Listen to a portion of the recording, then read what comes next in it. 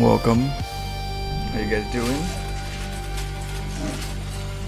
I'm the terror that fast. You been listening to my music? Oh, Darkwing Duck? I haven't seen that one in a long time. That's old school. Darkwing Duck.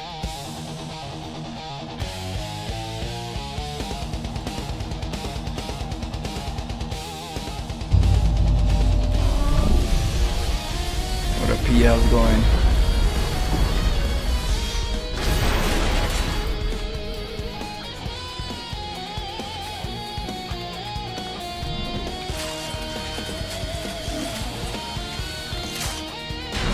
You know there's another bug Have you watched Loco's short video sent to your Discord general?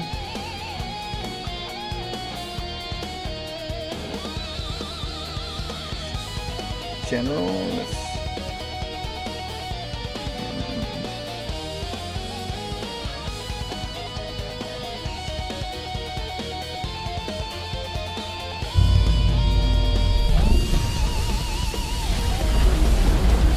Oh, okay, let me see.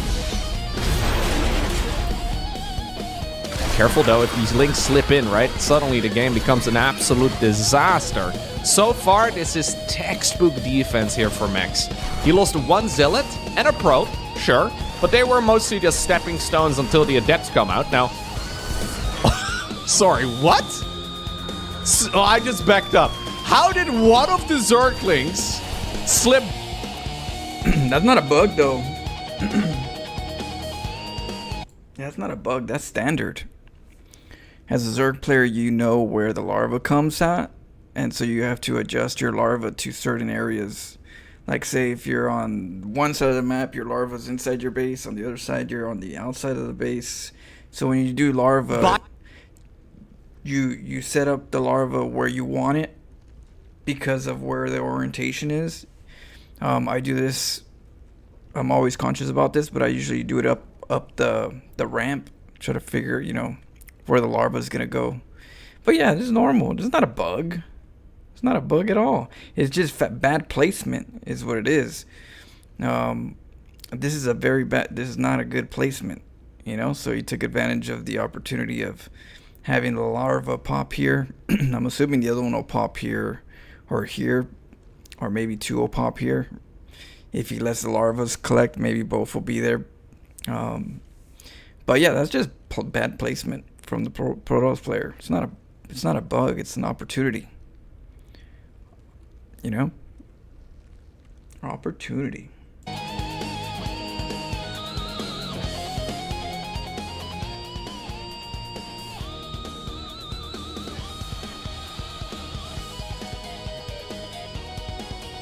That pylon.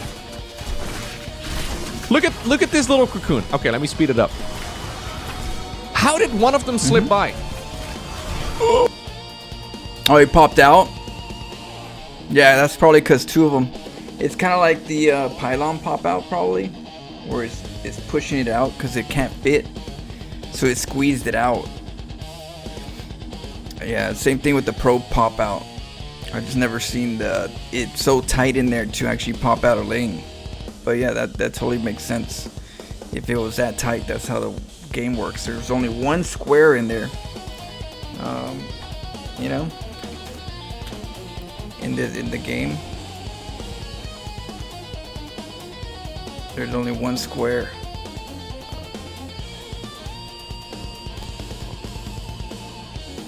Right here. And when that square gets taken, right? When it's only one square and it gets, you know, when you make a cocoon, the cocoon will take over that square, like making a pylon, and it pushes the ling somewhere. It'll push it either here, or through here. It'll go to its least resistance. Is what it does. It goes to the least resistance, and so it just happens to have only one square in there. You know, like every gateway. A gateway has let's say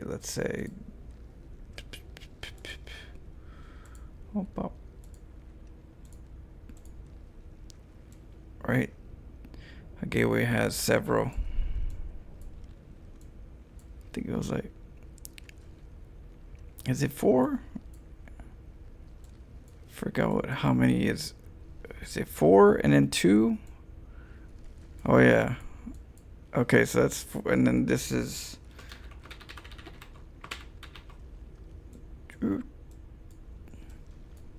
right there, and then this one's a 4 squares. So you got there's squares, so you can't when it takes over when there's a building there. you can't have a worker there or a unit there because you can't, because it's being occupied. The square itself is being occupied. So that's what's going on right here. Pretty much the Ling got popped out and it's got stuck in there. But because the other second larva turned into a cocoon, it took over the square, and that square pushed out the Ling like a probe push out. That's just, yeah, I explained this to you guys how this works. Sewer science. But yeah, that's what's going on right here. It's just not often do you have like a good placement like this where this could actually happen. You know, in this case, you just happen to have one square right there. Now, if he had two squares, he could make two larvas and the Ling will pop out. If he had two squares, because then the second larva, if he makes the two larvas, he'll take both squares, and that'll push out the Ling because two squares are occupied. But in this case, it's only one square, I believe. And the larva pushed out, like making a pylon and pushing out a probe. That's good to see. Good to see some dirty. Bye. Blizzard! Yo, somebody get Blizzard on the line. That is a bug I've never seen before. No. That's crazy. There's yeah, he doesn't know. Plenty of room here for a Zergling to live. Another. You see, it's like, so I think he made two and it popped it out. Yeah, this one's like it's like a very tight spot. So if the Lings are here and he makes another larva, it's gonna push it out.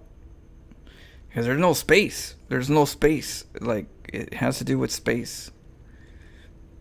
And it just happens because larva actually comes out of nowhere. You know, it gotta pop out somewhere. But that's kind of interesting though. You know, the way that the cocoon pushes it out. Because if it was like a Nexus won't do that. Because a Nexus doesn't take over like a box per se. I mean, it'll do that if you hold position, but you can have a Nexus right here and make workers and get like a couple probes stuck right here, and it won't push them out. But because it's a larva, you know, it morphs. Boop. That's pretty cool. One. That's actually a very strange interaction. There are ways to like force probes out of it, but usually it requires there to not be any additional space. Look at that. One of the Zergling spawns on the wrong side of the wall. You see how it doesn't really have much room? It can't, it's literally in the square. It can move within the square, but that's as far as it got. It's got just a little square right there. And then the other one spawns on the inside of the wall. Apparently there's, according to the game, not enough room, I guess, for two Zerg. Yeah, it's always going, the system will always force it to the least resistance. If the right side was shorter than the left side, it'll go to the right side because it's the least resistance. And if you know that, then you can kind of manipulate your build where it pushes your probe out where you want it to, by knowing that you got to make sure that that's the shortest pathway when you create whatever you do to push it out. If you have a probe and you want to push it out, you got to make sure that this is shorter than this length and this length. This length, and then boop, it'll pump it right out. Because this length is real short right here. So, yeah, same thing right here. It's funny. Things and a cocoon, but the cocoon technically disappears at that point. I mean, this isn't like good per se. This isn't like, you know, like it's not like, let's just say, genius. It's kind of like you get your worker stuck, you get your larva stuck in there, you can't really get them out. If you can't get them out, the depths will kill them, and what are they gonna do, you know? So it's not like it's like a good thing, let's just say that way. It just happened to have something funny that comes out of it, but it's you definitely don't want Link stuck in there. It's the worst. With the depths. The time. Also, this defense is going really well for mech specs. The adept numbers are growing, and none of them are dying. They can't fight this. There's not enough. GG. Careful though. Yeah, I mean, it's not something you want to do. You know, It's like it's funny that it happens, but it's not something you actually want to do. It's just counterproductive, which I'm not sure why. You know what I think? I think the hatchery came up first, and I think that Max Pax built the gateway and the scythe in front of the hatchery. You know what I mean? So I think the way I see it, if I didn't, because I didn't see this, but if I was to slip in, you know, make a decision of how this game started is, you know, you had the pylon and the gateway, and then the hatchery came over here and made itself right here, right? And then Max Pax made over a cybernetics core here and made a gateway here and a pylon here to force the larva into a trap. You get me? So I believe, if I'm not mistaken, Max Pax deliberately trapped the larva, knowing that the larva is going to come from this area, which is why you see a pylon right here and a gateway and a cybernetics core. He created a pocket. So this came second. This came first, second, third.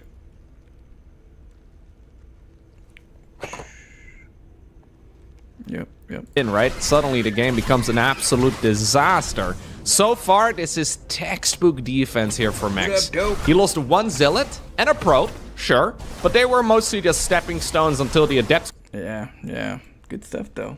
I mean, it's another nice way to explain the least resistance dilemma, you know? It's a good way to explain it. Come on, Shadow. You know? You're talking about super science here.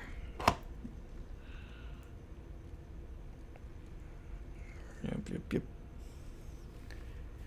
All the game logo has casted. I find it hard to believe he's never seen this in all those years.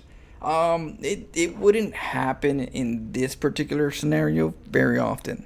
It's not often you have that like scenario where you have one little pixel there which forces the larva to pop a ling out.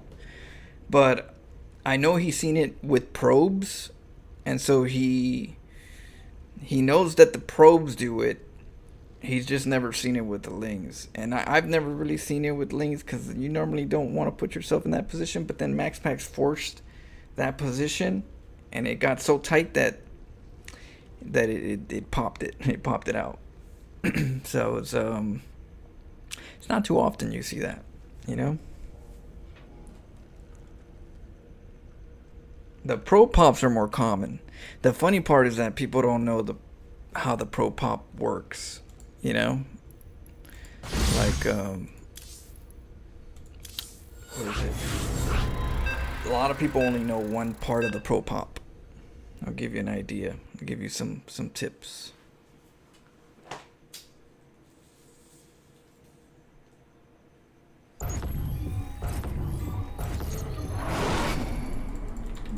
So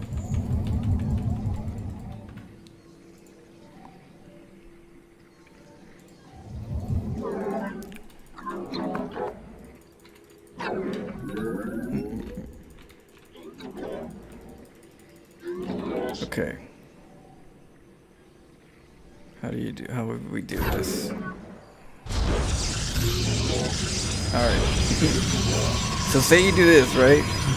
And I gotta figure out how I can do it, because it varies. But say you go in and you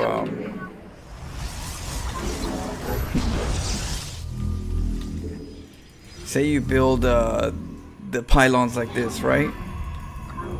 And you're gonna try to make a cannon right here, but instead of getting inside, you started off by making a pylon, and run around.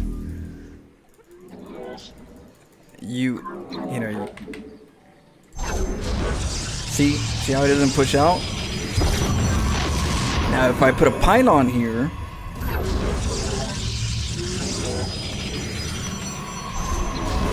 bam, and I can make my cannon. You get me? So this is like a way that you can cannon rush somebody without them knowing how the hell are you gonna get in there. You know what I mean? It's like you can't get in there, it's walled, you know? And you're like, and you quickly go like this, and then bam, cannon rush, got your ass. You know, some sewer science. Now the cool thing. What? Oh damn, you're sick right now, Doke? It's cold? Yeah, just try to stay warm. Let's see, for choosing this mechanic is very good. Yeah. Sorry to hear that. And I got my recall inject. Yeah, so like I said, you see these little red squares, you see how these interact? You see my probe? My probe doesn't have it, right? Because I'm making something out of the same probe. And this probe, let's see. You see this probe right here? You see how it's green? You know why it's green? Because if I say I want to build it, he's gonna get out the way. Right? What happens if I hold position? Now he turns red. Right? And so that red means that it creates like a wall. It's like that's occupied. So, you know how I made a pylon right here? And I pop myself in? If I was to just do a gateway, it's gonna pop me right here because this is the least resistant. This is shorter. It's a shorter distance than down here, so it's gonna pop me right here. So I have to make a pylon, right? Or else I'm just gonna keep doing that. No matter how many times I do it. So I have to create a wall. And when I do that, you see that red square? That red square is creating that I can't do anything with that, right? It's like a wall. Think of it as a wall. Now it's created a wall. And because there's a wall there, this is the least resistance right here.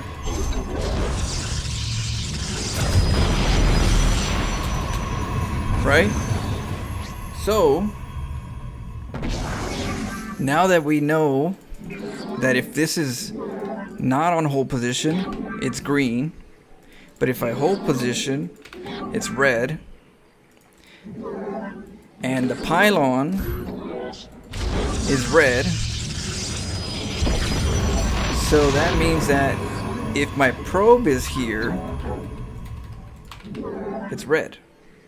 So if my probe is here, oh, right here. I gotta hold it right there.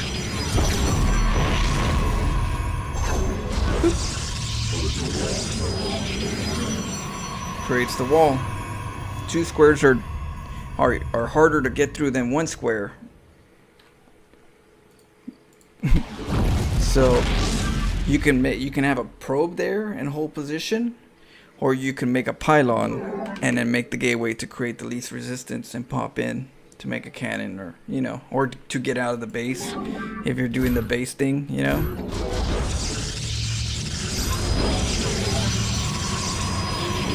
And then you're like, okay, how do I do this? Like, can I just put a pylon here? No, it's gonna go here. So I hold position.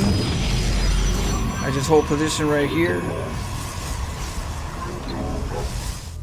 and it pushes me out. Get me? So let's see. It's gonna push me out right here. Yeah, it's gonna push me out right here. So if I hold position, because this is hold position now. Oh, no, I could put a pylon there, but now that this one's gonna go, I can get through. Well, nope. Now you gotta create a wall here. Oh my goodness. Let me hold right here.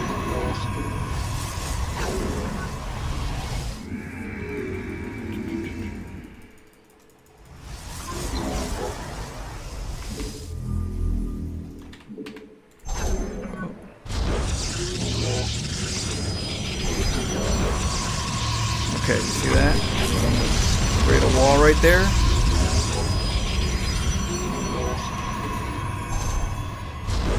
Oh shit, there's... What?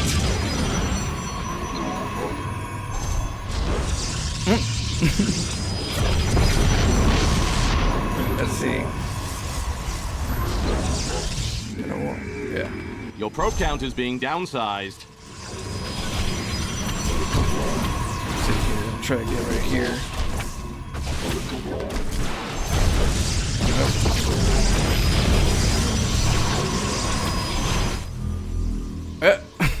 You'll have to figure it out, you know what I mean? It gets more complicated the longer things get, but it's the same concept.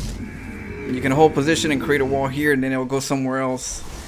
And yeah, that's the creativity part. If you're gonna have to figure out how. Sometimes a Nexus does a better job than a gateway, because a Nexus is bigger, you know, a bigger wall. So if you really need to get out and the gateway doesn't work, a Nexus will work. It's situate, you know. It really depends on the scenario. But most people just know that you can get through a one pylon, and people don't really know past that part. But that's, you know, that's in a nutshell how this works.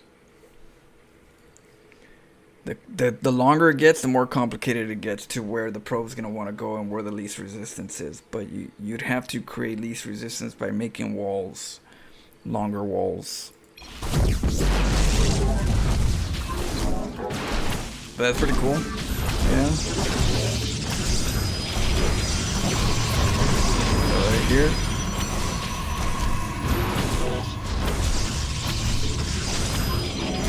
There we go. See? I wanted to go over here. I walled it so he can't go over here, and then I can pop in now. Yeah, it's pretty cool. What? Oh. 8 minute they attack. How long before it attacks you? Oh, 8 minutes? Yeah, damn AI. Who do you think he is? Try this that Beastie did. Try what? What did he do?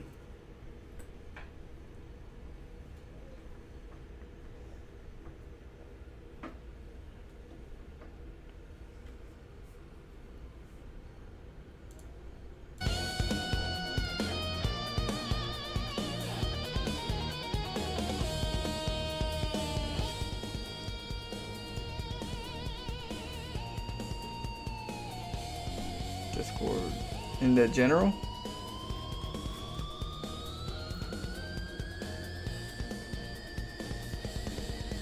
Where'd you put it?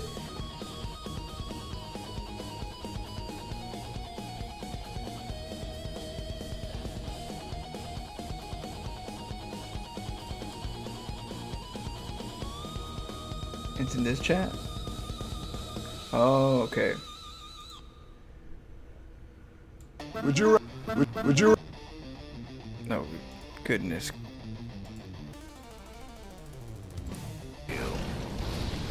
What's that? Hey, what would happen if I unsiege this? Hey, what? Got no faith. Sitting around. What's up? Lay it on me. They said it couldn't be done. Look at that bitch.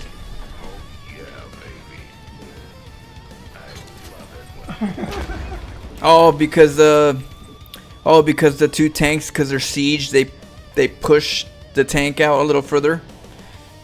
Yeah, that's another kind of like exploit to kind of like push off as far as it can glitch out. There's some maps that I see the void rate go whoop Like it just like goes up. Like what the hell? It just flew. Some weird high ground, low ground stuff, but hell, that's what's going on right here. These tanks are sieged, and when they siege, it kind of like the squares. You know how I told you when it comes to like the probe that if it's on hold position, it turns into a red box, but if it's on move command, it's on green because it can move out the way. Well, the moment he sieges, it turns into a red box, from a green box to a red box. And that red box now is occupied, so anything next to it is going to want to like get away from it. It's almost the same thing that we just discussed.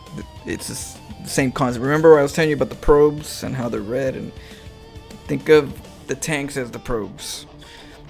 But the tanks, they siege, so it has like a special kind of like it's like if the probe can turn into a pylon and warp in. You know, it's the same thing. If a probe could warp in, it does that same like push out reaction where it now, you know, bumps things. And so that's what it's doing. It's bumping the the tank. It's pretty cool.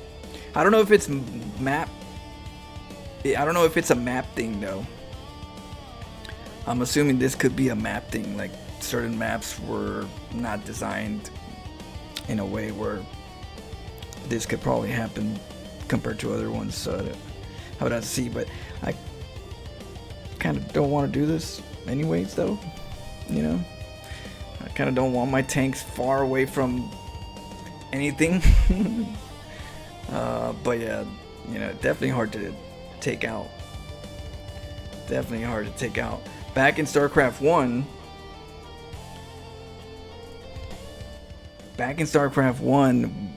we would be able to lift up the factory, and then get the tank to siege up at the same time as you land the factory, and they would both land, and the tank will be inside the factory, and you'll have to kill the factory before you can kill the tank. They fixed that glitch a while ago, but that was a good one. Literally siege underneath the building.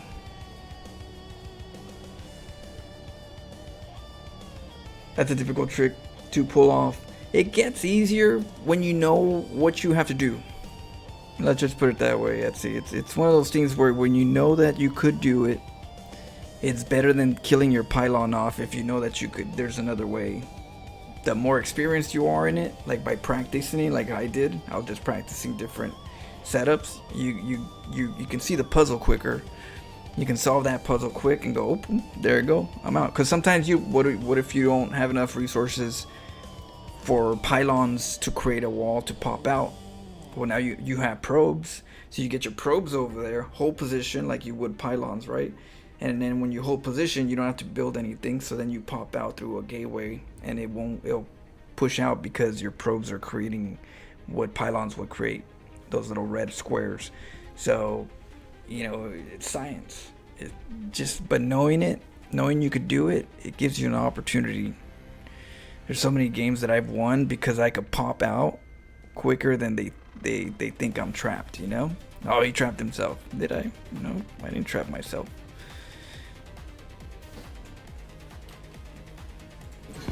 Give us your best shot. Yeah, see, is he gonna go through it? Oh. Oh, look at this! What? I don't know how the map design is, if this is actually like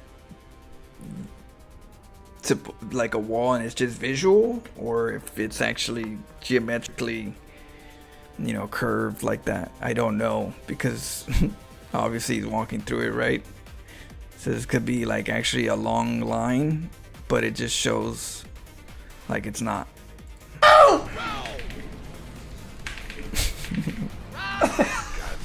Straight glitching. Oh my goodness.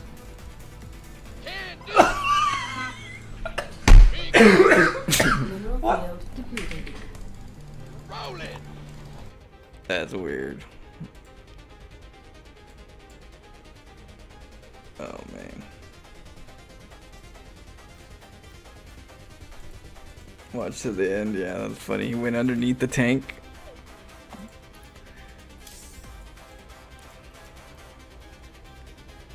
Oh, we need more stuff like that in StarCraft. More glitches.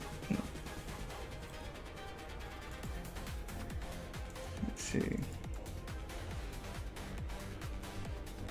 That was a funny one. Well, in StarCraft 1, there was a glitch where you could actually get your drone with the gas, do a gas trick with the drone, and then you could actually go all the way around the whole map, through walls, through rivers, everything, through everything. It just, I'll say, oh, this is a weird ass glitch. They patched it. It didn't take too long for them to patch it. That was probably the craziest glitch I've seen. The roundhouse scout. Like, this little bastard sending a drone. You just see a drone just going right through everything. Just. I miss people like BC on StarCraft. You're one of the last big brains remaining, Flo. We ain't going nowhere.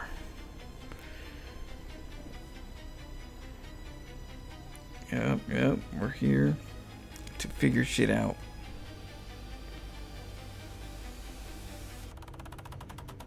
Yeah, we're creating our background music, you know?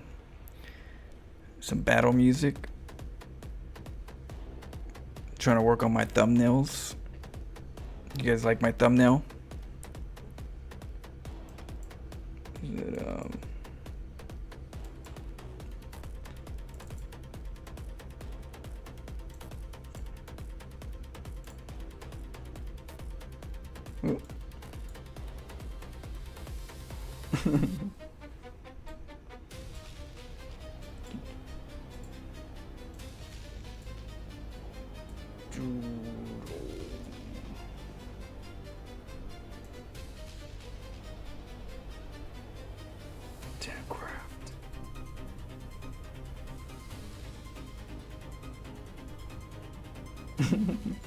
Cheers.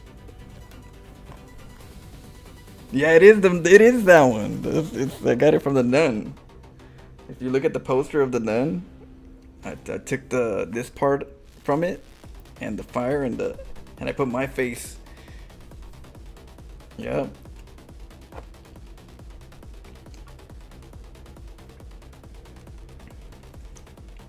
And I put a hat on it. The Nun had a hat. I put my hat. I had to artistically draw it. I had to draw my hat in there.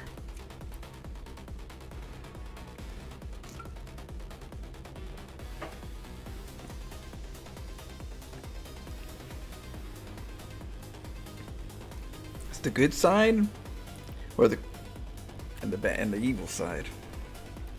Got the sewer mermaid on the top, and Demented at the bottom.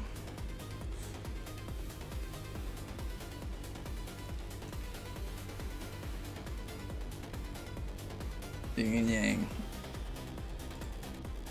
Exactly.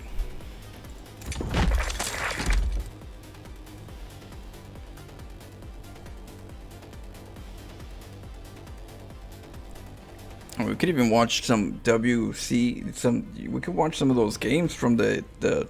Oh yeah, wait, hold on. From the EWC, or what was it called? Cheers.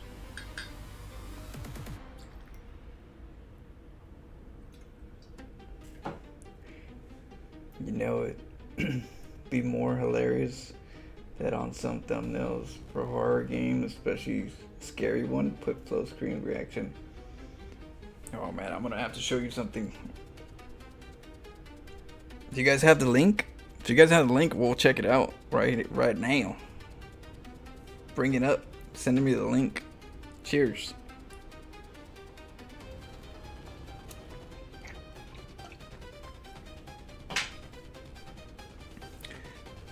For the game of the which one was it? Solar versus Classic. Oh, check this out. On my Discord. Let's see here. On the Discord, I have funny shorts. So if you have any funny shorts that you know about, you could put them in here. I'll be putting them in here too. You know, look like this one right here.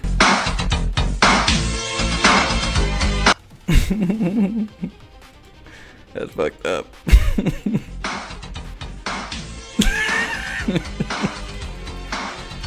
Oh my god. Oh, but check this out. Okay, well, check this out. Shadow, you're gonna like this one. Shadow, check this out. Pay attention, okay? Who does this remind you of?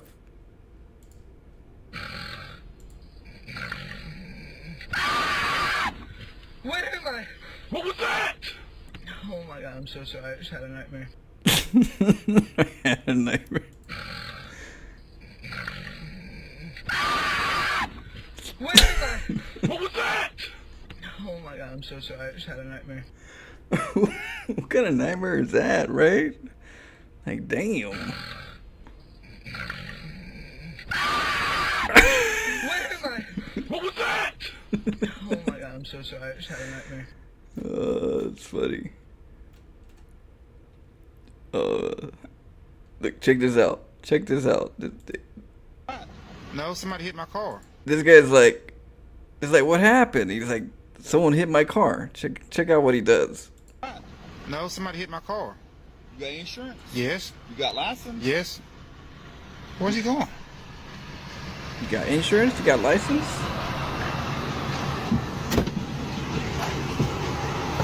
What are you doing? I'm gonna be your witness. You gonna get paid? I'm gonna get paid. Okay. I got hurt too. I got hurt too. Cool. Let's do this. Let's do this. And got a witness now. Damn, that's savage. And then there's this one right here. Let's see what it does. Good, this is- Oh.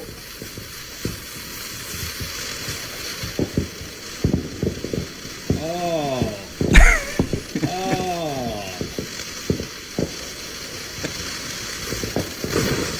Whew, some Taco Bell right there. But yeah, there's a section for that. So if you guys have any funny ones, I'll be posting them in there. If you guys want to post them every once in a while, we could take a look at some of them, have some funny laughs. Oh my goodness! All right, let's check it out.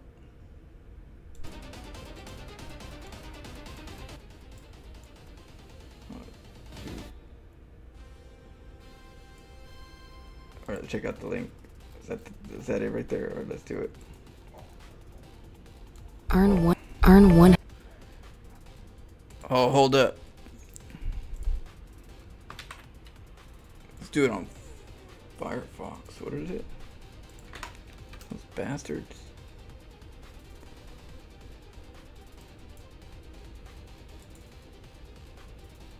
But I feel for what is considered to be the biggest event of the year, you should be proud of a bronze medal. You should have the chance to fight for a bronze medal. I think it's silly where it's just like, well, you lost in the semi, so third, fourth, whatever. It's like, no. Give them one more match, and it also, of course, allows the other guy that won the second semi-final to take some time off and give it some thought before their grand final. So overall, I'm excited. What a day it is going to be, Waddy, and what a series this is going to be. Solar looked insane against Hero, and of course Hero looked like Hero, a little bit crazy, especially in that first game. I don't think Classic looked at that build and says, you know what, that's pretty cool, I should give it a shot as well. Even though I wonder with a cracked battery, perhaps that would have worked. Either way, let's get this Starting off with a drone started. trick. A best of 7 between our Protoss and our Zerg. Starting with the drone trick. Right-hand corner, we're gonna start Oh, he's doing a mineral trick. our red Zerg group player here. That's what I do. Representing Falcons. He's trying to open up the pocket. I'm thinking it's gonna be a pool, a link speed with the gas. Mine his, you know. In the top right side, That's what I do. I'm already a little bit surprised. We'll talk about that soon. We are looking at the main base of our Korean Protoss representing Virtuous Pro. It's Classic.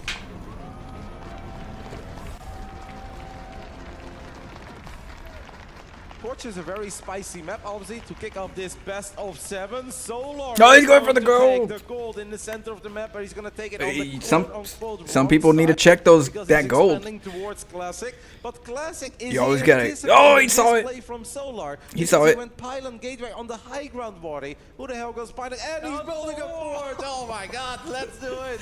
Okay, what a start to this. Oh, he knows. He knows. He put a forge because he knows what's gonna happen. He's gonna be able to put so much pressure onto He's like, this oh, you little factory. bastard, you got It is the- on, like the you say, gold, wrong didn't you? side. He's That's checking easier both for Classic to golds, access in some which ways is really further good. down the line. In some ways, it's easier for Solar to defend if this got Yep. to a point of Yep. mining, as that's a heck of a pylon as That's well. a So good Solar's counter in right there. trouble right Good- from the very good, get-go. attention to Cannon's gonna be detail. coming up soon, and the Zealot is already out as well. Solar is sending a bunch of additional drones towards that gold. Obviously, you want to start. Because you got to remember when he came down to when he went up to the ramp of Solar, Solar didn't have a natural. If Solar doesn't have a natural, where's your natural? You go up the ramp, there's no pool. You know what's up. Saturating that mineral line normally as quickly as possible. Yeah, that In this pylon case, placement it is makes them also go going all the to way help around. Will that pro be able to get one more building? That's a close call. Can we Oh, do he it? got the wall. Yes, we can. That is He's- an incredibly ooh, well he knows he's in a hot spot. He has to make a spine crawler, but the spine crawler takes a little while too. Just a single cannon. How much can He's probably gonna mine whatever he can mine. A I very don't good know. question here. The drones get a few He mines could from make the some gold in spine there. crawlers. They started heading away There's not that elsewhere. many It's cannons, good but then way the to cannons from the start firing back. out the gold minerals on Classic side and open that passageway. Oh. Classic gonna double Oh! on the other mineral line as well. Ling's coming up. Ling speed starting. What can we do as a Zealot enters the main base and nothing here to play defense? Okay, and I believe that's the build. That is the build. So what Solar is doing, he was gonna do what I said, what he was gonna do, but he wanted to start with the gold to kind of like speed up the process. He'll have more lings plus the gold already, so he'll be able to ling flood the gold on their side, the mineral line on this side. Yeah, so okay, yeah, that's good. I like it. Nope, there is nothing. How good is that drone micro? Great job there by Classic, immediately putting that Zealot between the mineral patch and that gas. Because Classic's on the attack, but also Solar's going to be on the attack. They're both technically going to be on the attack. Production tab here, by the way. That's actually going to be very annoying. I do think, by the way, that Classic. Oh, nice wall off. He knows. Or get a cannon on top of his ramp, because I have The good thing feeling is the that larva's Solar is going trapped. to ignore this, and he's just going to try to get into the main base of Classic. And right now, Classic has nothing there. Wadi, this could get close, because that's a lot of circlings. I'm sure Classic is going to try to re-wall. He can cancel. 50% done. Oh, Guess no, he it is doesn't going want to cancel it. work He's out like, for no, Classic, anytime. But it's still going to be a bit scary. It is the Adept will pop out. It will start to deal some damage. Those lings will then get pushed away in theory. He can make a gold there. I mean, he can make a Nexus there now. Solar has so little follow-up. Okay. Still in trouble. We need to Oh, that's wall good. up again, and we so far have successfully done it. If I was Classic, by the way, I really wouldn't hate a single cannon on top Good of this hold. ramp. You know, I guess it's a big investment. I kind of wish he would have cancelled the third cannon, by the way, below those pylons. Solar's got a And hatch. The first one, I understand that he wanted a little bit of support in case. Solar's got a it would hatch, come and out, Classic a bunch of drones and doesn't have a circlings. natural. So it was very cool how he So it's a rotated little them hard all for around, Classic to stood like up at the get bottom out side right of the now. mineral line, got a He's gonna have to backup make like cannon. a The third pylon one, and though, stick his massive adept overkill. somewhere. Yeah, absolutely unnecessary. I'm with you. I don't think those lings were ever going to try and make the bust to save that base because you already invested so much there. As a Zerg, Yeah, it's tricky for Protoss to invest to too many cannons. I'm with you. Maybe that cannon didn't need to come through. Now in this weird state where the game kind of normalizes a little Look bit. at him. Of course, Classic has to wait Trying a to while get in before he there, can little expand. So overlord. Zerg gets his own expansion down, and at the end of the day, who do we love it for? Normalizes is a funny term when we have a bunch of cannons randomly in the center of the map. Classic is still on the high Oh, ground. It's got a Oracle. bunch of Yeah. adepts sitting here, one base setup. Oracle's a good. You can temporary kind third of. gateway Oracle's on really the way, good and now. they started Nowadays all with the on one base. Like, with the if Classic Nexus has a second overcharge. base, or at least the opportunity Oracle's to quickly- like. Oh, I know. Hey. Yeah, I told you. love that. It That might is as well so put the smart. the Because I Nexus was right here wondering because if you're gonna have the it's gonna be gold. You have the the Classic cannons. to expand, actually. Exactly. Someone is going But to the Oracle's check gonna it help to see it keep this now. alive. He turns around immediately, but that's going to be hard to break. You That is can't break such that a easy with clever with base an for Oracle. Classic to take here. I love it. It has a static defense on it already. I mean, crazy play, but it's a lovely play. And now he will have some adepts. Classic's making some good choices. Some sewer choices. We are just going full chaos here on torches. Oracle coming through, wants some drones, gets a couple Oh, into the getting main a base. good It scout.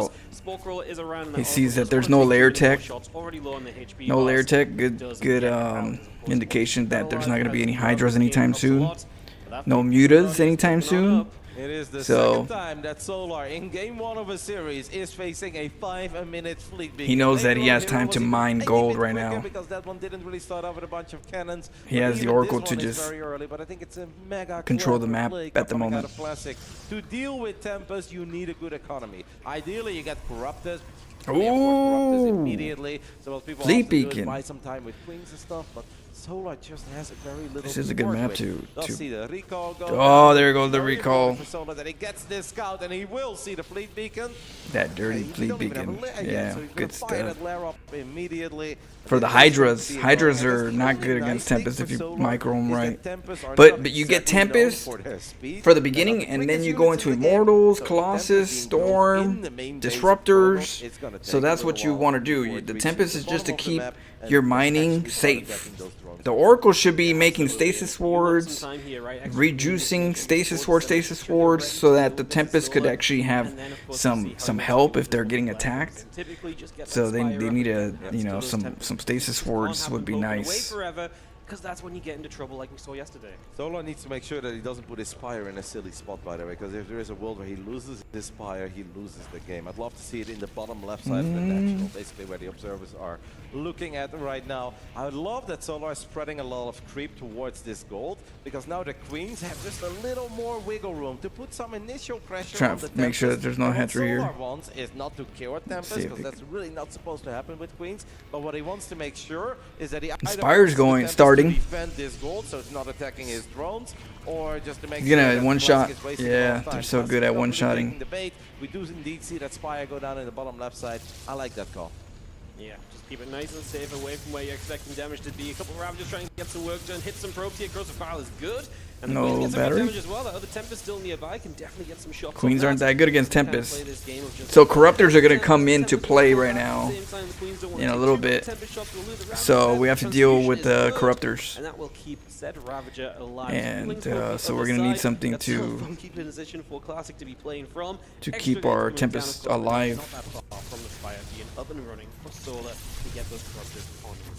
What a beautiful wall, by the way, for Classic on top of the ramp, entering his main base. This creep makes it so scary, by the way. For Yeah, these he could tanks to go revelate. deep. Solar has done a really good job in just making it a bit uncomfortable for Classic, giving Classic a lot of things to worry about. His probes, his cannons, his Tempest, his wall at the top of the ramp. Classic knows that Solar is just doing this to buy a whole bunch of time. This is where at least a few of these Queens should go down. The first one has gone down, the second one will fall. Classic spots another low HP one. That one has not quite done yet. Actually, he did get it in the end. So Yeah, that's he fine. did. It 3 just Queens. didn't show. Very quick, but 7 Corruptors on the way. You know, it's 7 actually be, I Corruptors. want to say, kind of a cool place. Maybe Void Rays here as support. We look at Now the Stalkers would be good 50 drones to against switch the it up. You 30 want to switch it to drones ground. against the You gold. force them That into really Corruptors, you doesn't switch make it over up to for ground. that massive work deficit. I'm a tiny bit worried Oh, for nice. Classic. He doesn't have a Twilight Council yet, but he is getting +1. He's for the checking Corruptors. everything. You've seen.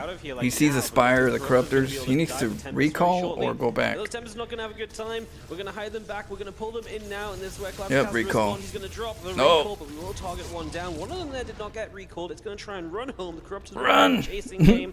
As roach speed finishes, we got 9 drones in the end here. That helps with the work count, but of course it's not going to fully solve the issue. There goes the Stalkers. Yeah, I guess Get that's the- gonna be the oh, main play he for was so Classic. close to- Just a lot of Stalkers. He does not have Blink. There goes What the he does Stalkers. have is +1 finishing up in the near future. We've got a Sentry in the mix, and Solar lost a lot of Yeah. his basic units, so he made a big investment. Very in nice. getting Tempest out to all these ground. Corruptors. He was forced, Yep. of course, to build those Tempests are not Corruptors, gonna be but right mass now, the Tempest. real It's threat just is not in the to skies, keep but your it's on the macro ground. safe in the Yes, beginning. it is. The drones are going to pull a few lings, a handful of roaches. But I Not a wouldn't- lot for Solar. Can he get I'd enough be out careful with to that. deal with this? It is unupgraded Sentries, daily. a couple They sentries don't have work the really well. efficiency of the He didn't blink. have enough The sentries drones to are force doing a good fields. job tanking in for now. It is looking as though we are getting this pushback. I like getting Classic is having to sentries, step away and Solar is but defending. it's gas heavy, so These Zerg units are so he's much been getting better on upgrades, creep so than I they can are see off that he creep. can't It afford the just allows them sentries. to get in range, get on top of these basic gateway units, and Classic, of course, not having the luxury to blink those units back. It allowed Solar to take a pretty decent fight. The only downside for Solar, they are losing all the Corruptors.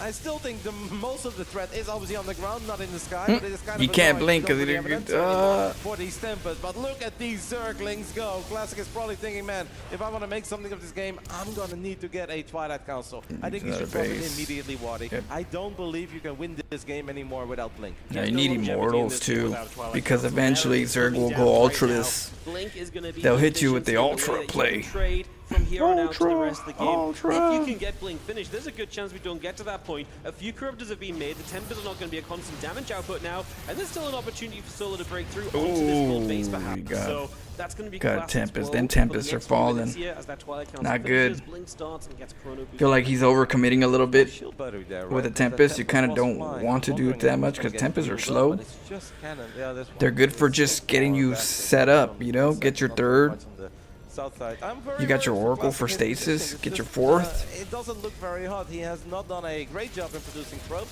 Maybe he felt that it wasn't really. It's not something you really want to go out so early. Run out of mineral patches. Perhaps in his I think mind, this game was is just going last to be game of over the moment he would attack. Oh, with really? 10 stalkers. Do you have the link of the last game? The doors are open. Take a look at that one. Go for it. That would have been a great play, by the way. Now he sees it, but he This knows whole that series the is stalkers good? nearby. When this is actually I mean, sure, it's good. Solar's like one of the best Zergs in the world. It's like Cero and then Rainer and then Solar, or is it Cero, Solar, then Rainer, and then Dark, or is it Solar? Is it Cero, Dark, Solar? I'm not sure. Yeah, I mean, Classic is What do you realizing the think? trouble that he's in. These probes are very Who's near 1, to 2, having 3, to give 4? on this gold base. That Nexus here has not been finished. It got cancelled once already, and we are just in a world of trouble. These pylons are going down, and Solar's army's looking great. 92 to 44 army supply. The gateway units are nowhere near what they're meant to be when facing this amount of road traffic because that blink does not exist still. Feelings are going to check if that open instead. Yeah, Classic has filled it for now. I don't think we're far off Solar having a great time outside of maybe those DTs. I'd love to take a little look at the third base of Solar. Does Solar have a sport wallet there? No, I don't think so. That wouldn't really make a lot of sense. He wasn't worried. I think he lost most of the spores as well that he had in the front. Right now, DTs could help out defensively. Oh, nice as well, force but fields. Classic needs them right here, right We now. don't have any He's storms. We don't down have 50 disruptors or immortals. only halfway done. We do have But additional batteries. we got batteries. We need the DTs. But The DTs are that's a here. lot Can of they make the Ravagers. difference? Let's find out. The corrosive bars have been big so far. You see a lot of the Stalkers in trouble, but No. the DTs will just go You're and getting swing eaten them up. through the Ravagers. Don't get me wrong. Oh there's my gonna be a goodness. lot of pros left Oh, the on other DTs. side. The DTs will just not get rid of enough. So the But Corruptors caustic spraying down the Corruptors. Nexus. The Overseer on the way. Damn, Classic will he's never losing have control. enough to truly hold the rest of the road Ravager. Oh, the Nexus is going down. He's without that Nexus any longer as well. And this game is all Overseer's gonna kick in a second. shows Yep. up. I wouldn't be surprised to GG. see GG. So close. That was good. taking Solar, game you one little bastard. victory in the semifinals. And what I absolutely love is that yesterday after his win, Solar said, like, yeah, CVP is a very difficult matchup, Right. but I've just given it a lot of thought. Let's I've practiced it a crazy amount. Let's and see, game I 2. want to get it.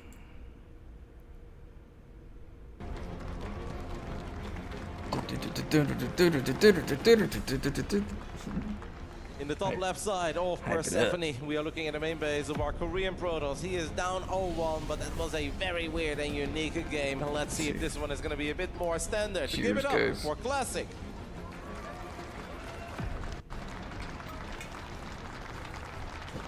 How are you liking Prey, Shadow? What do you I think did about love Prey it. so When far? we're getting to the end, when we saw Cheers. the high ground It's pilot, sure the high ground water. gig, we see Solar sending out a drone, taking the gold. It's like, oh, I love it. This is going to be a wild one, and it absolutely wasn't. There are definitely worlds where I see Classic win that, either with just, some variations. Maybe, I think above all, what Cricket Twilight Council would have been awesome, but it's obviously easy to say in hindsight. Classic was never thinking about getting Blink. Classic was just thinking about, okay, I know that I'm going to force out a lot of Corruptors, and maybe after he makes all those Corruptors of a bad economy, he's going to drone up a little bit. That's when I'll surprise him with a whole bunch of Stalkers. But Solar did a... This looks like a standard opening for Protoss, so Classic's gonna take like a third really early, about 5 minutes. Look at the gold, sees a couple units being wiped in, and I felt that truly kept Solar. He's gonna probably make a couple of Adepts and Oracle, get the third. That's the fastest way to get to more workers. That's the same time that the drones are being pumped by the Zerg, so most likely you're gonna see that opening. On the ground to start pushing that back and have the kind of the bank account to still build That's a into stinky. more when he needs Yes, it as well. is. So, Yes, great it job, is. great identification. Let's hope we can keep Stinky that inky. scattered throughout this series because we know It's Classic that water's from the He 1800s. is definitely one to mix it up a little bit. Has not been necessarily in the build-up to this event. Yeah. But the bigger matches, he will do so. Couple of Zerglings on the way already. Yep, a decent yep. amount. I And I'm wonder if gonna Solar has a plan where he's gonna try inhale to some sneak a few air links to the from other side the of map the moment that from first 420 just to BC. disrupt the build order of Classic a bit. Like, we haven't really been able to talk about what we actually expect in this best of 7 because it was thrown to us. We were hyping up the guys and it got crazy involved immediately. Look at the hands. Here, let me move my let me move myself a little bit, real quick. Hand posture. We could see Pesky with those builds as well. the fingers. Is definitely want to mix it up a little bit. Has not been necessarily in the build up to this event, but in the bigger matches he will do so. See, right here. Zerglings on the way already. A decent amount. Now, one thing you got to remember, which I didn't put into account when I first started. You know, when I was playing StarCraft, you know, I got a big ass keyboard. You know, like this big ass keyboard right here. Look at this monster keyboard. It's from Razer. You know, it's a good keyboard, but it's freaking huge. You know, freaking huge. And I never understood. I was like, how the hell are these fools pushing keys from like how am I gonna like hit 8, 9, 10 or 7, 8, 9 if I have to go across country to push that button? And then and F2, F3, they're way out there in the boonies. I'm like, how am I gonna do all that and stuff? And then I didn't know until I started seeing their keyboards, and I was like, it's a small little keyboard. It's like a compressed keyboard. No wonder they're pushing all the buttons quick and convenient. Because it's all right there. I was like, my keyboard, it makes sense that, you know, no wonder, you know. So I didn't go into a small keyboard. It went into a mouse with keyboard. See that? Bam. So instead of a mini keyboard, I get the big keyboard, but then I turn this into a mini keyboard. But yeah, I didn't realize that. So try not to be like super fast like a pro if you don't have the keyboard like a pro, because you're not going to get there as efficient, because your hands are going to be like going on a marathon, you know, instead of a sprint. But that's pretty cool. Look at his hand posture. I wonder if Solar has a plan where he's going to try to sneak a few links to the other side of the map the moment that first that leaves, just to disrupt the build. I'm looking. Okay, so it's kind of Pesky interesting. with those builds as well. The hands. Is definitely want to mix it up a little bit. Solar's the best. Yeah, Solar's one of the best Zergs out there. That's what I was saying. I'm not sure if Solar's better, if it's Cero, Solar, Dark, Rainer, or if it's Solar, Rainer, Dark, or, you know, I'm not sure. I'm not sure which one's because I'm especially not a Zerg player. I just started, but I would have to say it's somewhere in that lineup. It's not been necessarily in the build up to this event, but in the bigger matches he will do so. Couple of Zerglings on the way already. A decent. So right here, I'm looking at the hand. This is kind of interesting how the hand, how people do the mouse, you know, and it looks like Solar kind of like, you know, have you ever seen Rainer? Rainer, his hands are like this, like very aggressive. He'll practically punch you if you're too close. His hands are everywhere. His arms, like, and it looks like his is a little more subtle, but he uses his hand a lot more. I don't actually use my hand too often because I don't want like carpal tunnel, so I don't want to like move it all the time. So I learned how to use my fingers for moving. I learned how to move the mouse, but I had to have a higher dip. What do you call it? A dip. I had to get a more sensitive DIP so I can actually like use the mouse with the fingertips instead of, you know, moving the hands. I wonder if Solar has See the hands. try to sneak a few links to the other side of the map the moment that first that leaves, just to disrupt. See how his hands are moving, you know. So I actually don't move. I just literally the you know, if I was doing the mouse, my fingertips push the mouse left and right or back and forth. But I don't do this at all. My palm just stays right on the thing, and then my fingers do all the work. So it's kind of interesting to see different people and how they do it, because, you know, you got StarCraft builds, timings, and then you have your body and how your ergonomics, how your hand posture is for your keys, and how your key binds are, and how you're gonna push them, and you know how you're gonna twist your wrist to get to those buttons. You know, you want it to be very convenient so you don't like stress yourself out. So I'm always interested in that part because not too many people talk about that part. You know, they talk about like just have fast APM, but they don't really show you how to have the fast APM efficiently. They just say play, you know, be fast like Cero, but you're like, if you don't even know how Cero does things, how his science is, you're gonna like somehow force things incorrectly and, you know, hurt your wrist, carpal tunnel, all that good stuff, because all you heard is be fast like Cero or be fast like Maru, and you're like, you're trying to be fast with a big computer keyboard, and then they're having small keyboards, and then you're, you know. So they don't really talk about that stuff too often. Hand posture for the mouse, and keyboard posture and keyboard size. So, you know, it's pretty cool when you're at the tournaments. You get to see the hand postures a lot. Like, forget the game. Let me see how they're doing their thing. You know. Build order of Classic a bit. Like, we haven't really been able to talk about what. You could even see the hotkeys. Look. You can see that he has like Nexus right here. He's got his probes, 2 probes, maybe one at the main to make the buildings, and one at the the one that he sends out is hotkeyed. He's got a Nexus, 2 Nexuses hotkeyed. He has a gateway, and then I think more probes and a gateway or something, or another Nexus, 2 Nexuses. Oh, that's probably 2 Nexuses over here, and then one Nexus, so he can go tab into one or the other depending on what he wants. So he has 3 tabs for Nexuses, but then he has one to make workers 2 at a time, you know, 2 at a time, the other one to, you know, control and recall for recalls, and for if you double tap that hotkey, you go over there, kind of like a, you know, like you jump over there. So pretty cool, you know, looking at those keybind little details. We actually expecting this best of 7 because it was thrown to us. We were hyping up the guys, and it got crazy involved immediately in game 1. But it's another link. Okay, we'll check that one. Does his best work of lair tech. Like, he's an incredibly good late game player as well. He is very 133 on that link. Armies, okay. He loves his Hydras, Lings, Roaches, Ravages, and Banelings. He is less of a spellcaster enjoyer.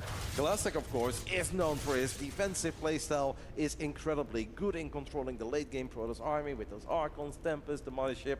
So I do feel that it's going to be a perfect clash of styles, where I feel throughout the series, Solar is going to be that battering ram, just trying to get Classic out of the games, and Classic is going to warp in a lot of cannons, a lot of batteries. I never knew that thing was a health zone. The grand finals, and then the big question is, can Solar find that damage in the mid game that he will be looking for? Because I have a hard time believing we'll see a single game coming out of Solar where he just sits back, rushes up to 95 drones, takes the entire map, and never attacks. Like, no, Solar loves to attack, Solar loves to trade and battle, set up surrounds, and kill probes. Yeah, he is not afraid to pull the queens. He is just happy to get across the map and do damage 9 times out of 10. I'm with you. If we end up in a late game, is because Solar threw something at Classic. Classic barely held on in the game.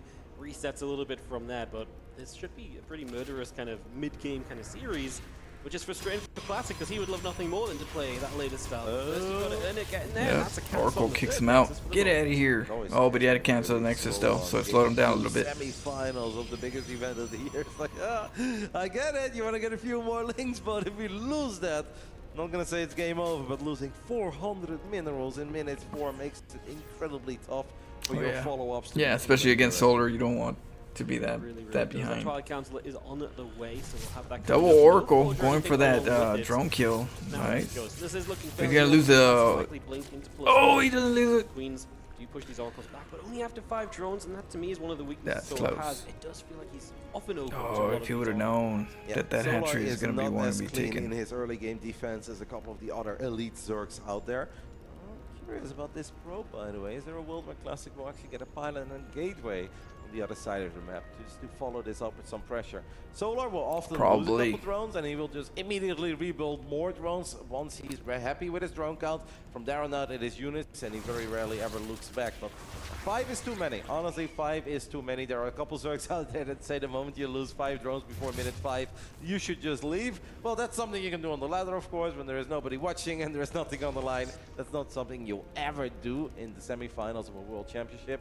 But Solar is going to have to step it up throughout the series, because if we are not killing Oracles, but we're losing 5 drones against the first flyby, we're not going to win these semifinals. Not in multiple games. Once or twice you get away with it. Every single game, you'll not get away with it. You can't play with that deficit every time. There is a pylon going down, so we will have some aggression maybe coming in from that bottom right-hand side. The extra gateways are building up as well, so Classic is getting those numbers ready. Meanwhile, Soul is getting the Dropper Lord built right at the front, in front of the units of Classic, and Yep, those things ain't gonna surround the depths. He is just droning. It's Oracle backup. Confused Solar is going all the way up to like 70-something workers after losing a couple of drones early, making a few links as well. He is clearly not expecting Classic to be aggressive. Oh! And I do love this from Classic, because we are talking about how strong he is defensively and how scary his late game is. And I'm sure that Solar is thinking of that as well. And it's like, all right, before I start attacking, let's make sure that I'm... drop. As a You couple get a of the green Koreans drop. do hop out of that Dropper Lord, but Solar's kind of faking this, right? He's like, Classic, I'm gonna tag you, Roach Ravager Ling. You know, here I am, I'm on the way already, but he's absolutely not on the way. Solar is still droning. He's going up over 80. If Classic actually commits to the attack that he was planning, Classic will be cooking. But at this point, Classic is probably thinking like, hey, in case he does have 40 Zerglings and 20 Roaches, I really shouldn't move out. But he should probably just go for it. That cannon is not quite done yet, so he should be able to warp in a couple of units. I love the... Oh, there's only one thing hitting. Fake of Solar, but I'm afraid for Solar that is not Oh, the working, because those Stalkers did go to the center of the map. They gone down that Dropper Lord. And they They're take gonna the pick creep off each and tumor. every single queen here as well. Now Solar is immediately hammering out as many Oh. roaches as possible, but this is going to be tough, especially with a 5th hatchery on the way, Wardy. He's doing nothing but setting up for the later stage. I mean, he does have +1 missiles and roach speed nearly done. Is that going to be enough to help? A little link counterattack is forcing some reinforcements.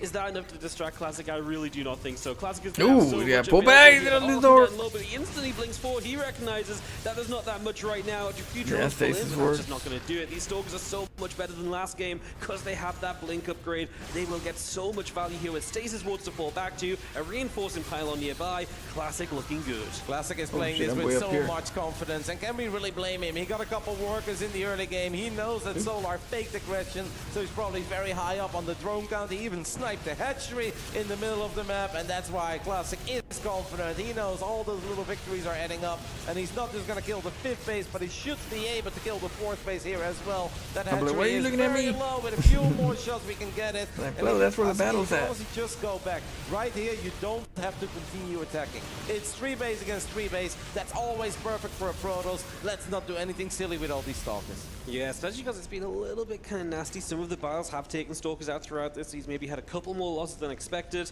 It's still a lot of Stalkers, man. He warped in extras here. He's looking as though he might want to come back up this ramp, but this is difficult. Going back up there, not going to be easy. Your Stalkers can't all fight at once as he tries to come through. Yeah, if Classic doesn't really want to do it, he's going to have to close his eyes and go for that forward blink, but that is so freaking risky, and it's really not needed. I think dancing around here forever, the bottom side is a bit tough. I feel like if there was no Sport Crawler, he would have done it, by the way, because then the Oracles can show up as well, activate Pulsar Beam, but... Nice revelation. Oracles, in case Solo would make a large 12 Zerglings. Bit of a funny fight here near that acceleration zone. Using the shield regen. Alright, we're gonna get +2. We're going up to 4 bases. So Classic is thinking of the next phase of this game. Solar as well. So Solar is just going to try to once more get this 4th base in the bottom right side up and running. And we've got Hive Tech on the way. Hive Tech on the way, Hydrogen already done, so potentially looking to just move straight into Lurkers here, which if you can get there, they're brilliant. Oracle's finding a chance to help out as a few more Biles coming down. I do love that, finding that tiny corner in the right side, away from that Sport Crawler, activating Pulsar Beam, gunning down a Ravager or 2. Solar is sizing up the army. He's like, man, you're so heavy on the Stalkers. If there is a world where I can get just a few Lurkers out with seismic spines, adaptive talents, I am no longer afraid. As the unit's lost resource step has shown us that this has been a marvelous game for Classic. Has done a really good job. Sure, he's lost a couple Stalkers here and there, but Wardy, 4,000 against 8,000. That's pretty extreme in a 10-minute You game. just Especially keep in the a game where micro. you You get gotta base have that cancels off the efficiency. fourth base This is an kill. efficiency It's not like Solo's strategy. been mining comfortably this entire time. Ling's getting introduced to try and help force these Stalkers back, but Storm is now done. +2 is about to finish. The tech is really here to help Classic out. The big question just being, can he really deal with the lurkers of Solar right now? He might need to add a little bit more to his army to really be okay against those. Let's watch from Classic's point of view as he pulls back against this. and Ooh, still was looks it to on the try and gateway? find even more damage. Oh, the pylon. Solar does finally unpower that gate. He's got Makes it a storms little on the bit way. harder for Classic to reinforce that army in the bottom right side. But I think that army has been What up, very, Jan? very successful. How you doing? I think Jan, that Classic ma'am? got everything done that he Welcome. was looking for, and now he can just enjoy the 4 base product of life. We saw all those High Templars, and we can use Watch energy that other recharge link a few right now. times, continue to upgrade these units. It's looking fantastic for Classic. Just needs to make sure he's ready for lurkers. Like, there is a world where it still goes wrong if he is on 40 stalkers and a couple of storms. If Solar shows up with 10 lurkers and we don't have a proper answer for lurkers, we don't have any Archons, we don't have any Immortals, it could still get a little scary. Absolutely, right? It's kind of the one way which I really see Classic having a big weakness right now. If Solar gets in position especially, right, if you can just get those lurkers in a spot where they're dangerous, where you kind of have to fight them as Classic or give up a base, that's why it can be really scary. Right now, these lurkers will try and Oh, nice revelation for the lurkers. You need disruptors.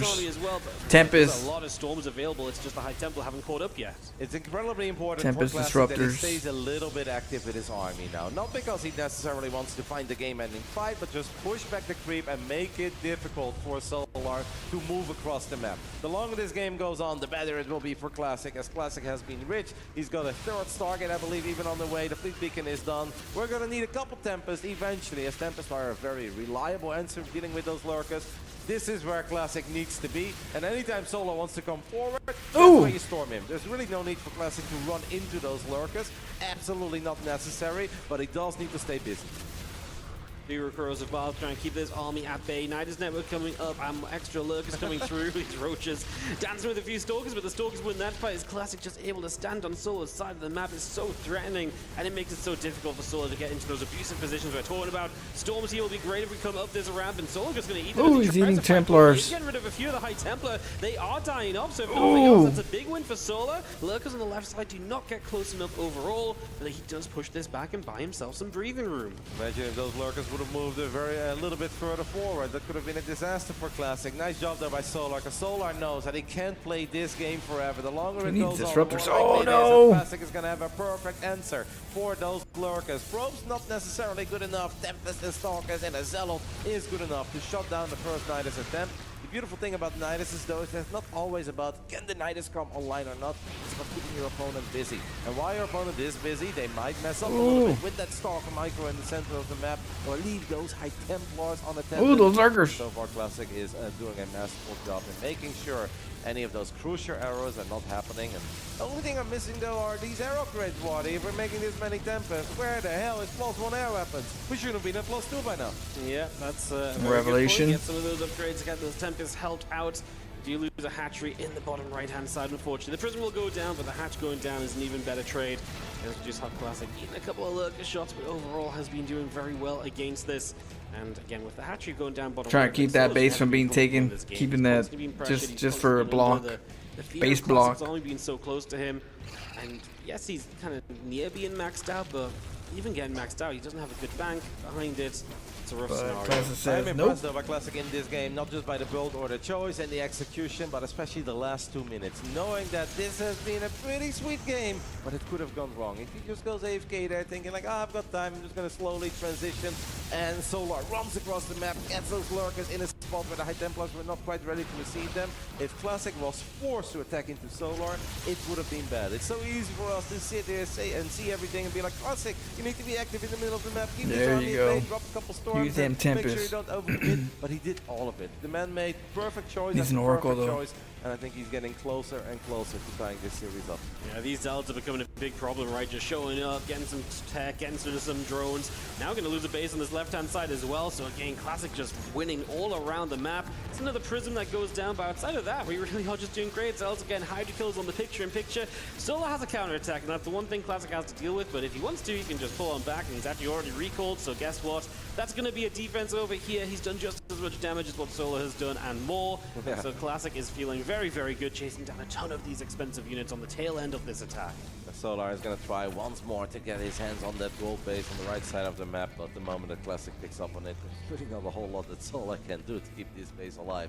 And that's perhaps the one oversight. Classic has been very focused on the center and on the left side, kind of forgetting about it. The moment he picks up on it though, we can just click a few zealots towards that gold. And There I are the think Classic Templars. has done enough, buddy. We are very, very Mothership. close to looking at Mothership the is final here. series. Little Zombie Grove earlier. Gotta be He careful. said, that was fun, but I hope your series is closer. I was like, yeah, well, the games are pretty good, right? Classic, excuse me, Sarah and Cure had very fun games. They were difficult to call, but of course, as StarCraft fans, you're always hoping for a bit of back and forth in the scoreline as well.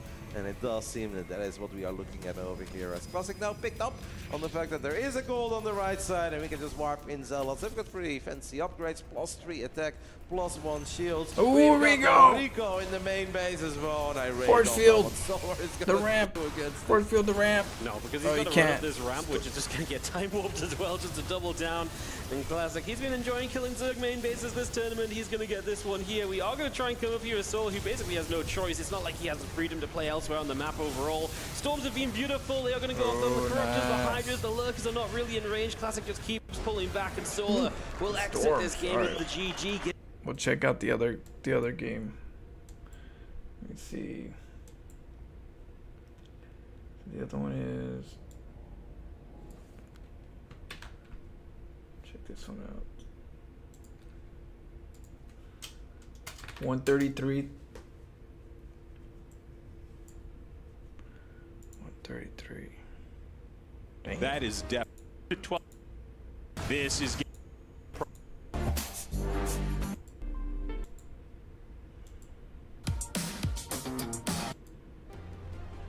We are back and ready to continue on with this Here we best go. of 9 between Haven't seen this Cyril one. and Classic. So far, Yeah, Cyril we said it at the same steadily time. in the lead. He Jinx, has been double playing jinx. magnificently as expected.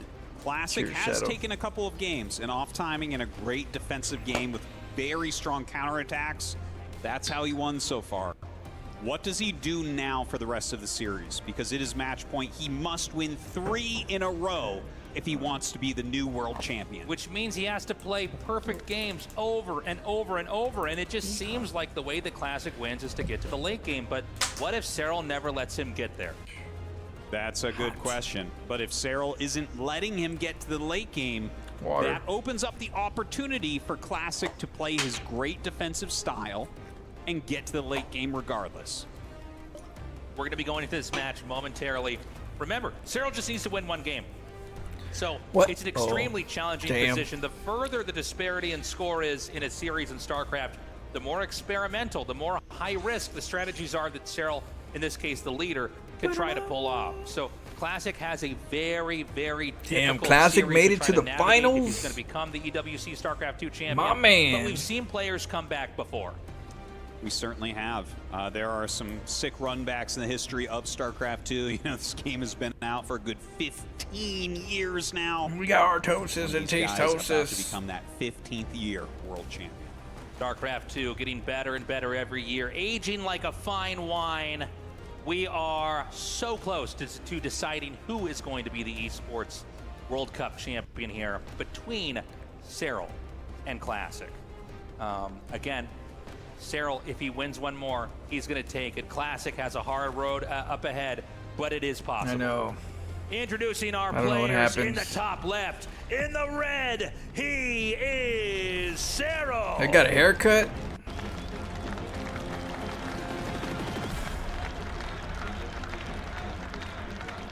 And his opponent down here in the bottom right in the blue, he is Classic. Oh yeah, I met him in person.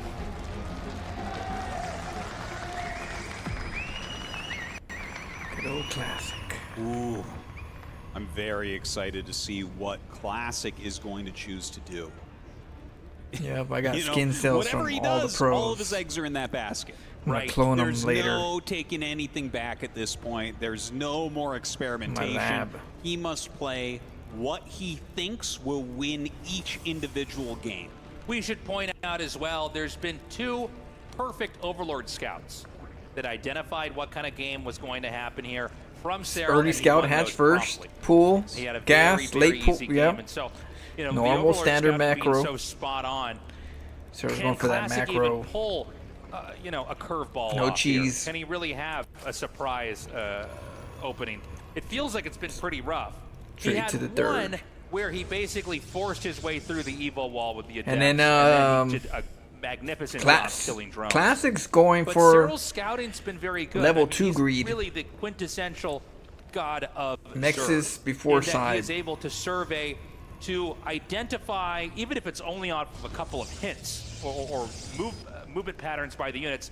He sees what's coming, and then he reacts accordingly, gets ahead, and closes it out with a win. Yeah, I really do think that Cyril's understanding of the game is a step above everyone else's, including other world champions and basically everyone in the world. And I think that that really, really helps him out with his fantastic. I mean, when there's only so many, there's not too many branches in the pro scene in regards to optimal builds. So it's not like Cyril has like a plethora of different builds he has to watch out for.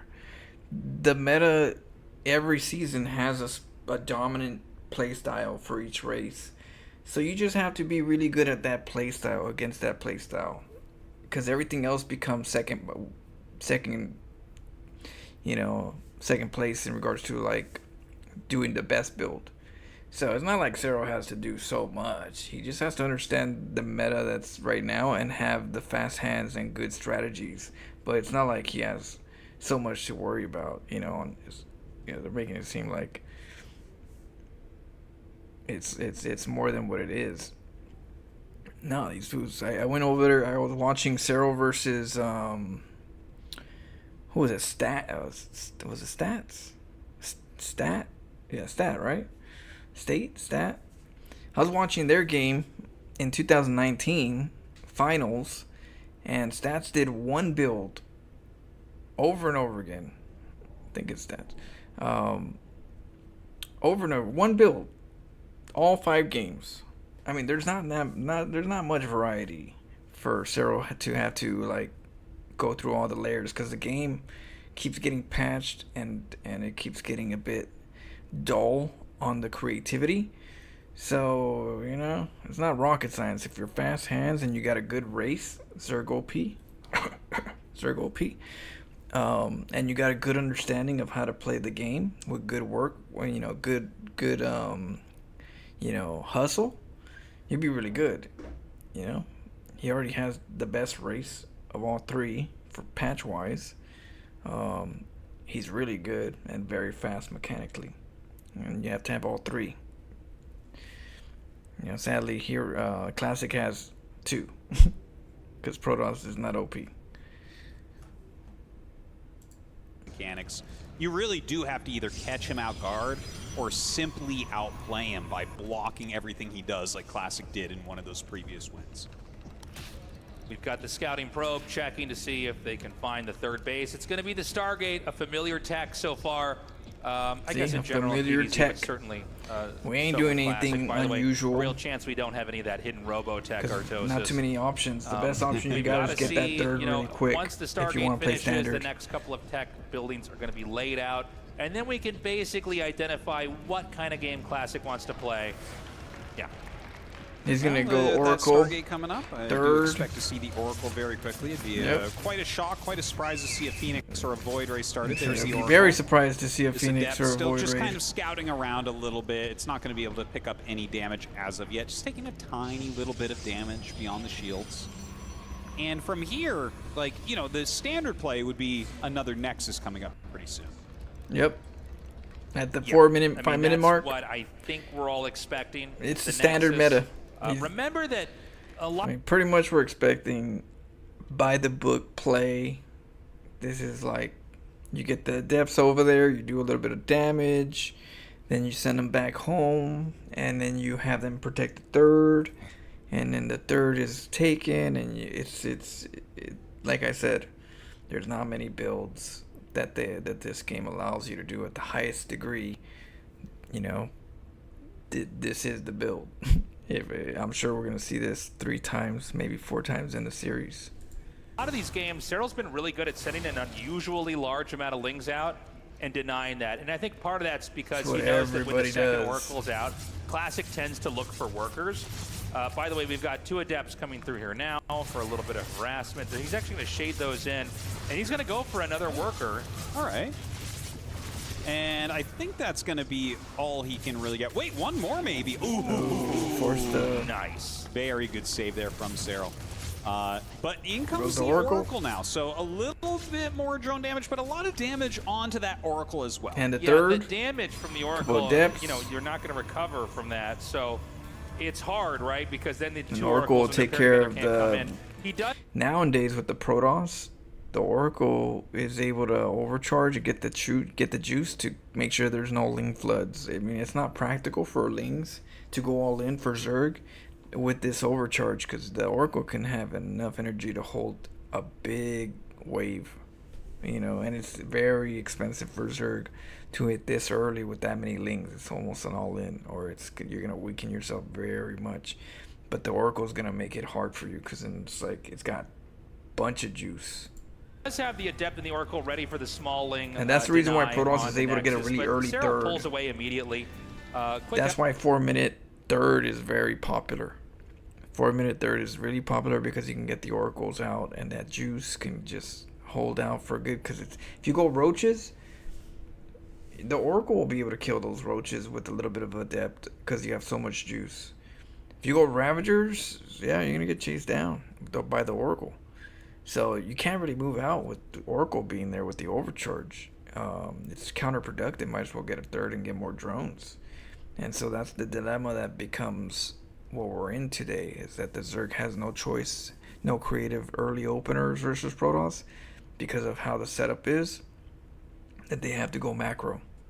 Which I wish there was a better way to, you know, for Zergs to be more aggressive in the early game. But with that overcharge, it just kills a lot of early aggression. Unless you're going for a hatchery proxy, you know, everything else is a bit late.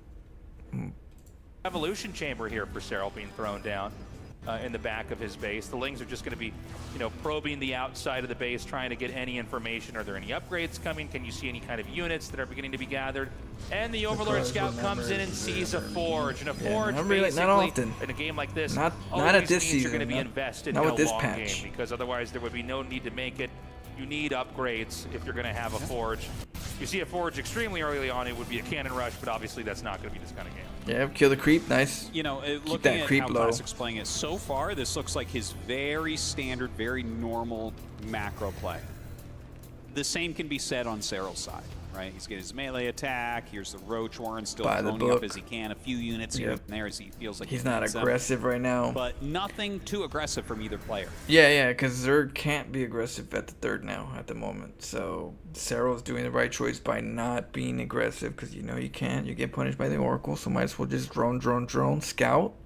Make sure Classic doesn't get any openings. That's the game plan for Cyril at the moment, you know? Everything else is just reflex of repetitive play. This might be the game that we've kind of been waiting for and saying that we really want to see, but we do have to hold on a minute, right? Like, there is, of course, as you were saying before, timing attacks that can come out from both sides. Right. I mean, the matchup's pretty dynamic in that sense. Definitely, each of the races takes on different roles at different times. But this is sort of the game we were talking about before the best of 9 started, at least from Classic's perspective. Zerg, if they don't do something too aggro and specific, most of the time they're surveying and reacting. And so this is the game I think Classic is closest to being the best at. Yes. But again, even when he gets to play those games, Cyril is a very worthy opponent and very tough to stop. The second Oracle takes quite a bit of damage as well, only stunning 1 drone. Scouting the 4th base as 9 more, actually 11 more drones are about to hatch. Baneling Nest is actually on the way here, so we might see Cyril try to get some Baneling speed going, like rolling in to get a little bit of damage. Possibly, you know, it could be like Baneling drops. Maybe he wants to go into like a Ling Bane Hydra type of composition. That's been kind of popular lately amongst the good Zerg players, and he does throw down that Hydralisk Den, so it does look like it'll be the latter. So we've got Storm halfway done, and Storm is something that basically ensures that You know, especially with things like roaches and ravagers, it's hard for them to ever get in there and do the damage they want to do. The two oracles are doing a good job clearing out clearing out tumors. creep tumors. As long as they don't die, even if the health is low, they're still getting the job done. Absolutely. Yeah, Clearing slowing a bit down of the creep creep here and there. Very, very nice so far. Well, it's not just slowing down the creep though, because if you strategize it where you're killing creep tumors and they have to make more creep tumors, you're actually dropping down the mana of the queens. They're not gonna have as much transfuse ability if you keep killing their creep tumors and have to keep making them. So if you do any kind of like where you wear down the creep tumors a little bit, and you drain some of that mana from the queens, and you do a timing attack, it can complement each other, you know, because you got to remember it's not just killing the creep, it's also dropping that mana down. So we've got Lings moving around the map right now. It's a quiet game. You know, there's not a whole lot happening, and that's because they are both powering up. We see a few more Lings moving out here. I don't think this is going to be able to do that much. When you see the gateways out here like this, over at that third base, excuse me, because Protoss is on 4 bases, a lot of times Protoss is trying to make walls. There's like this cannon here. You're trying to defend that. You want to make sure that when the counterattacks come in, the cannon can get shots off. It's not going to be killed immediately. The Templars tucked behind the cannon. He's going to try to revelate an army or something. Have a very trying good to check in what's going on. StarCraft, a good defensive setup with your structures so that you're barricaded into your base. I don't know if And he should move out that crucial quick. because it is a Ling-Bane Hydra composition coming out of Serral. This is an attack that can come in and oftentimes. Oh, he clear wants to out break one that. of He the wants to keep bases, that rock alive. Whether it's the 3rd or the 4th for Protoss. Hey, don't break that rock. Looking at how Classic's playing it, Yeah, he yeah, is that makes getting sense. his Stargates going. You know, adding in his charge upgrade. He's got the Robo now, so he's really trying to complete his tech tree. And it's Serral's so over important nibbling that you that rock defend again. properly here as the Protoss. I mean, if you can defend this, if you can keep your bases alive. By the way, we have a drop overlord set up here. Serral's the master at hitting a ton of locations at once. Yeah. And we've seen this before. So he's going to have 4 drop overlords total. And it's going to be about Classic trying to I wonder what defend his here, hockey setup parry the is next for a attack, 4-drone play. ensure the main is safe, and try to keep all of that critical infrastructure and expansions alive. He barely missed those 3 and the other one. Just barely did not see them. If he had scouted any of those, this would be much harder to pull off. But right now, Serral has the element of surprise on his side. So he's got 4 overlords with Lings to drop in the main. He has Banelings ready, I believe, to drop into the expansion as there's going to be a hit squad over here of Lings and Banes and So he's Hydras gonna hit to first? the 4th. So this is really a game about having So your that opponent the screen armies in in the the wrong front. spot. If you don't respond to this perfectly, Ooh, this is you gonna can be take fatal interesting. damage Let's at go. any one of these 3 locations. Yeah, this could Probably go all of them. badly for Classic, but if he can block it all, if he can keep his High Templar count high, he'll be at an advantage. Remember, there's a huge gas dump here on these Oh, Banelings. he got He's bailing gonna storm some so of that these. That's going to be a big deny. That's a lot less damage. the but still Templars a lot can't more run. Going to try to come in now. Boy, really great defense so far, but now the Ling's Oh. being dropped. You can see in the picture-in-picture in the main base, a lot being dropped in there. Makes a couple of Archons. Okay, the Banelings do roll through. They're going to kill a few probes 17, here, 19, but 20, so far, 21, the whole he main is holding. Now is here comes gone. another Overlord with Banelings. Banelings into that 3rd base location. Got a few And more 32 32 kills. probes have fallen, but Classic still has 55. The problem is these Lings are doing so Gotta much keep making damage in the workers. main with Yep, 32 4 at a workers time. killed. And remember that 4th base Nexus, it's very much softened. It's a very bruised Nexus, so another attack in there could end up wiping it out. Yeah, and he is coming back for another attack as Oh, well. he's gonna Hydra wipe just it gonna out. go up It's and going target it down. Bad news here for Classic as he loses his 4th base. And he doesn't overextend. Serral decides to pull back. And that, between those two, oh my God, he's going to wind up and do another one here as well. So he's going to macro up. Serral nearly maxed out. Classic's ready to defend this. But Serral's going to rotate towards the 4th. Now, we talked about the barricaded position. He's got it.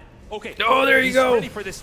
Is he watching? He's going to unload and Classic. Yeah, focus wasn't fire on the targeting. hatchery. Yeah, target the he kills hatchery. a couple of them, but a lot of those get out. Now And then the Banelings come in. into Oh, that no. 3rd base location. He's going to kill even more probes. 12 probes fall, and the 3rd Nexus likely to go down now as well. And with this Nexus falling, it's hard to imagine that there's any way that Classic Created can some survive. trauma And at the Serral being main. careful, backs up. He's not going to overextend once more. Oh my gosh, Serral is so close right That's like that a rope-a-dope, you know? That boxing a rope-a-dope. where you work the body, you know, over and over again, and your opponent's thinking you're gonna go for the face, you know, you're gonna go for that knockout attempt, but you're not. You're working the body, and you're softening them up, and then instead of like being conscious about blocking your head, you're blocking your body eventually, and then you're vulnerable at the head, but because you haven't been hit in the head for so long, you block your body because it's softening, and then boom, you get hit in the head. And that's what Cyril did right now. He did it in a rope-a-dope. He came in with the Lings in the main base, did some damage. He went for round 2. That's like working the body, right? And Classic's over there like, shit, I gotta block my body now. And so he's over there blocking the body. The Overlords come, and that's just a diversion for the attack that's coming from the other side and going for the head. You know, he's tearing them apart. He broke that third, and then he hit him with the Ling drop, but then hit him in the left because his army's over in the main. Right now to a 3rd world championship. Is he going to be able to close Classic out? Classic's starting to push for it. He has a lot of Archons in here. They can do well against the Ling Bane, but there's a lot of Hydras in there as well. He slows them down. He does pick one off. Overall, a good trade for Classic, but Classic is way behind in supply right now. That's right. Some regrouping here from Classic. Now, he's gotten a lot of his tech up. Archons are going to be very helpful with the Templars. It's a little bit harder to actually get in there and do that damage. But the growth on Cyril's side of the map, the fact that he's gone untouched, uninterrupted, as he continues to become a powerhouse in this game. Classic scrambling, trying to get back on his feet, as we see Cyril is going to wind up here for another attack. Not even a Nexus here to deny, but why not come in and do a little bit more damage? Oh man, the Banelings roll in. He does block those very, very well. But this little attack getting into his natural. I mean, you can't be losing anything right now as Classic. You really have to rebuild your economy, not take more damage. And get a base. More Links coming in here into the main. It's just getting worse and worse here for Classic. He's just not able to put out all these fires as Cyril is throwing so many things at him at once. Cyril is causing more problems than Classic can deal with at the moment. 6 bases, He brings up 5 some bases. Zealots to help clear out going some 6. of these Zerglings that were in there. He does have a lot of static defense. Looks like we have more tech coming up from Cyril as well, though. Lurkers on the way, Spire coming up, Adrenal Glands. He can get into Broodlords eventually.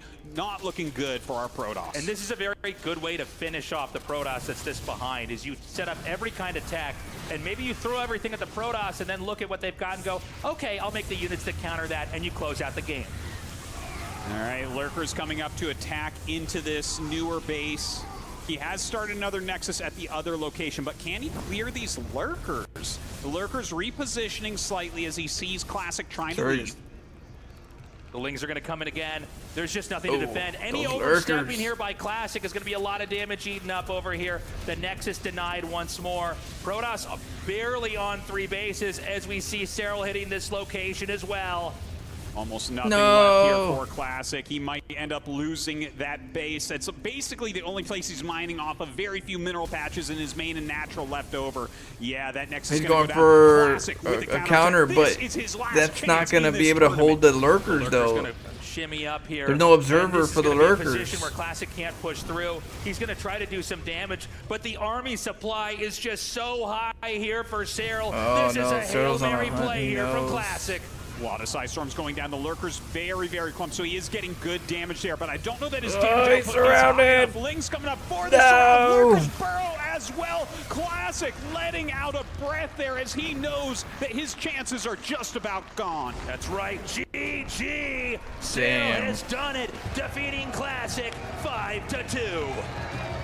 Unbelievable play here from the now 3-time world champion. Let's see it. There is no denying it. This Where's the crown? is the greatest player in the world, Cyril.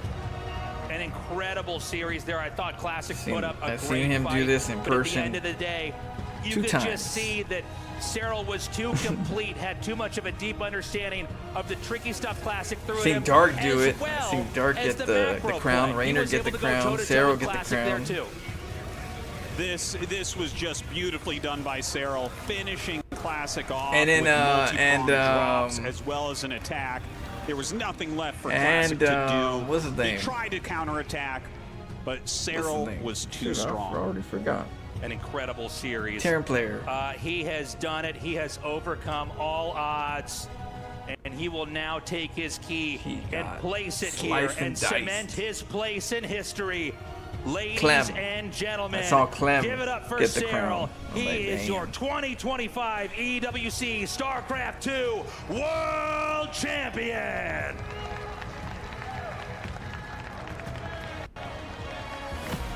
Yeah, he can eat off that right there. That's where he's gonna eat all his food. It's gonna taste great. Everything that's right.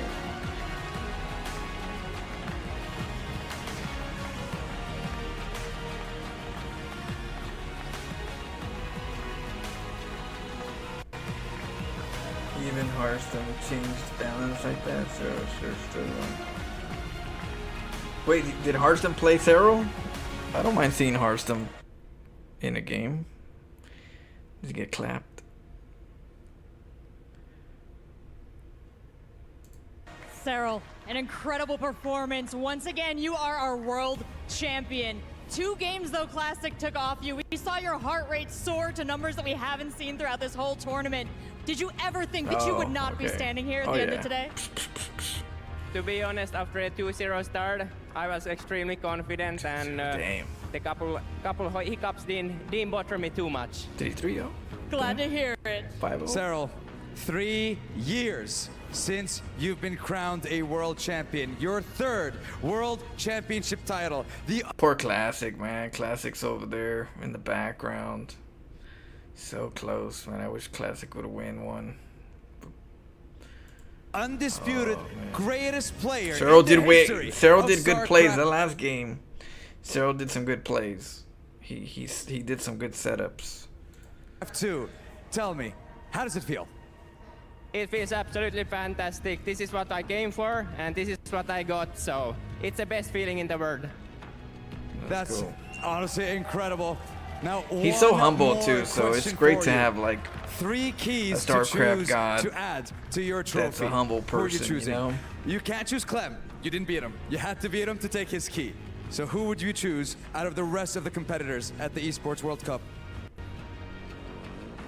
Well, I feel like I only beat 5 people, so there isn't that many options, but I'd like to get Classic ski and He's such a Tour good ski, role model. And I don't want to take Rainer's ski just because he's my teammate, so I'll have to go with Gabe then, because he's the last Big one left. Gabe?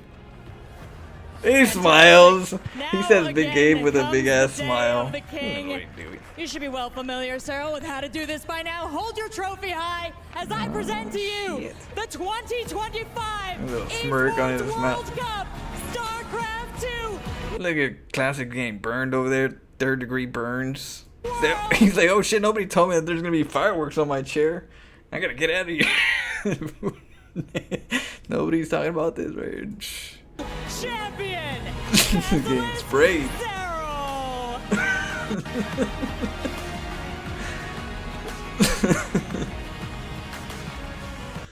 Oh man. Hello friends, family, and other creatures of the sea, and welcome to a Which best ones? of 5 between Euthermo. Oh, Euthermo. Thermi. Socially awkward StarCraft players. Who's that? Oh, when they talk about their team and their counterparts.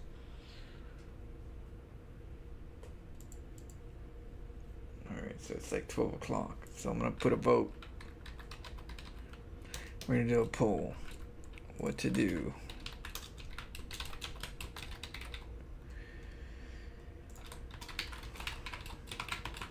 Or pray.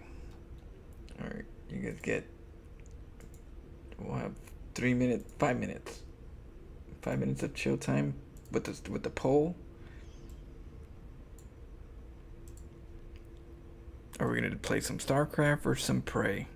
It's already 12. We did we watched some games.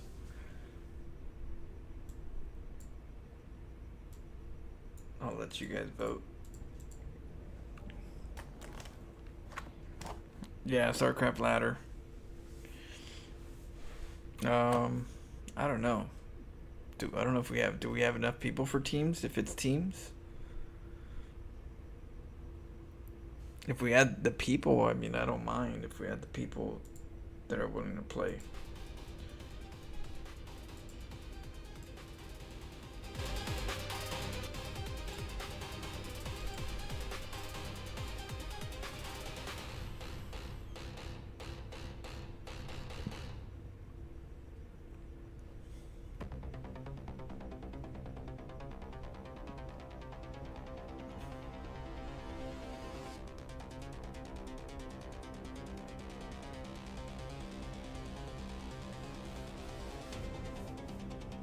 Okay, doke. Yeah.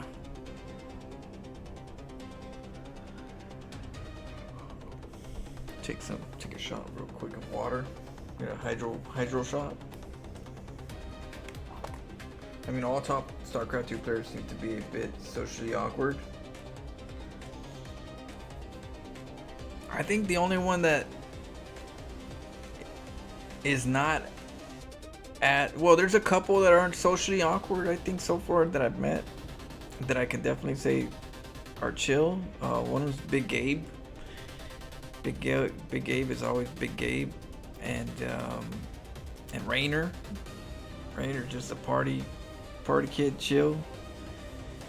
Clam's very quiet to himself, so it could be a little awkward. Cyril, very quiet to himself. But yeah, there's a couple that are very, like, you know, very normal, chill, open.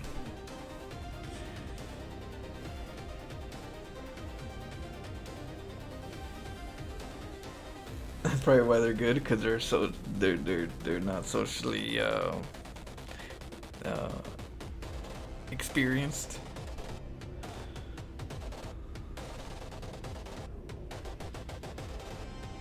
Cheers. I think it's gonna be StarCraft.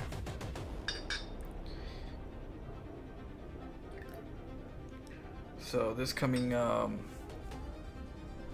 next week, I'm gonna be making more of these musics where it's like for some good beats while we ladder.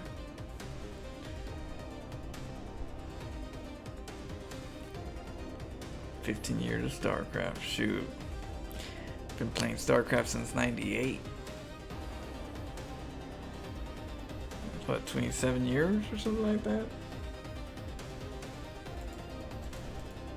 27 years of StarCraft? Shit.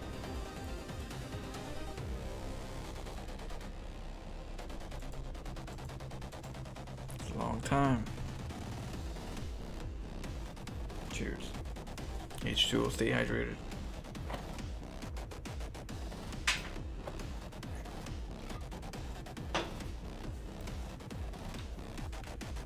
Oh, I dropped something.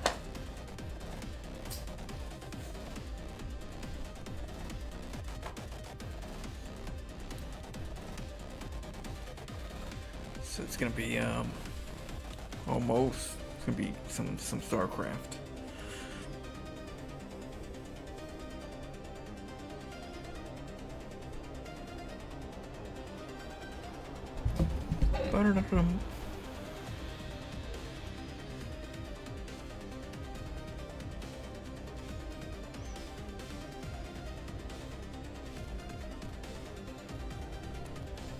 Yeah, they got a lot of time to just focus, zone in on every little detail that they need to work on in the game. And if you don't have too many builds, you have more chances to optimize the ones that you do.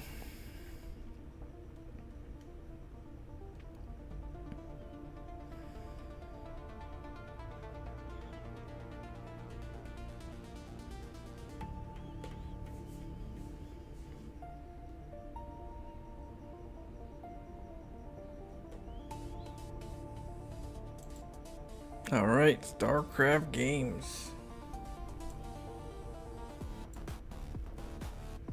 Hey, sure, stay hydrated, you damn right.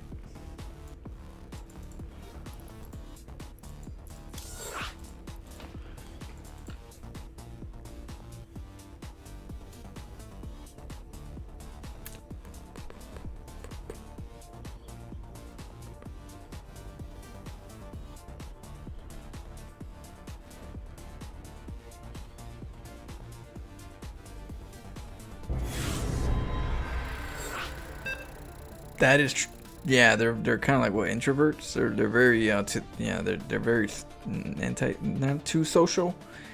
But they're really zoned into what they're good at. Yeah.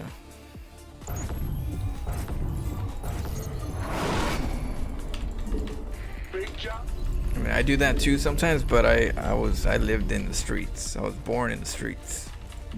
Always outside late night till 12, 1 o'clock at night. Huh? SCV ready. Yes, sir. Yeah. Bad news. I was a social dragonfly. You know how to say social butterfly? Social dragonfly. Dragonflies are badass.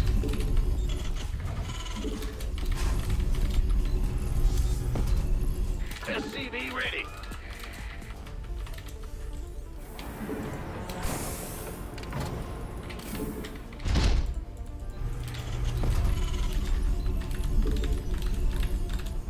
We watched Sarah, and we watched Tom Flo. Like Tom Flo, like what? Tom Cruise? Go ahead. Or Tom Hanks? SCV ready. Well said. Huh? In the ring. Go ahead. What's going on? Big job. SCV ready. Bad news.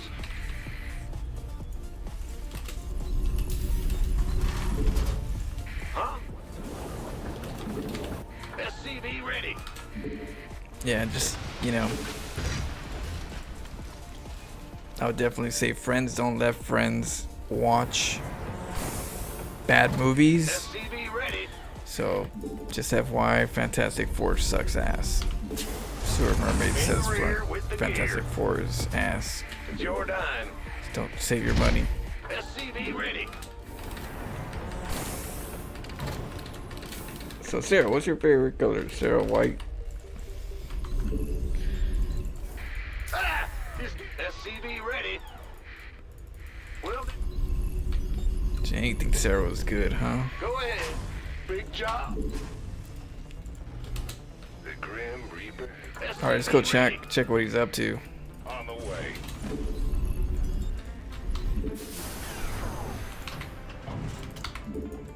Huh? I'm go. SCV ready.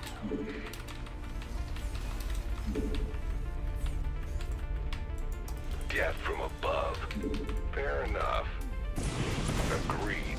Yes, indeed. Let's SCV ready. You want a piece of me, boy? Whole lot of pain. He's on now. Geronimo! I'm going. Nothing. No. SCV ready. You bastards. Bad news. How much does it weigh? The best way I can explain it, it weighs less than a headset. So I would probably say it's like wearing 2 headsets, or close to 2 headsets. That command center upgrade you ordered is here. Ah! You scared me. This better be good.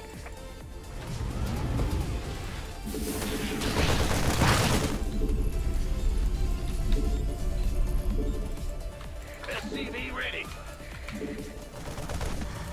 Oh yeah.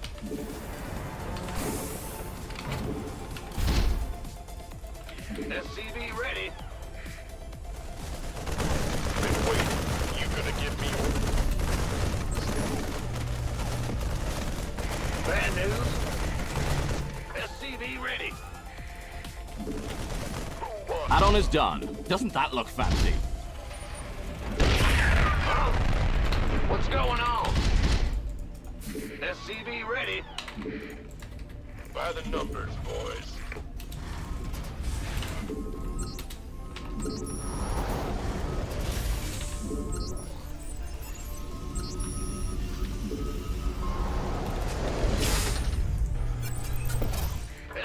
This better be good.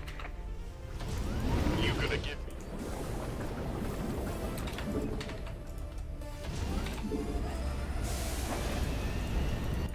SCV ready. 15 years of StarCraft 2 Mr. Flo. And even Harsum with stupid tier 1 spam patches couldn't destroy it. Neither that garbage Storm 8 game. Right? StarCraft is just too good. Thank you, David Ken.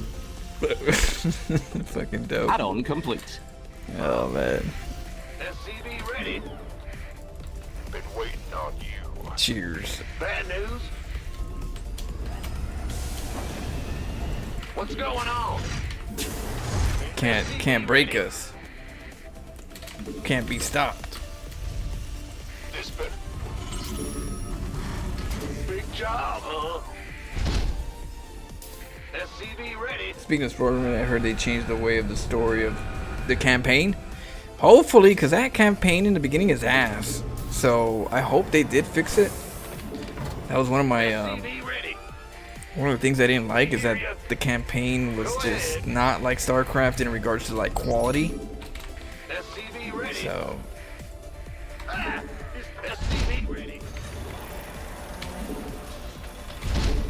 shit was ass. Straight booty.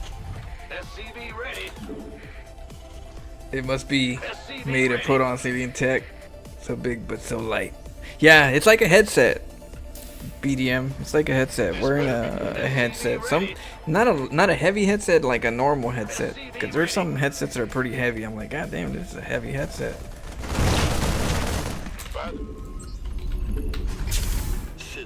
Dora the Explorer RTS is I know.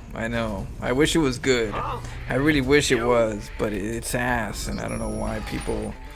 I don't know how they even thought that was gonna be a good game. I'd rather them do a bootleg StarCraft 2. A bootleg StarCraft 2 would have been way better than that. My honest opinion. Been waiting on you. Patching you through. What's going on? Sure thing. You've built a fancier command center.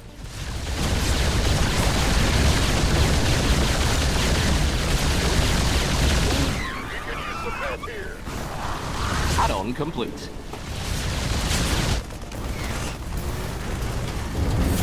Your base has some uninvited guests.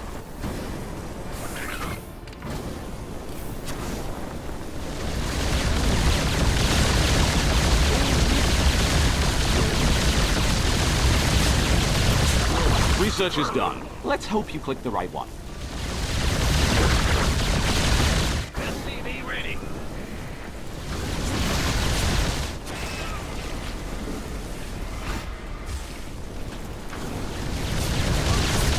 Systems go. SCV ready.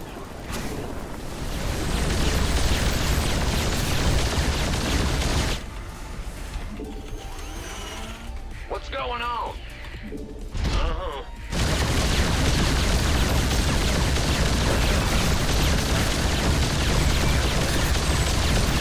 Was your base burning to the ground part of the plan? Oh shit. Ready to raise some hell. You bastards.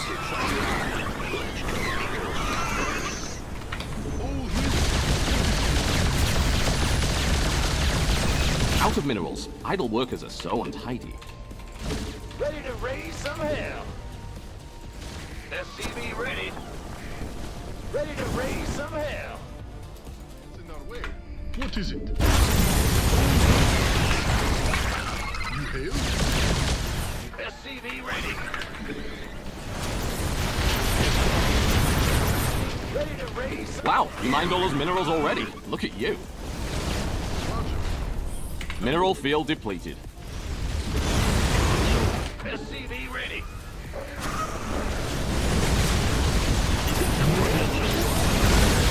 Out of minerals. Idle workers are so untidy. Research complete.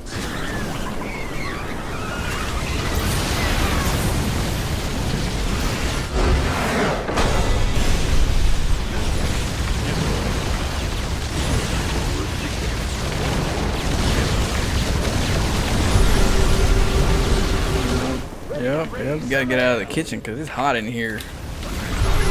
We be cooking.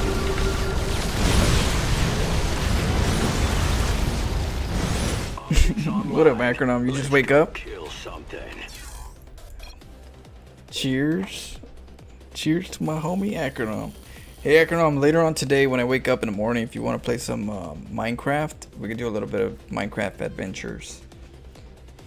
And if you have some Sea of Thieves, if you get the Sea of Thieves, every once in a while I'm going to be doing Sea of Thieves as well here and there. So if I'm doing it, you're always welcome to join in the crew. Arr, you know? Arr, matey.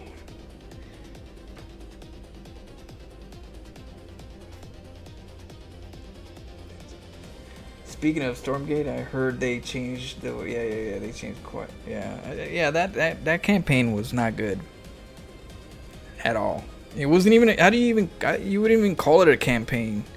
It just looked like it was just everything was rushed. So hopefully they spent enough time and actually revamped it, because you need to have some funness in there, and there was no fun. It was more like a training seminar, you know, just a little bit of training and that's it. It wasn't really, I don't know, because remember it was funny. It's so funny. I don't know if you guys remember, but when Stormgate first came out, they came out with a trailer. And the trailer had like a little probe kind of look, and it had this girl in like some type of cave, and ancient place. The graphics looked hella good on the cinematics, right? And I was like, and then we got the game came out, and everything looked like trash. All that was gone. that was like just like a lie. It never manifested. That trailer that we got in the beginning to assume that, right, Shadow? You never seen it ever in the game. The character don't look like that character. It's gone. The trailer didn't have that cinematic. The cinematics are gone. That was just that was a teaser. They got us good. Yeah, no. My 7-year-old nephew could make better art than that game. I know they're trying to go for a bigger crowd. The kids, teenagers. I get it, but I mean, if you're gonna do RTS, do the best type of RTS. That's, if not, do something that's gonna make money that's not RTS. Why even get into RTS if you're not even gonna do something like StarCraft? You know what I mean? It's like, what's the point? There's so many other games that aren't RTS that make so much more money. It baffles me. The thought. It's like, it's like me. I stream StarCraft. I don't expect millions of viewers playing StarCraft. If I wanted to get millions of viewers, I'll do news alert, I'll do reaction videos, I'll do, you know what I mean, because that's where you get the big.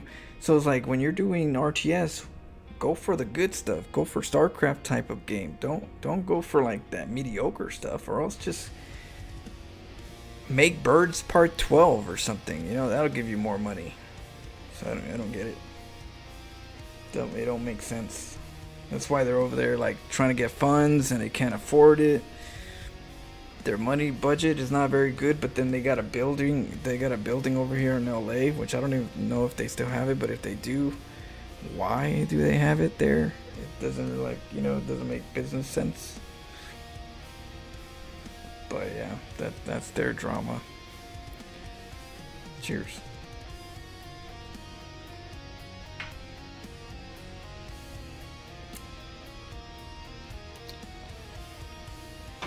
Shit, Birds did some good numbers. Make a lot of money. Crush is like one of the biggest games. I think when Microsoft bought Crush makes so much revenue, it's crazy. It's one of the biggest games. So simple, so addicting for a big majority of the group of the public. That shit just does numbers. So it's like, why are you going over to Stormgate? If you're trying, it's like it don't make no sense. You're nickel and diming. If you're gonna nickel and dime, at least go for the quality stuff like StarCraft, but don't nickel and dime it. I don't know, but yeah, I'm becoming like a parrot right there. It just don't make no sense, so I just go on repeat. I come back to the same answer, you know, the same conclusion. Because I wouldn't mind a bootleg StarCraft instead of what we got right now, which is a Stormgate. That I don't know. I can't. I try and I can't. Like.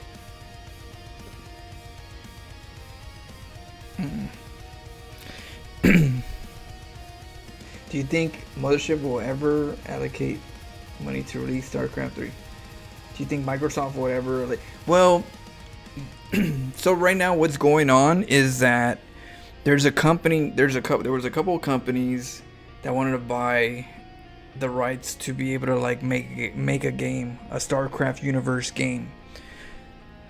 So out of all the 3 companies, one actually won. The only problem is the one that won isn't really popular for making like a StarCraft type of game. They're more popular in getting things done like for a mobile phone, or you know, something a little different. So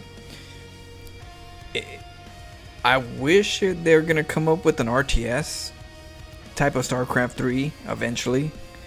But the ones that we're gonna see right now soon, if we're gonna see them, is gonna be a little bit more like first player shooter or something. You know, they were trying to make a Nova game.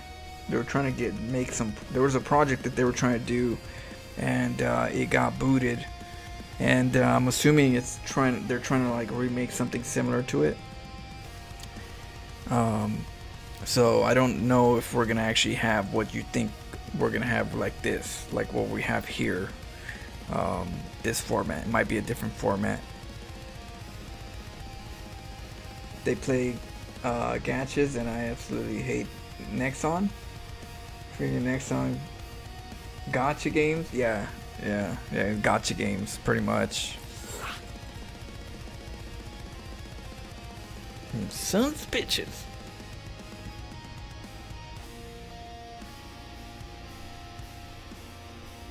Nexon was the one that bought the game? Yeah. And they're not popular for games that are like good. They're popular for like gotcha games. Yeah, that's what I was saying. It's like the one that won. Don't expect them to make a StarCraft 3. That's why I say, you know what? You gotta love StarCraft as a whole. If you play one race and you played it for a long time, try the other 2. You know, get a little mix in, because it's you know, it's a nice good sense of fresh air when you're playing the same game but a different race, because you still love the game itself. You're just getting a little different change, something new, some freshness, and so it's really nice eventually to get into random if you played one race for too long. You know, break out of the shell and enjoy the whole game. If I could explain it, you know.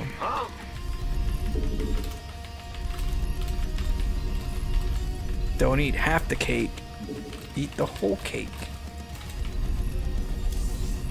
SCV ready. Yes, sir. If you're looking for a StarCraft 3. So, Big job, huh? because I have so much room to grow learning the other races, I don't worry about StarCraft 3 yet, you know?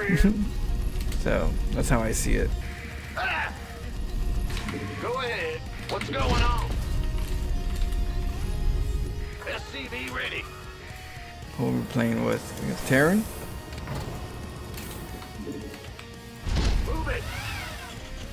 I still think Stormgate's a bit of a scam. The IP's how to build a good RTS has been lost. And yeah. Well, it's passion too. But the only problem with passion is that passion gets pushed away by freaking greed. Corporate greed, you know, investors, and we need to give this, you know, the investors what they want, and we give them projections and all, you know, it gets all complicated when you should just have a passionate game that you You create because for the love of it, and people will enjoy it better and probably have a better outcome. Instead, they throw sloppy joes on us, and then they want their quick buck. SCV ready. But like StarCraft, a game that I can play for years and years. You know, you want that kind of game. You don't want a game like Stormgate that you could play like maybe for a year and get bored of it. What's going on? SCV ready. On the other hand, StarCraft 2 has an endless wide art style in the game with the right patches might be literally endless. Yeah, exactly. Endless. That's what you want. You want to create a game where it's passionately built, where it's endless opportunities. Bad news. But if you're just like making things, you know, if you're speeding everything up because of the numbers and the money, you're not gonna get that.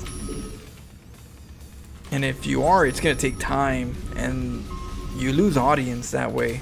You know, the longer it takes for you to get that, people are gonna move on. SCV ready. Shoot, I don't know what patches happen in Stormgate because I moved on. You know, I would love to play it, but I was waiting for the hotkeys to be fixed, and it never got fixed for a while. I don't know if it's still fixed, but I lost track of time, and I'm like, well, forgot about that game. Add-on complete. It's not good for companies, you know? SCV ready. But they were too busy working on how the trees look. I was like, oh, look at the trees. They look cool, huh? I was like, yeah, but the hotkeys are trash. We can't fix our hotkeys. But the trees, though. Don't you like the trees? Who cares about the trees? I can't mechanically use my units. So who cares about the trees? That's just dress up. This better be good. Who wants some? Yeah, exactly. Corporate stuff. Ah! You scared me! You want a piece of me, boy? Gangway. SCV ready. Go ahead. Big job, huh? Add-on is done. Doesn't that look fancy? Big job, huh? Ah!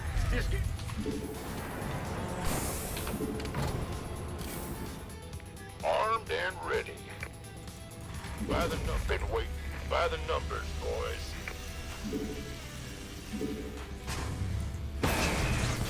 Fueled up, ready to go. The damn trees.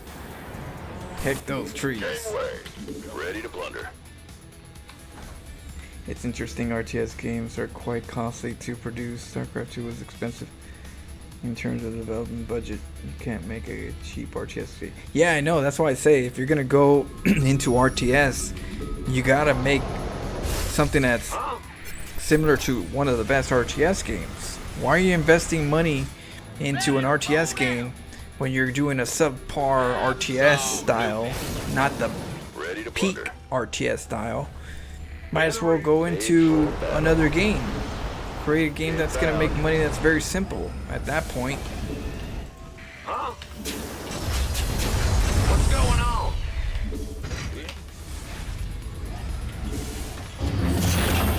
Love Lloyd, just wanted to say I don't talk often, but thank you for being a large inspiration for us. When we played a ton of StarCraft 2, we watched a ton of videos from Pig on you, and I adore your abstract, unique playstyle. Keep up the grind and good work. Ready to blunder. Shit. Cheers, mate. Yeah, I love StarCraft, and I love sharing my explorations. So cheers to that. Thank you. Mineral field depleted. Having a chill night. Was your base burning to the ground part of the plan? Oh shit, cheers. Ready to blunder. Oh shit, it died.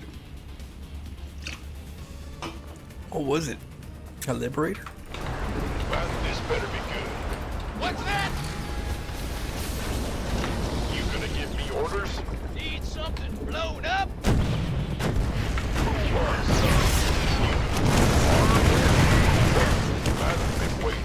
Oh, there it is. Yeah, thank you so much. I appreciate the feedback. It's always awesome for some feedback. You gonna give me orders? Who wants some? Armed and ready. You ready for this? Just a chill gamer By the number. that loves StarCraft. I like it. Speak up. Been waiting, ready to plunder. Ready to roll out.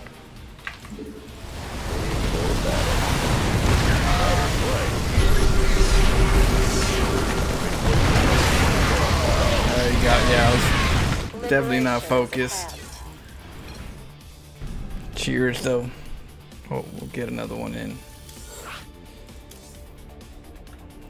Thank you so much. Do you and Dark... What? Due to you and Dark, my favorite unit is the Roach. Oh, the Burrow? You like that Burrow Roach? Yeah, the Burrow Roach is really good. For Zerg, Burrow Roach and Burrow Bagelings are really nut chef kiss. The drone stack is really good. The drone stack is really good. I'm surprised people don't pick up on that yet. They still have. I'm the only one that does the drone stack. Outside of that, it's maybe a few of my viewers, but I can't. It'd be fun to see pros do the drone stack or the probe stack. Missing out. I think we need a fan balance council, not a Jedi balance. I know the Jedi Council keeping everything boring. Let's do influencers, more global influencers in the game. I agree. You know, it's funny. You know, it's like I met Harstum in person, and he was all normal and chill with me, but then I saw that video that somebody posted for me that he was talking shit about me because of my hat. He was picking on my hat. You know, you have a pro gamer with a lot of viewers and he's trashing me because I wear a Nexus hat. And I don't know what else, maybe because my name comes up a lot on his stream because I'm creative. And he likes to think that he's creative. I think he doesn't like my name coming up. And he looks at me, he's like, who's this guy with the weird hat? But like why trash the hat? Like, why are you trashing me with the hat? The hat is for the fans, you know. I have the Florencio files, and it's for fun, you know. It's not like I'm a weirdo, you know. But he talks shit about my hat. I'm like, dude, what the hell? What the hell? Why are you jealous? Talking shit about my hat. I will kick your ass.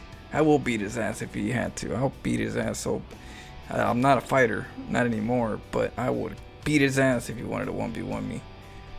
Pop that lip real quick. Don't be hypocrite, acting all nice to me in person and then all of a sudden talking behind my back.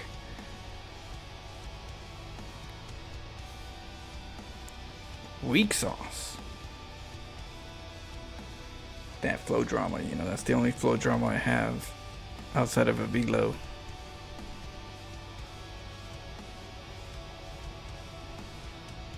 Oh, Harstum? I don't know. The way you said it, you threw me on blast. Why would the big person punch down, you know? Why punch down? There's no reason to punch down. If you think punching down is shits and giggles, that's not cool, you know? Laughing at somebody else's cost, you know? So I feel like when you have to be a good role model when you have a high reputation, you know, when a lot of people have, you know, look up to you. I feel like you have an obligation to make sure that, you know, you have a good role model kind of attitude. I feel like that was not good role model to trash on a lower streamer because of the hat. When the hat only symbolizes, you know, don't take the game too serious, have fun, you know, Florencio files, you know, There's no need to be talking shit about my hat or, you know, or finding something. You know, it's when you're trying to find something to bag on them, but you can't bag on them and anything, 'cause that's the easiest target. This is the easiest target that somebody has on me to talk shit. It's the easiest one. So when you go for the hat, it's like you're going for something and you can't get nothing. If this is all you can get, you're not being too creative. But the fact that you're doing it, I think it's not good role model. So yeah, I don't know. Oh, it's on my ditch. I forgot what it was. It's on my general. I don't know if I still have it, but it's in general chat. Let me see. See if I can find it real quick.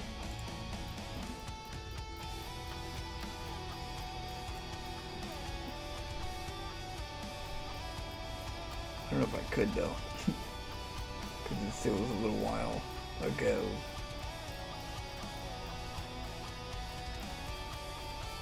Let me see.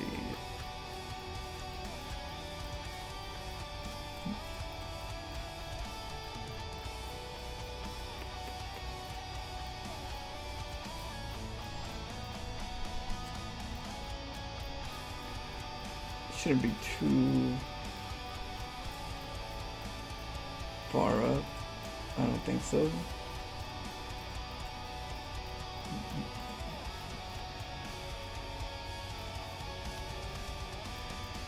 Where is it? I think it's general chat. If not, we'll move on. Let's see.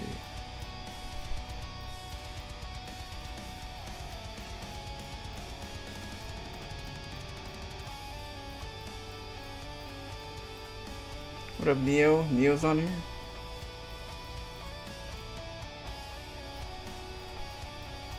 Yeah, I don't know. I don't know if I'll be able to find it real quick. I'll find it later. That way it's easier to get. But, I mean, I don't mind. Me personally, I really don't mind. I just find it funny. You know, it's always funny when you have you know, that situation. Because I really believe that you should be a good role model when you're like looked up to by a lot of people, because it's always better to make the world a better place than to piss on it. That's my belief. So that's why I drop my pen a lot. That's the reason why I drop my pen. That's the reason why I drink water. You know what I mean? It's the closest thing to that I can get to staying within a balance of a good role model. And you guys stay hydrated. Cheers.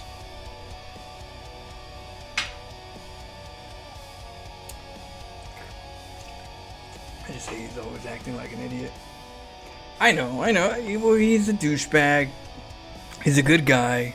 He's a decent guy. But decent guys are assholes. They just don't know how to not be assholes.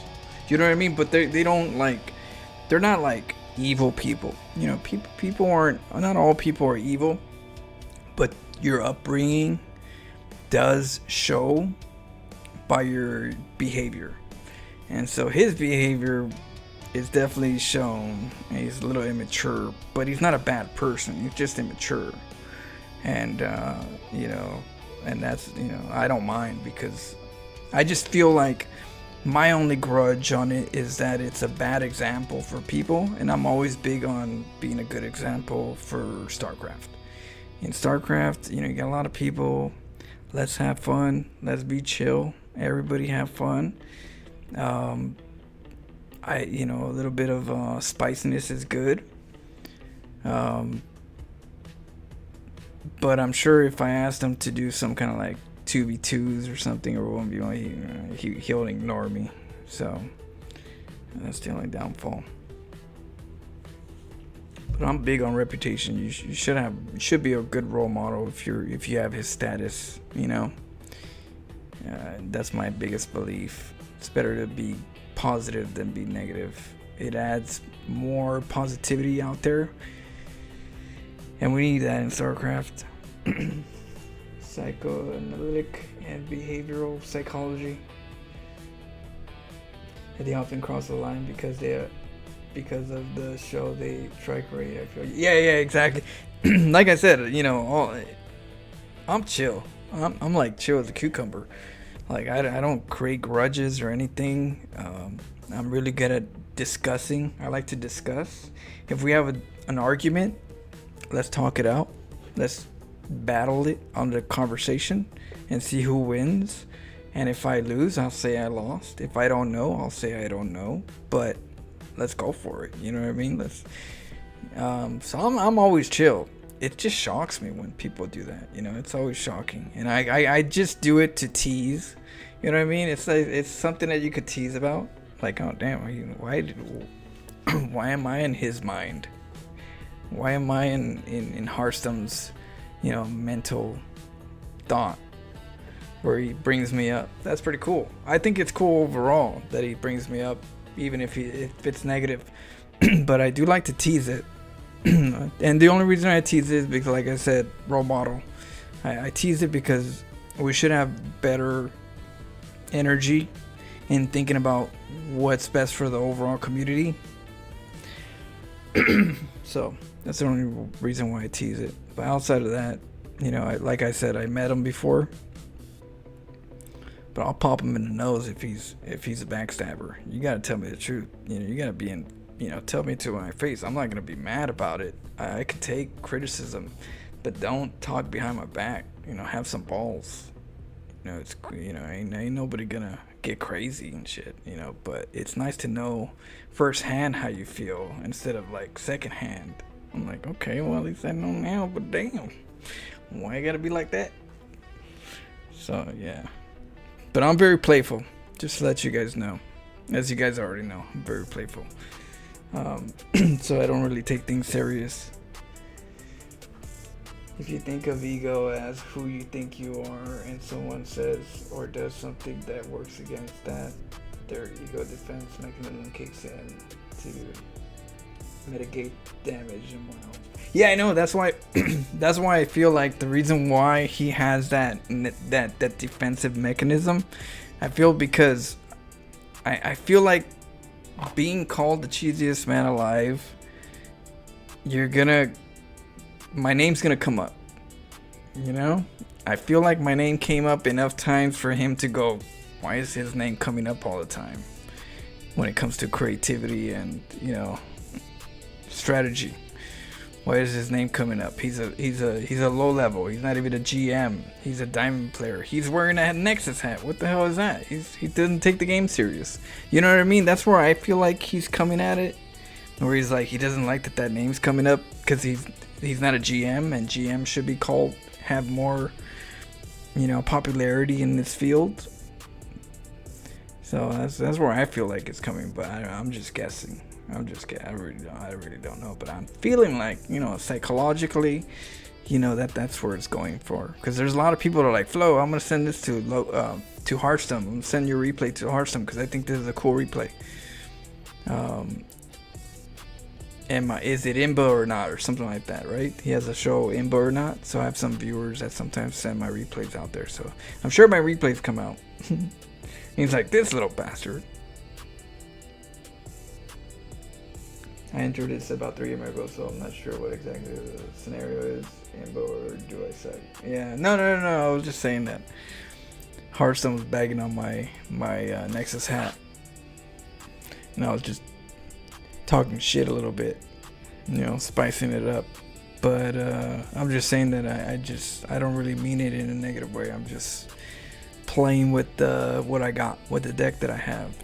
If I have a professional gamer that talks shit about my Nexus hat, I mean, he's not talking about anything personal, he's just talking about Nexus hat. But it's nice to tease him, you know, if that's what I got on him. Because he's, you know, I'm on his mind. Why not? Why not have fun with it a little bit?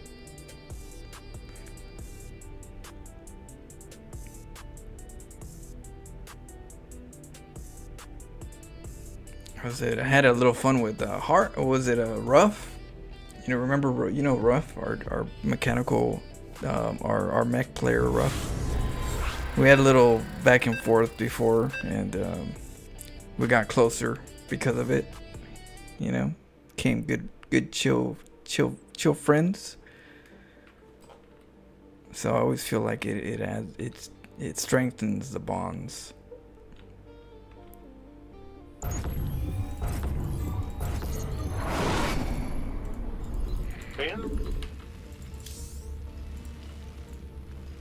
My thoughts feel the same.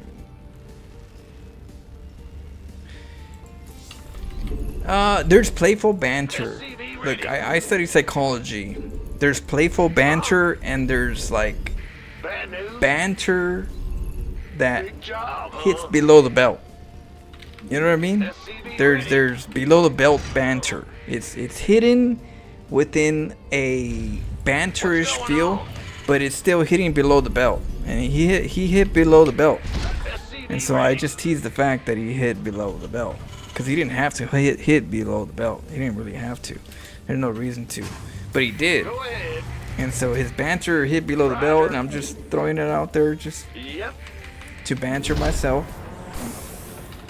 But like I said, I met him before, so like I met him in person. He's a chill dude. But I will pop him in his mouth if he talks shit behind my back. I'd rather him say it in front of my face. And I'm not gonna pop him in the mouth, but you know what I mean? I'm just saying that, like, hey, there's no reason to not say it in my face. I'm not gonna get mad at you if you say it in my face. I'm okay with it. You know, just be frank, you know? No need to hide. I'm not gonna do anything bad. In the rear with the gear. SCV ready. We'll see. I'll see if we can do like maybe like a series or something with Harsum. I'll message him someday. Ah, you scared me. SCV ready. Okay. Let's get a base. Yep. SCV ready. Look for a Reaper below the belt is also subjective. Well, when I say below the belt, he was talking about my Nexus hat. He was calling me like a weirdo because I have a Nexus hat. So I feel like that was below the belt, you know, because at the same time, I'm like, bro, I'm just wearing a Nexus hat. The Nexus hat doesn't define me. It's just a toy, you know. So, you know, that's all I was saying. When he went for the belt, he went for my Nexus hat. You can always call somebody a weirdo when they have a weird Nexus hat, you know? He's a different one. He's one that we can laugh at and point at. That's how I usually see it. That's the clown, you know?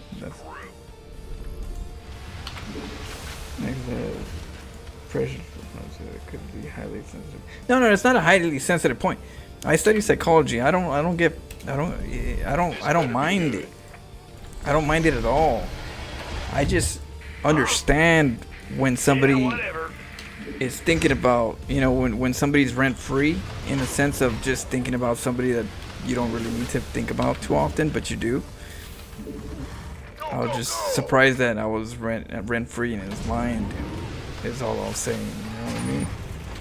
But no, it's not a sensitive. No, this is for fans. This is for fans. This doesn't. I don't feel weird wearing this. I wear this in public when I do, like, when I'm out there in the tournaments. I wear Nexus hats. It's for fun. Why would I feel sensitive when it's for fun? You know, for my fans. Yeah, there's no sensitivity. I don't feel. Believe me, I'm like far from that. When I was a kid, I used to, you know, always be aggressive because I was defensive, but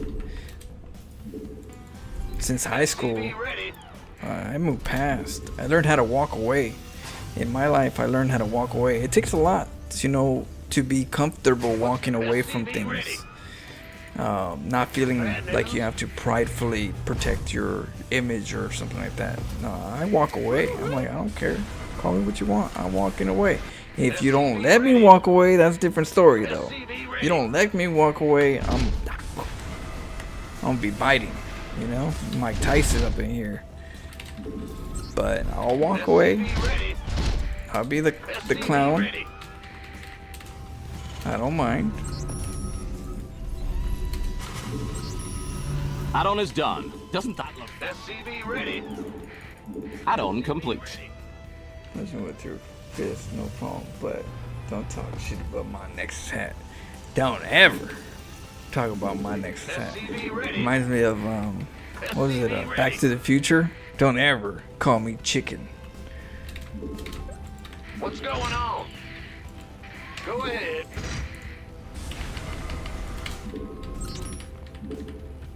What was the most surprising place at which you had your hat on for? I've had it in all the tournaments.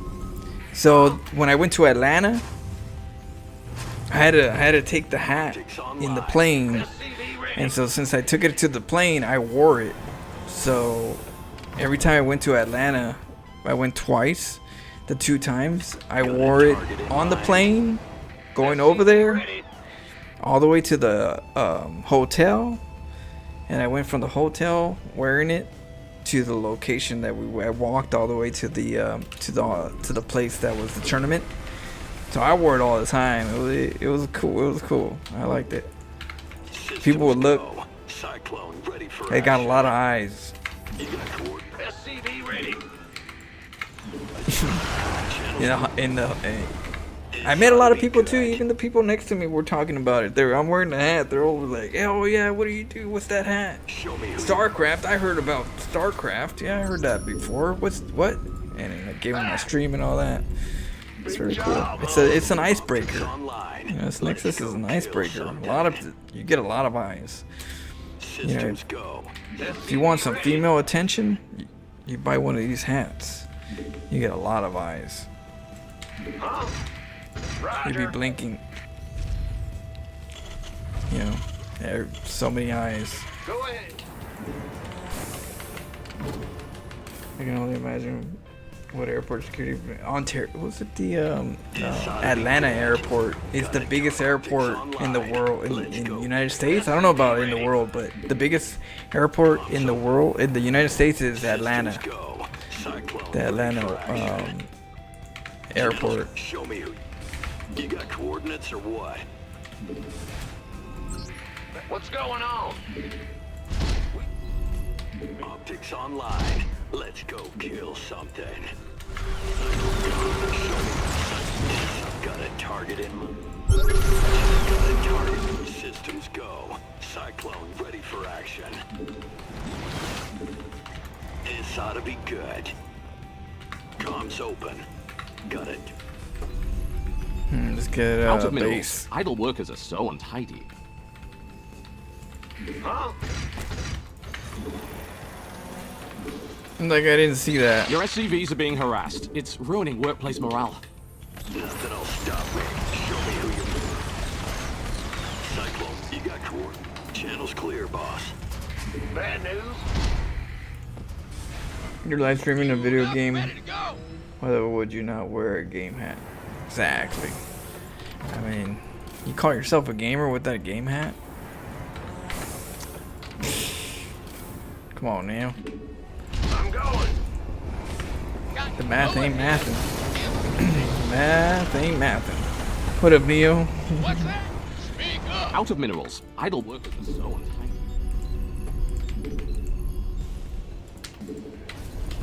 Let's go get this base right here. Ready to roll out.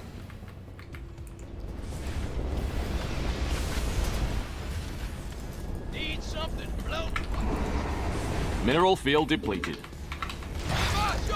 Need something. Got no patience for sitting around. Bad news? Huh? Roger. Go ahead. Optics online. Let's go kill something. Systems go. Your base is under attack. We're all gonna die. You've built a fancier command center. Optics online. Let's go kill something. Need something. Speak. Give us your best. Wow, you mined all those minerals Ready to already? raise some hell. Got no patience. Go ahead. What's on? Cyclone ready for action. Ready to raise some hell. What the hell am I? Ready to raise some hell.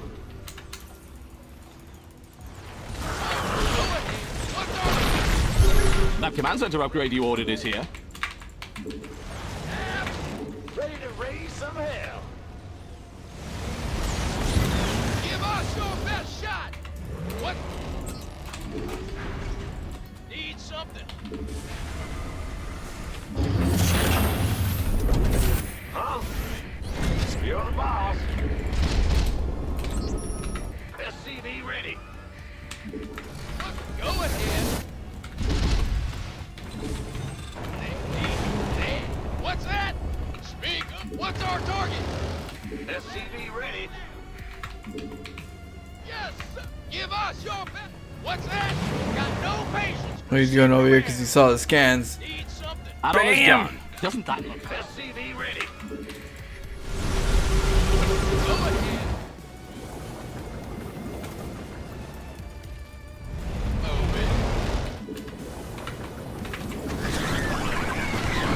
Oh no, he got me good with the Vipers. Well played. I didn't get my ghost until then. GG. I gotta get my ghost. It was almost there, but I gotta get my ghost quicker. Or I gotta engage when I got my ghost so I could EMP the Vipers. We'll move forward. We're getting closer to the ghost. I'm actually making the ghost now more quicker for that purpose. I just gotta remember to, like, what time the Vipers come out so that I can, and scan too. Scan when the Vipers are there. I'm trying to get the barracks too to float them so I can see where they're at. So tomorrow we'll practice on that. On the EMPs. And the tanks have to be a little bit further back. Not too close. And more spread. We gotta spread them. Big job. And the bad news. What's going on? 20 seconds. I'm not sure if Twitch is quicker. Maybe Twitch is quicker. I can't really do anything about the delay.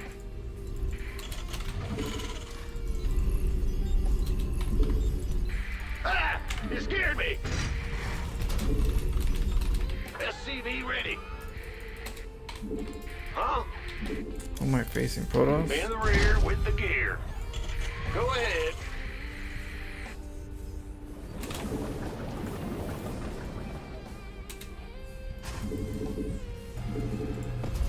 Big job, huh? What's going on? Well, butter.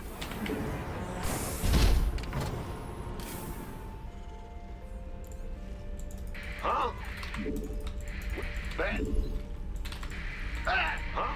That SCV ready. What? Ah! You scared me. Go ahead. SCV ready.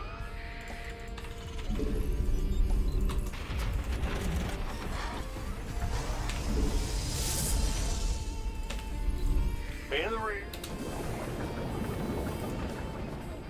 SCV ready. What, the Twitch?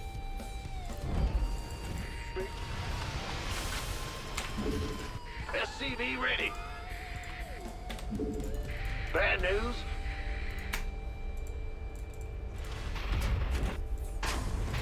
In the rear with the gear. SCV ready.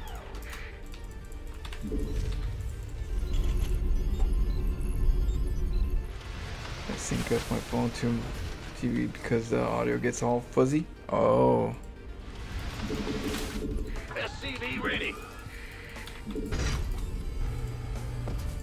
Je ne sais pas.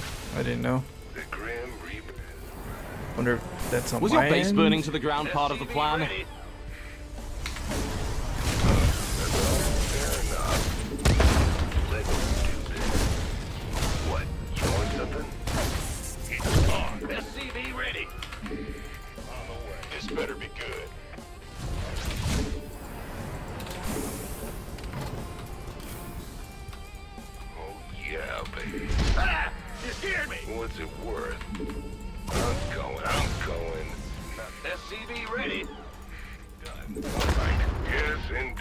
Certainly. That's all? Agreed. Done. Hit and run! Fair enough. SCV ready.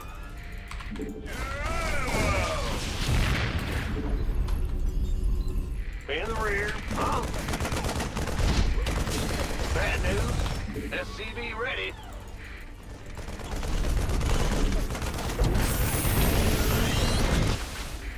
Was your base burning to the ground part of the plan? SCV ready.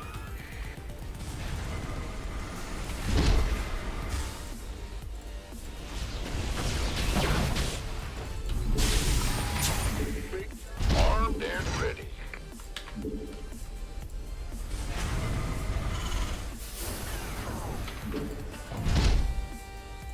Add-on is done. Doesn't that look fancy? What's going on? Been waiting. Who wants some? I always have an SCV right there, repairable.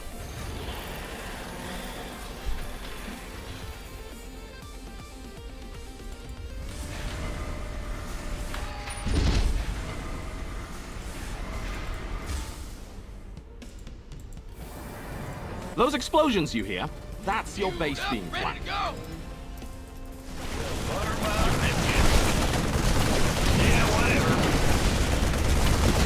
Add-on complete.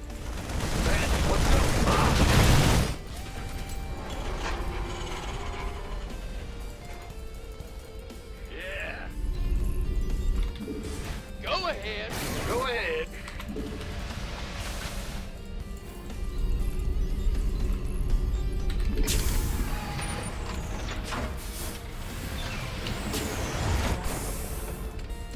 In the rear with the gear. You want a piece of me, boy? Big job, huh? Ah! You scared me! Sure thing. Yep. Been waiting on you. This better be who wants. Armed and ready. That's fine. Four is here. That command center upgrade you ordered is here. By the numbers, boy. What's going on? You gonna give me orders? Give us your... Got no... Speak up. What's our target?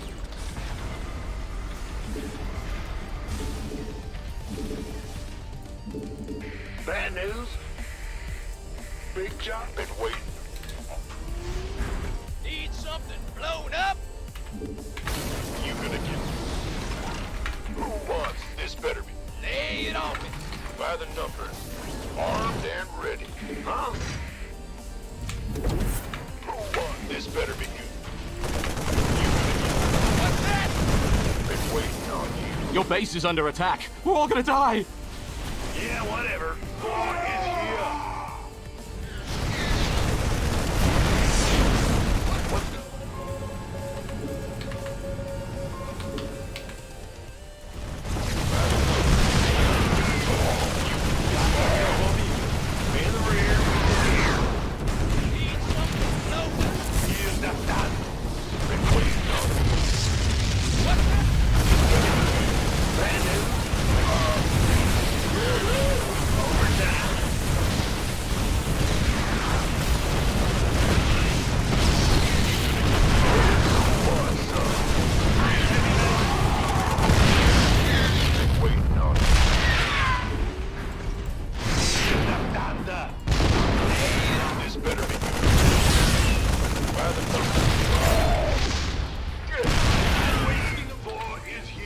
SCV ready.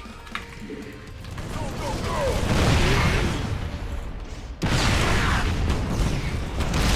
Armed and ready. SCV ready. Huh? Easy, buddy.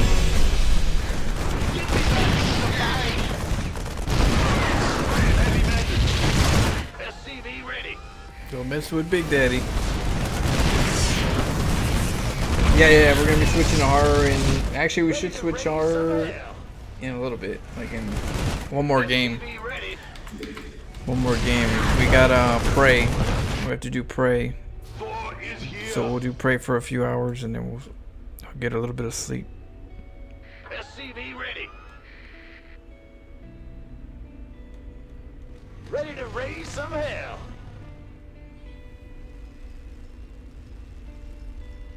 SCV ready. You gonna get ordered? I'm not sure how far we are on Prey.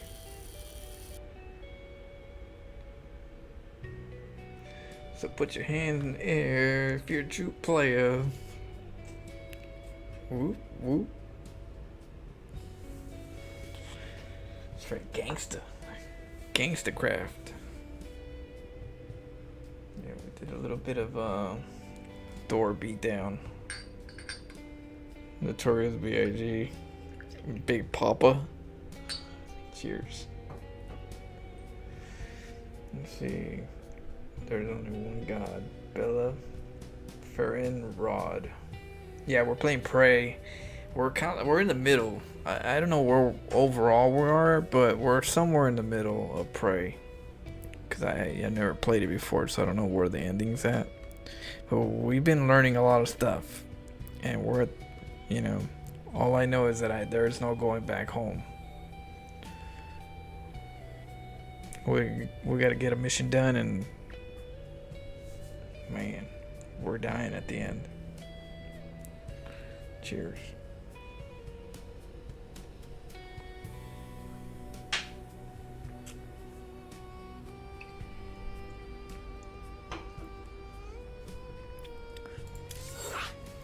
Tomorrow we'll do some more StarCraft grind. I'll try to grind a little bit earlier tomorrow.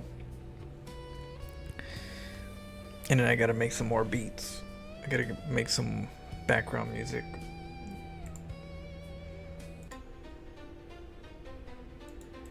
Sorry, we didn't get it. It's a slogan from the best band in the world, as they claim. Dia Aztec Artsy? I never knew.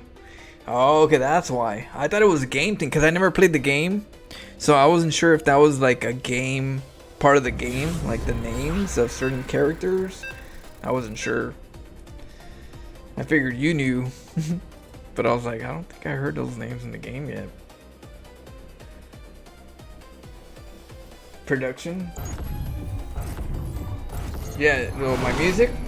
Yeah, this is my music, my beats. You got a title on too.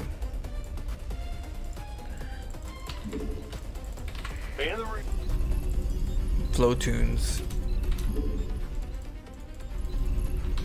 What's going on? Yo. SCV ready.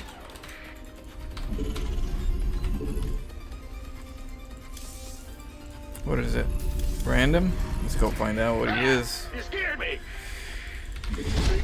Got a scout. SCV ready.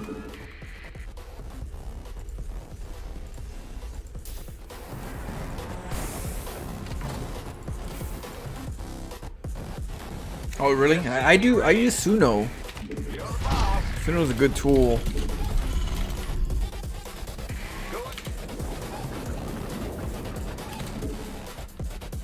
SCV ready. This is more of a trap style. Huh? Move it. Will do. SCV ready. Bad news. Go ahead. What's going on? Bad news. SCV ready. Huh? Yeah. Ah! You scared me. In the rear with big job, huh? Huh? What's going? Bad news. In the rear with the gear. Ah! You scared me. Go ahead.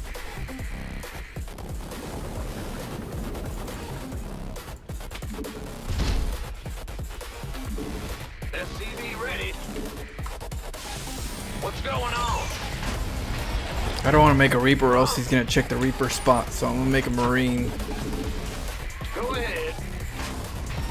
Big jump. That way he thinks, oh, it's not going to be a Reaper. See? He's like, oh, it's not a Reaper. This better be good. And hopefully I can hold You've built a fancier command center. for Cyclones and for Reactor.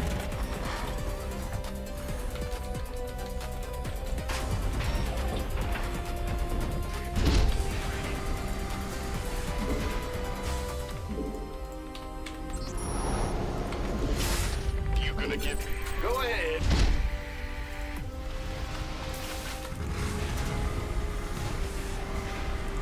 SCV ready.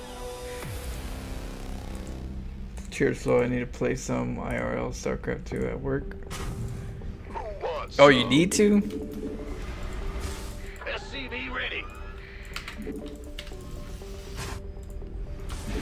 26. Need supply. Add-on is done. Doesn't that look fancy? Big job, huh? SCV ready. We hear you. You want a piece of me, boy? I've been waiting on it. What's going on? Ready to raise some hell. SCV ready. I'm gonna go in with the four Hellions. That should do some damage.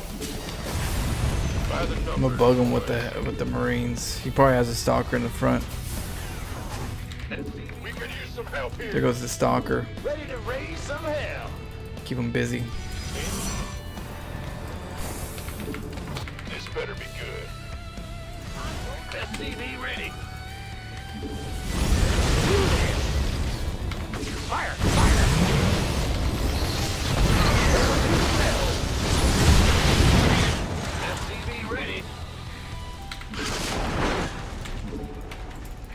Ah! You scared me!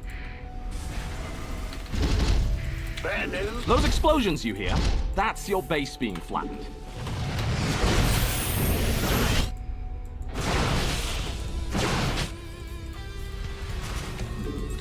In the ring. What's going on? The add-on is finished, so you have no excuse not to build something. SCV ready.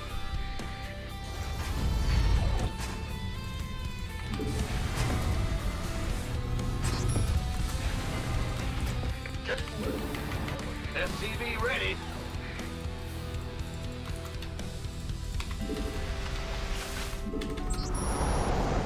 Add-on complete. Your base is under attack. We're all gonna die. SCV ready. They're not letting me get the. And ready. Sure thing.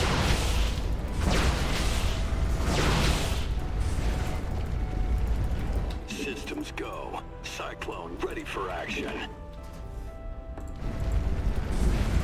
The add-on is finished. So Blink. those It's gonna be Blink explosions you hear, Stalkers. that's your base being flattened.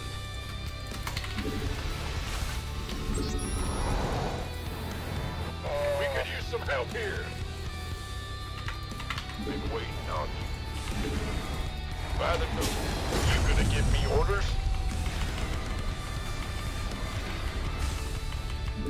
Gangway, coming through. This optics online. Let's go kill something. Show me who you want to die. Systems go. Cyclone ready for action. Got a target in mind? Been waiting. You can go, go, go!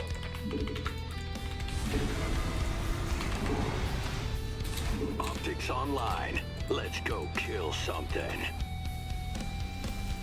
It's your time. Gotcha. SCV ready. You want a piece of me, boy? Your research is done. Ready to raise some hell. By the numbers, boys. SCV ready. Optics online. Let's go kill something. This better. Who won? You want a piece of me, boy? By the who won? You. Wait, this better be good. This better be good. Systems go. Cyclone ready for action. That's all she wrote. You standard bastard. Playing standard like no other. 3 bases. Normie stalkers. Nothing special. Just cookie cut. Boring build. I don't know how people play this over and over again.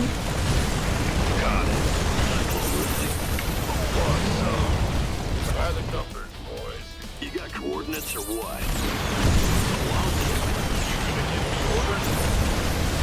Repetitive.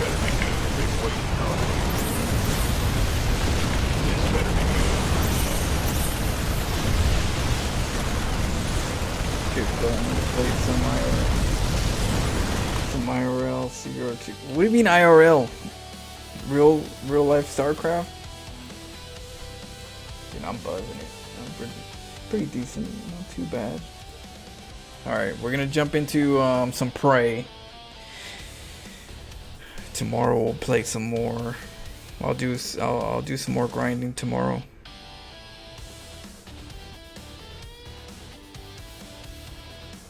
Let's see.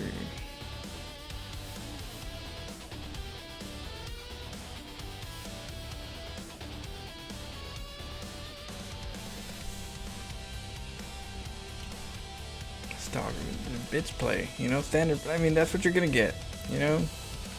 Most of the time you're gonna get players that play standard by the book, and they're very predictable.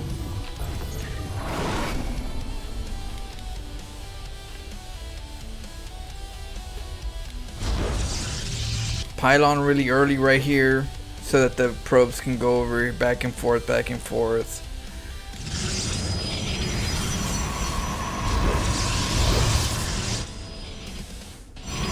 Early scout, mess with the SCV, check for factory timing, or if it's gonna be a expand. That's what they're doing right here. Right here you check if they're gonna go for a factory early on or if they're gonna go for an expand. So you keep the probe inside for a while. You can recall it back if you wanted to, but you nibble a little bit, you go around the base, you check for a factory. The factory timing's not there, then they're gonna go for a fast expand typically. So that's, you know, so what I'm doing right here is I'm faking the I'm faking an expand, but I'm getting a Marine, and the Marine is so that he doesn't think that it's gonna be a Reaper play, because if it's gonna be a Reaper play, he's gonna have to worry about this area right here. Okay, so if he sees a Reaper with the probe, he's gonna be right here, and that's gonna reveal my factory. So by getting a Marine, he scouts that it's a Marine. He knows that it's not a Reaper. If he knows that it's not a Reaper, he's not going to have to be over here. If he's not over here, he's not going to see my factory most likely. And that's the whole concept of the difference of building a Reaper or building a Marine here on a person that's very observant. Sewer science.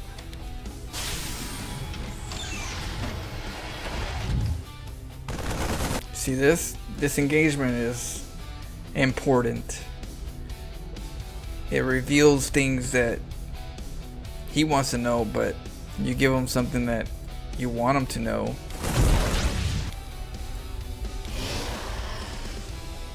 See, that stalker would probably be right here right now if he saw a Reaper. But because he knows it's a Marine, he knows he doesn't have to worry about a Reaper. And so he's over here scouting on anything that's not a Reaper, which is outside in the open.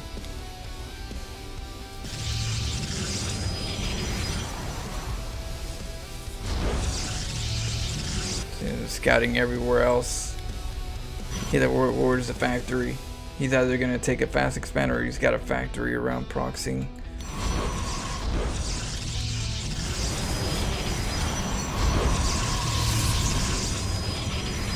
He saw the probe. I was wondering what he saw. It was the probe that came out at the right time. So I got to be conscious about the probe, the observer timing. That observer saw it.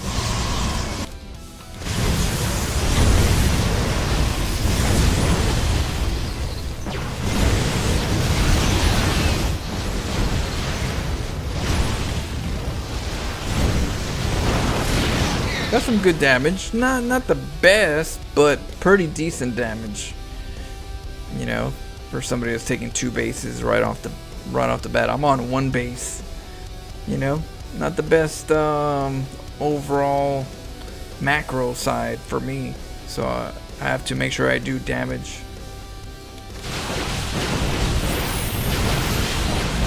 But this is basic bitch play right here. Standard stalkers, just so you can get more workers and more bases, more workers, and then things start kicking in for you, and then you start getting all the other stuff. But most people just get more stalkers, keep it simple. Some immortals and stalkers, and they just use more shit beats less shit. That's the strategy that tends to be. So we have to make sure that we hit them between the 3rd and the 2nd. Him making the 3rd makes them vulnerable, but they're predictable. Protosses always take the 3rd early on versus Terran, especially now in this type of patch. They know that they get to take the 3rd if the Terran player is playing standard. So if a Terran playing standard, I can take a 3rd because I'm Protoss. That's the mentality for these Protoss players. What they don't expect is SCV support. That's what they don't expect. And you gotta watch out for the observer. And the reason why I watch out for the observer with it having a pile, you know, I do the Dancraft special.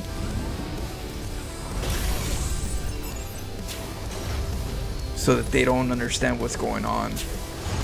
If I would just grab them and just send the SCVs, have a little long line of them, the observer is gonna see it and it's gonna, oh, he's overcommitting. He's like going all in. But if I hide him, it's not easy to tell.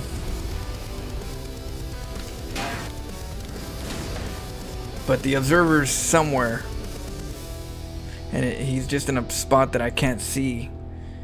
I just happen to not be able to see that area, because what I like to do is I like to like zoom in, zoom out, and when you zoom in, zoom out, you can see some irregularities. Can't say that while you take a couple shots. And this is gonna hide the fact that I'm going all in. One SCV doesn't seem so big, but a lot of SCVs do give you a tell as a Protoss what he's trying to go up to. But one SCV ready. Research is done. Right, plus your cyclones are kind of like in front, so they kind of block the vision. But that is what you want to do to hide shit, hide from the observer, because the observer knows.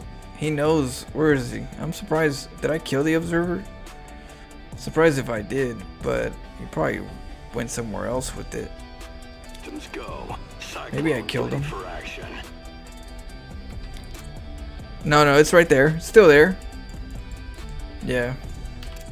So he's right there seeing everything. But you can see everything. He saw something. And so we get the SCVs first, right? And they're the ones that the stalkers shoot first. Look at all those stalkers shooting the SCVs instead of the cyclones. Huge. Look at them shooting at the SCVs. Look at the lock-ons while the SCVs are getting hit. That's what we want.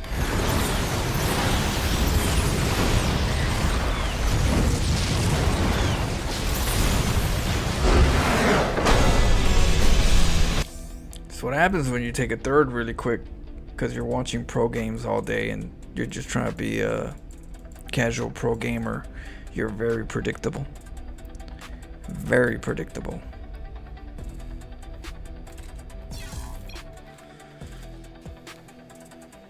Here, floating in place. Yeah. Alright, we're gonna play some prey right now. Pretty buzzed.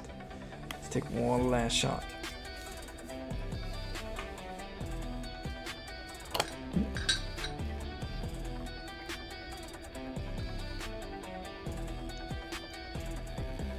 Yeah, I know, it's pretty dirty, Gentle Works. I actually like it. I'm gonna put it on the Florence files eventually once I get a good player. Tomorrow I'm gonna be laddering the Korean ladder. under my name, and I want to get high enough to start getting some higher level Florencio plays. But that's a build that I do that people, I know people are pulling workers, but they don't pull it like I do. They don't do the Probius or the SCVS. They usually just send the whole train. Cheers, Econom. Thank you for all your support.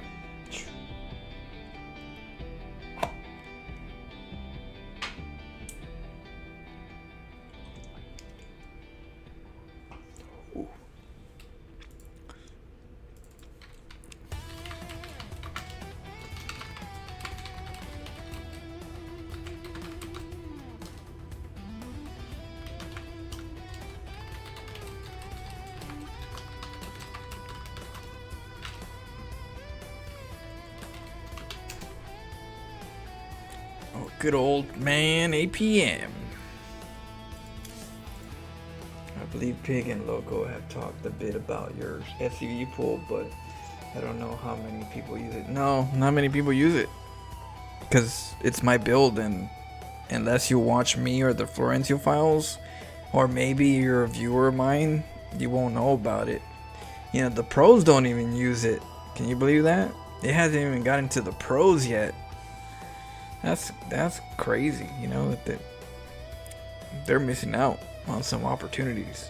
The Probius, the Pro Trick, the split. Oh man, you haven't seen that in the pros yet. I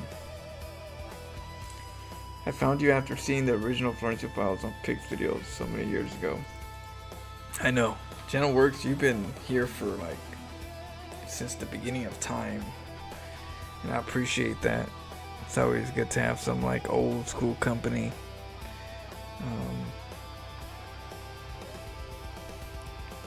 You know, can't appreciate it enough to have some of you guys been here for so long, hanging out with me for so many years. Appreciate it.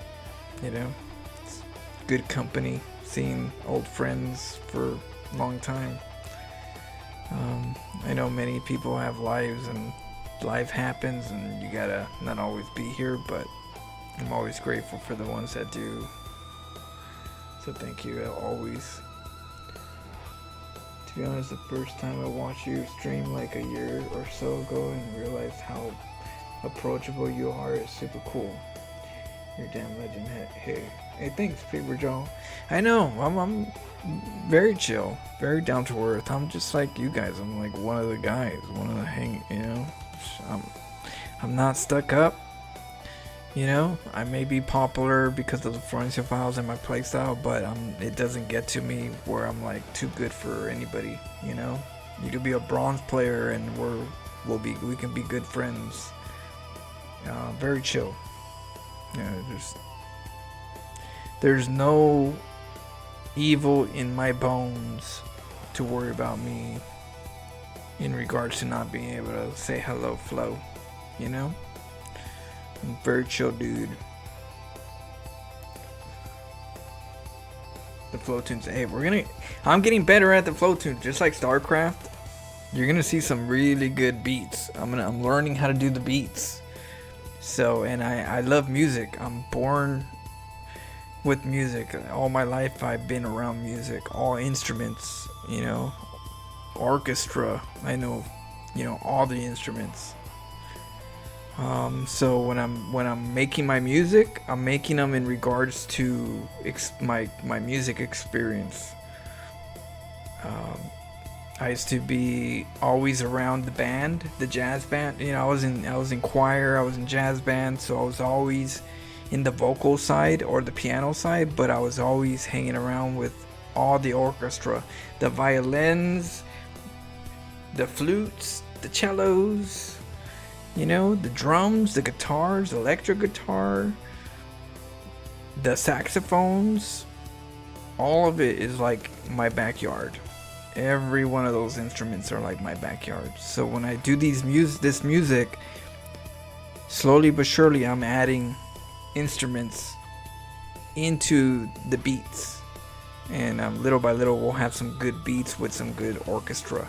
because I love orchestra. I love symphonies, you know, and but I want to make sure it's StarCraft. You know, it's good for StarCraft. And you guys, obviously, you guys know. I don't know. For those who don't know, I have my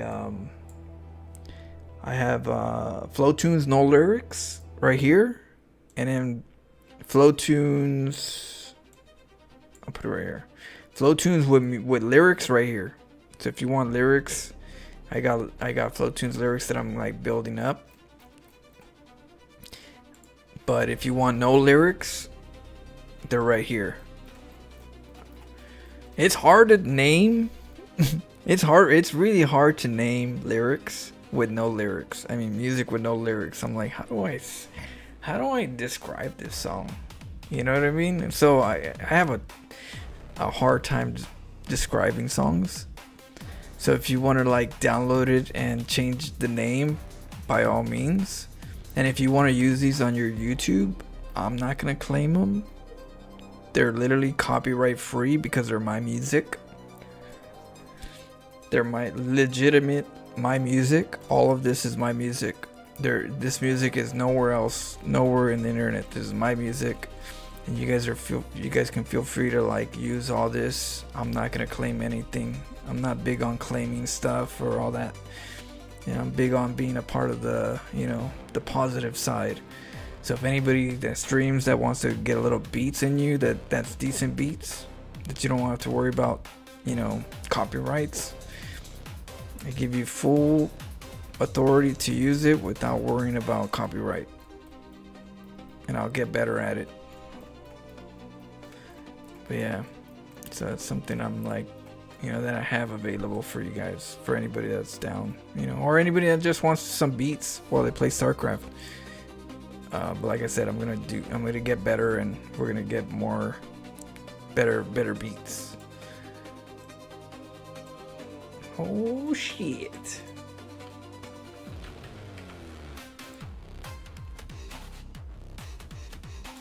And I go all out. I go all kinds of music. I love music. Alright, let's see. Pray.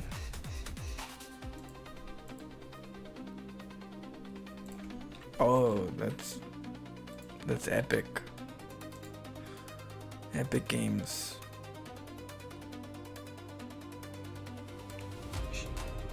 My music has strange names too.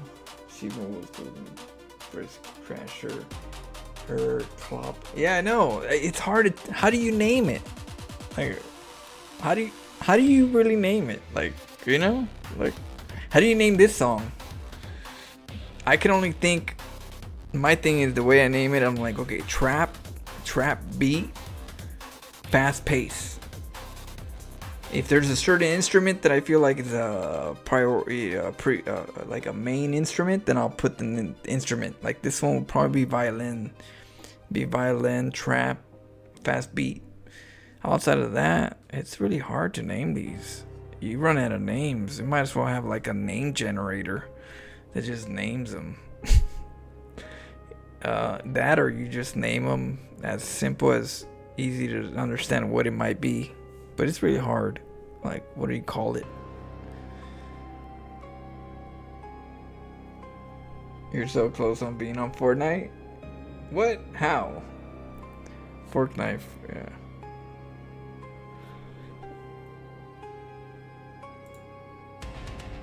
Yeah.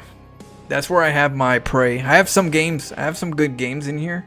I don't know, Shadow, if you've seen some of my games. Okay, let me turn that off. I got Sifu. I haven't tried this one yet, but I heard that one's good. Kind of like an Elden Ring like challenge. Alien Isolation. Mortal Shell. It's like an Elden Ring kind of style. Death Standing, we gotta try this one. It's like a movie type of game. But there's a part 1 and part 2. We got Fallout 3. I like Fallout. Fallout New Vegas was really cool. But we have a couple other games that we have to Oblivion. We have to do Oblivion. So that's the next one that we're gonna have. Amnesia, we tried this one already. This is good for Halloween. Evil Dead. Pray. We got Sleep. Among the Sleep is kind of like Friday Nights of Freddy. It's kind of like that, you know. Friday Nights of Freddy. We have Neo. It's like an Elden Ring kind of play. Abduction's kind of like that one game that we were playing that's like a puzzle game. Acronym was introduced me with that one game. This is another one. It's called Abduction, I think, right? Yeah, I think it's this one. It's either this one or Diabolical. One of those two are like the puzzle game, but I think it's this one. Yeah, Abduction. Creators of Mist. This one right here. I don't know if Acronym played this game yet, but that one's the one I played first before I played the other game. Watch Dogs. Spellbreaker. Did you know that Spellbreaker is it's fun? Did you know Avilo liked this game a lot? Avilo was like playing this game, and the creator of this game banned Avilo because he's so toxic, and he didn't want a toxic player streamer in his like game. So he literally banned him. And then they had like a little dialogue, him and Avilo, because Avilo was pissed off that he got banned, and it was like his favorite game outside of StarCraft. It was kind of a weird drama, you know, creator / against salty player. Epic. I was laughing. Layers of Fear is really cool. I like this one. This is scary. Amnesia's scary. I don't know about the Machine of Pigs. That one, I heard there's like a foo-foo.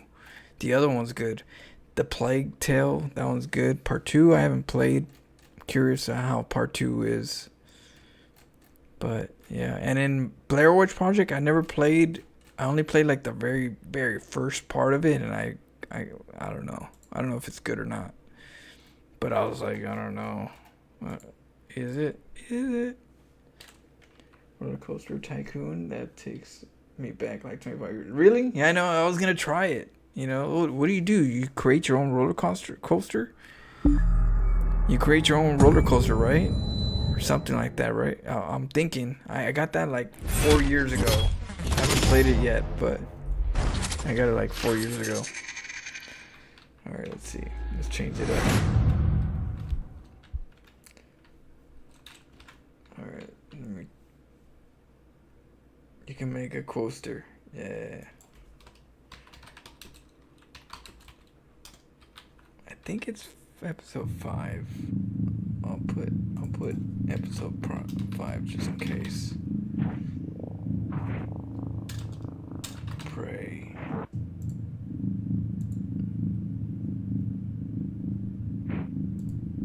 Oh, okay, yeah. Yeah, I was down to do that. I don't mind doing little roller coaster designs. Oh yeah, that's. You guys want to see when I was? Oh shit, where is it? There you go.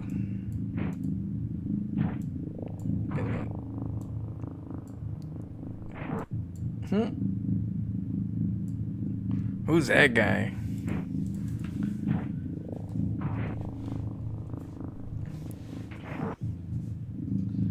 Me as a kid. Can you believe that? Can you believe that kid's a super mermaid? Little Flo. Hot diggity damn. I had a fro.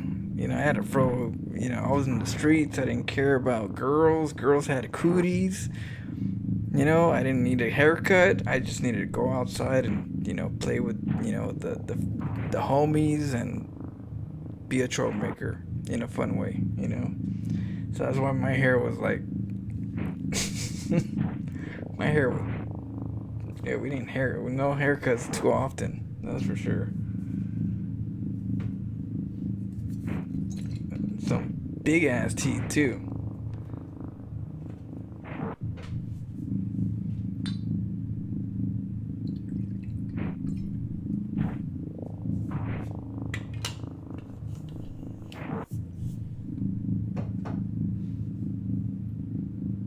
Cheers.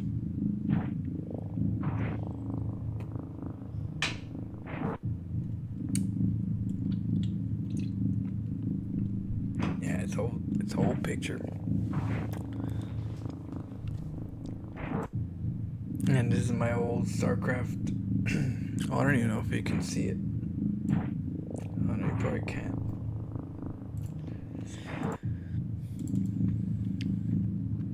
Look at that. What do you see right there? Let me see. Let me show you guys. Oops. Oh, you see that?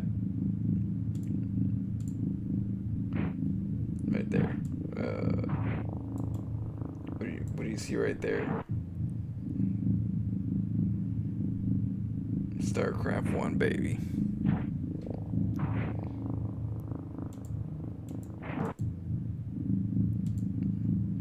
Yeah, StarCraft 1, we had a little Malibu right here. Scarface. You know, I painted this like a gamer section, so this is all black. With the lights and subwoofers and stuff. That was cool. I had my little StarCraft CD set right there. I had more. I think this is the Smiths right here. We had the Smiths.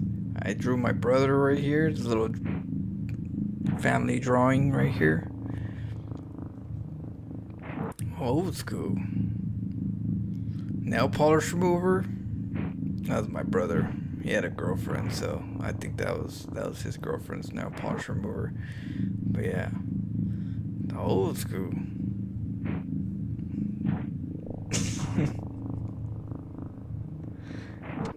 Oh man, you don't want to mess with me. Okay.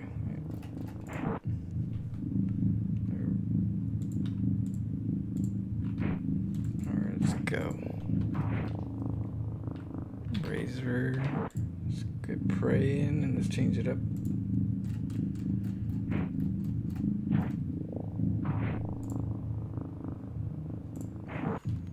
Okay. And let's change it here on the live stream.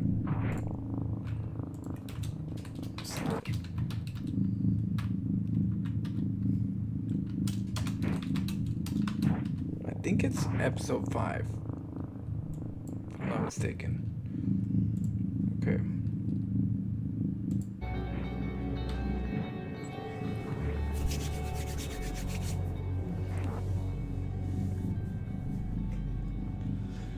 Thanks, LF. And what is it? How do you call it? NF? NF Finry? Finry? Is that a name or is that generated? Name generator. How do I call you? NF? I mean NF. NL? I'm thinking of the rapper.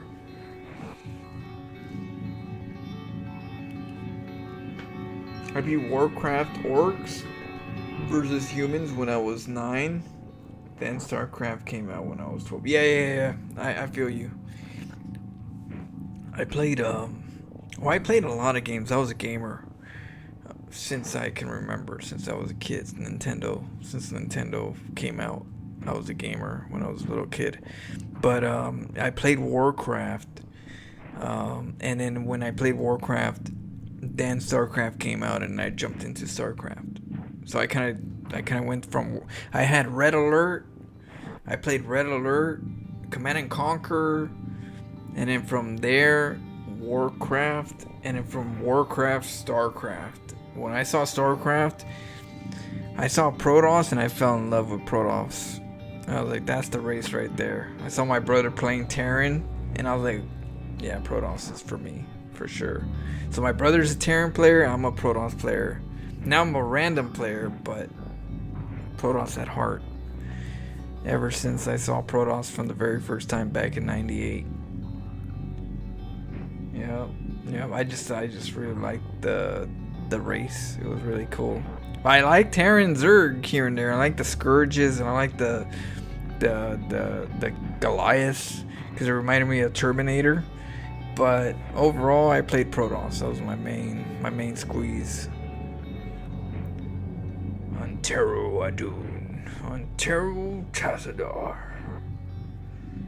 Tarot. I don't know. I forgot. For fMRI, pronunciation is fMRI, just the letter separately. Oh, okay. FNRI. Wait, MRI or NRI? Is it MRI? But it's an M. I just have to know. So the M is silent.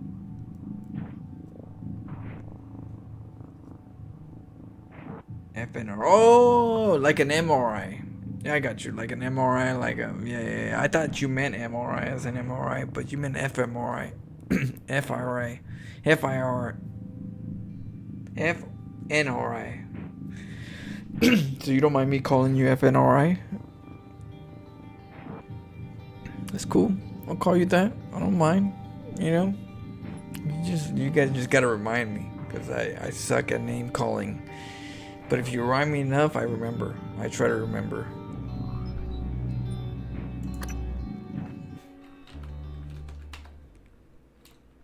Okay, let me see if I have the right hotkeys. Yeah, I do. Okay, we're good. And then let me check my... Okay, my mic is good too. Okay, we're good. We're good to go. Where'd he go? Did I accidentally... Did I exit? Okay, we're good to go. Let's go. Let's do it. What a Macau. We're about to play some Prey. Hope you guys don't get scared. I know I don't get scared. But, yeah, Shadow, I hope you don't get scared. Neo, don't get scared. You guys are good. We'll survive this.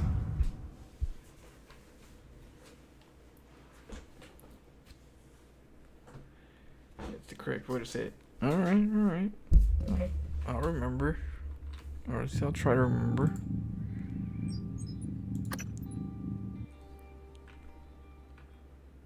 Yeah, Macau. Cheers. I think it's gonna give me one more chance to not hit entry yet. Right? Yeah. Alright. Last shot of water. Last hydration.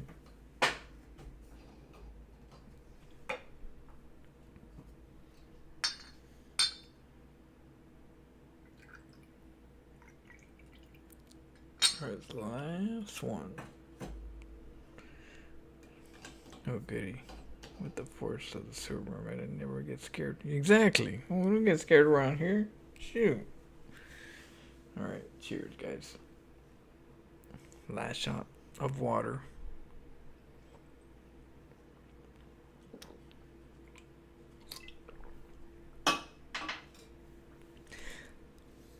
Liquid courage. That's what they call it, right? Oh shit. What?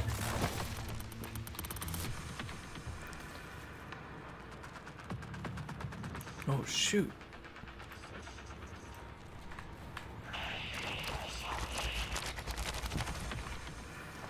He's right there.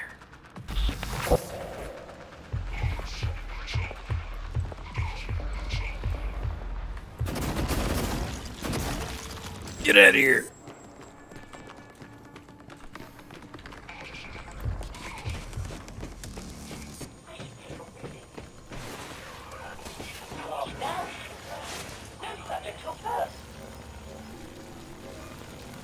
Shoot.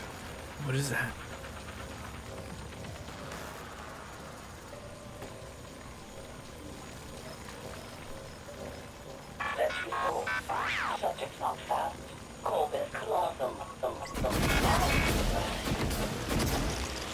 Oh, you don't mess.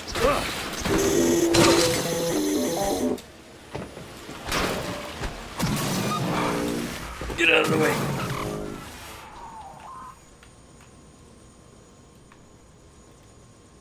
Okay. We have to go to multiple objects. Escape pod key.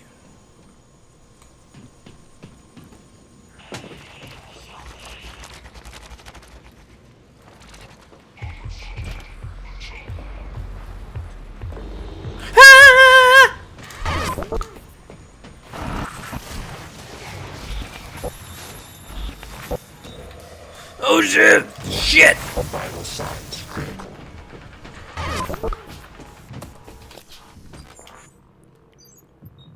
Do I have health? I don't have health. Do I have beer? A little bit.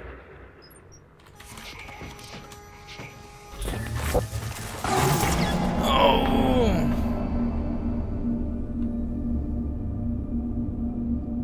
How did they get there?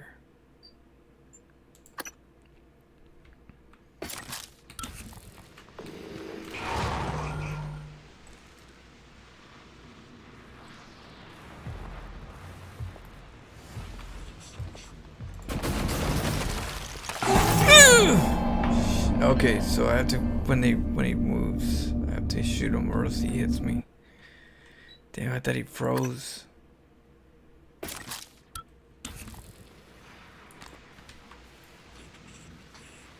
I'll have to wait until he turns and then we gotta back up.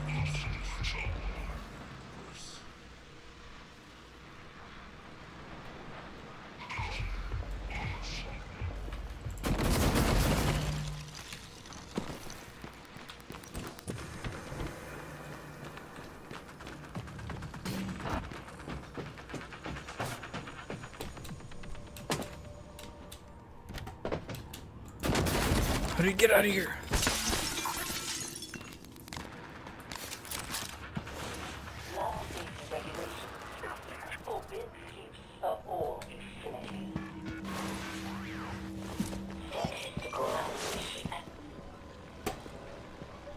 He's right there.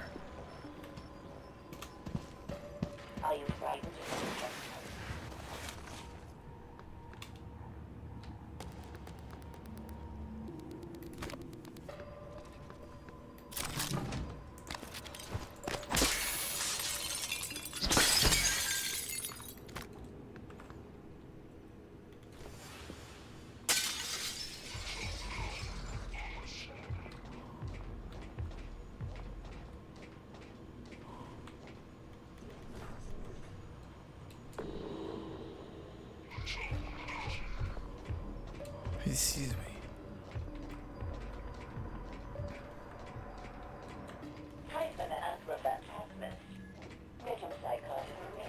He sees me. Shit. Ah!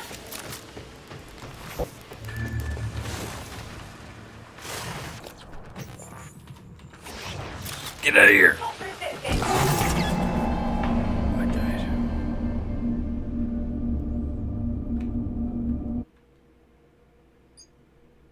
Okay. Tough area.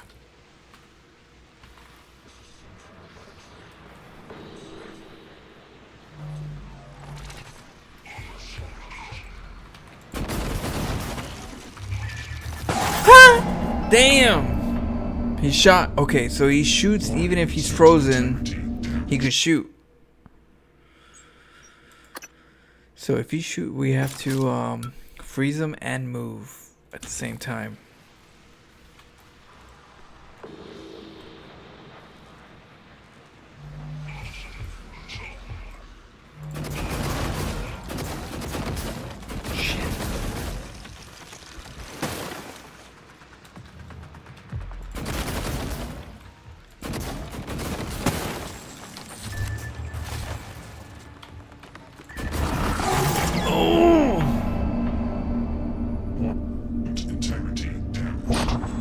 Sometimes you hit the door and you miss them and then it becomes a waste.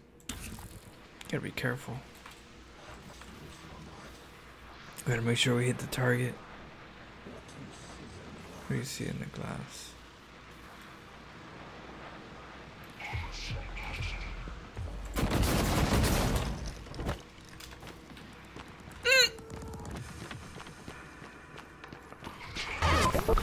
Let's get out of here. Let's get out of here.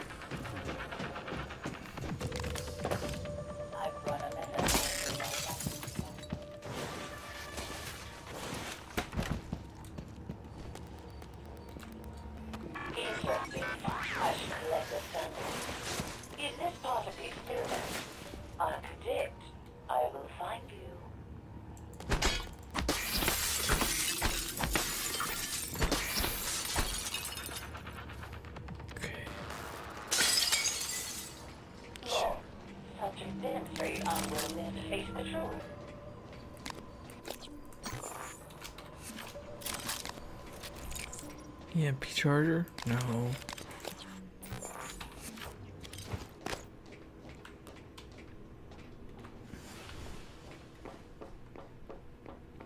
Okay, bad guy over there. Robot over here. What's over here?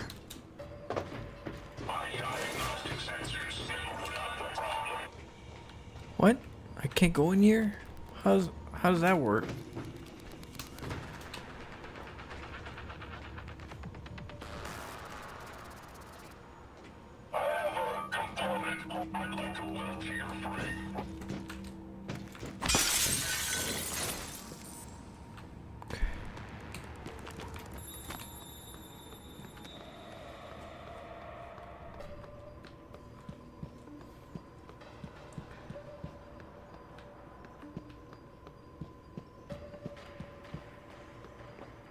You never get scared.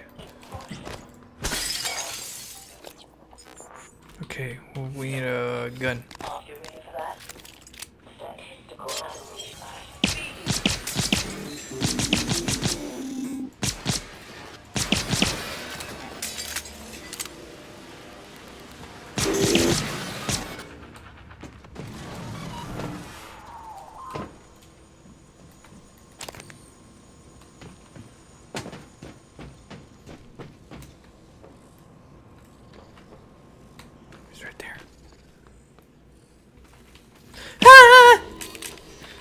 Get out of there!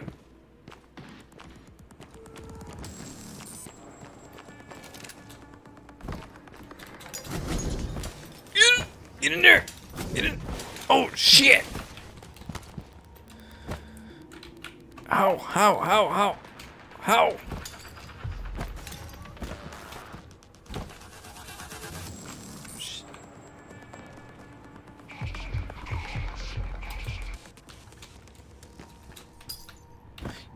Crouch! Shit, you can't.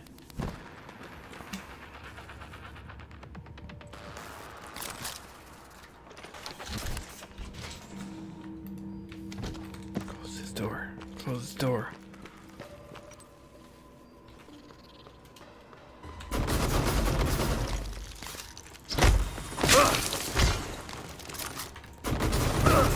Vital signs critical. Oh, you need help.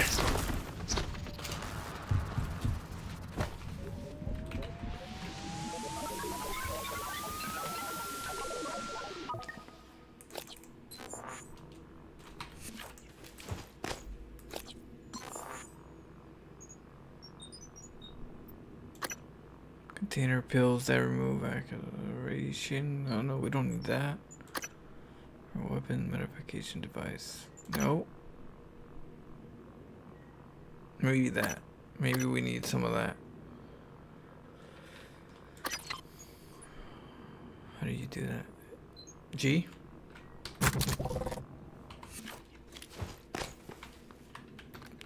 %.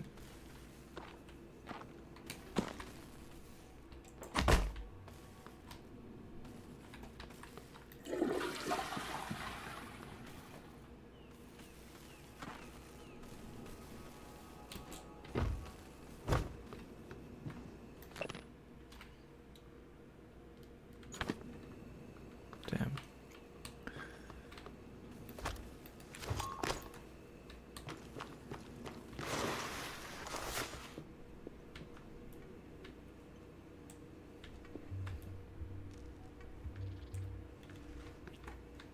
Alright, she's dead.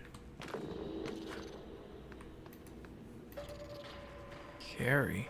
I wonder what the bodies do. Everyone here is scared but me. I'm stone cold. Neo, you're like a robot. No emotion. Just a programmed cyborg.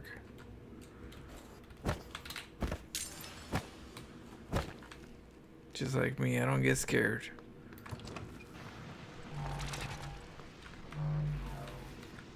Or go overnight so waffle, I ain't scared of nothing. If you get these hands. Yeah. I mean, if you work at the Waffle House in Hollywood, they don't want these hands. Oh shit. They don't want these hands at all. Wait.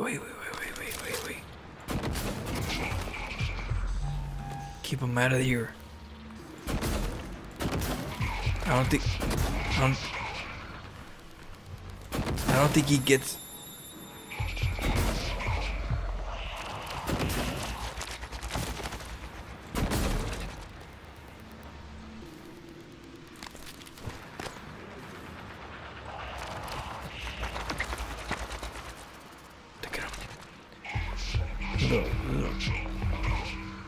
Little trick I learned in the streets. You can't get in. Yep, you try. I'll beat your ass if you even come close. I've seen horror the mind can barely comprehend for the club rush. Shoot, I don't know. I think the mind that can't comprehend is after the club after the club ends. You know? Remember? You remember when the club ends? That's like, damn, if you don't have a date when the club ends, now you have to do it with the lights on. That's even worse. Or good in some way. You know, because the lights go on and now you got like final moments. Sink or swim. Sometimes you want to swim, but sometimes you want to sink at the same time, because when the lights are on, the truth comes out.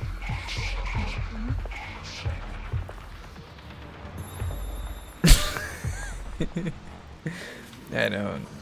When I was 21, I would go to clubs all the time. I spent my whole 21 years clubbing. I said, if there's gonna be a year where I club, it's 21. So every weekend on my 21st year, when I was 21, every weekend I would go to a club. Thursdays, Fridays, Saturday, and Sunday. I would sometimes I would be there like one of the first ones in line. You know, you ever been to a club when you were like early? I would make friends. I would make friends in the line. That way I had some people to hang out with. Because I was like, you know, when you're 21 and you spend every weekend as a 21 celebrating at a party, your friends don't hang out all the time. So you have to make friends when you're at the club. So I learned how to like go to the club, wait in line before the club starts, and then, you know, make friends there. I'll find some friends there. I'll create some friends. And then, bam, had a crew. Straight recruiting over here. Hey, Jessica, so that's when he fell over and the stripper fell on. I did some stripper stuff. A little bit. But that's because there was one night I was hitting the gym. You know, I was hitting the gym very often, and I had like a little muscle shirt and everything, and I was just like stacking. And I was driving home after the gym, and some van came up on a red light. They're like, "Hey, you know, hey." I'm over here with my, you know, they saw the muscles and stuff, and you know, they're like, "Hey, you wanna do some, you know, you wanna get paid?" I'm like, what do you mean get paid? They're like, "Yeah. You're dressed for the part." Oh, what do you mean I'm dressed for the part? I got a muscle shirt and some muscles. That's all I got. They're like, "Yeah, you know," and so I said, "I'm down," you know.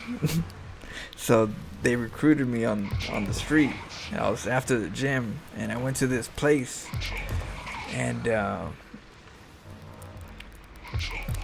we went into a building. I didn't know what I was expecting, but we went into the building. And I went in there with the tank top and everything, and they said you're dressed the part, and there was a bunch of women in the club. A bunch of them. I'm like, what is this? It's like a female buffet over here. What are we doing over here? I'm like, what are we doing over here? And it turns out I was like a stripper. They recruited me as a stripper. And yep. Yeah, we had to do some stuff, you know? And then they had a game. They had a hot potato game. And I was in the hot potato game, and the girls would run around in circles, and the guys were right there lined up as chairs. And when the music stopped, they would have to jump on a guy, you know? So when the music stopped, you were the chair, and so you'd have to like pick up the girl. I had a couple times I had some pretty big girls that I'd pick up. Good thing I was able to hold. But yeah, that was a fun night. Like, damn girl, don't you dare jump! And you know they would jump. Like you would have to keep up. That was fun though. It was a fun night. Talk about going to the gym, coming back home, and all of a sudden getting recruited as a stripper. That was an interesting situation. Wish I had me a female buffet. It was. I've never seen a buffet like that in my life. Never ever in my life. It was just all females and like 7 strippers in a big building. I was like, holy shit. I had enough money to go get a burger special. I was like, dude, I got dude, they're putting money in my pockets. I was like, I'm gonna eat some burgers after this. Hell yeah.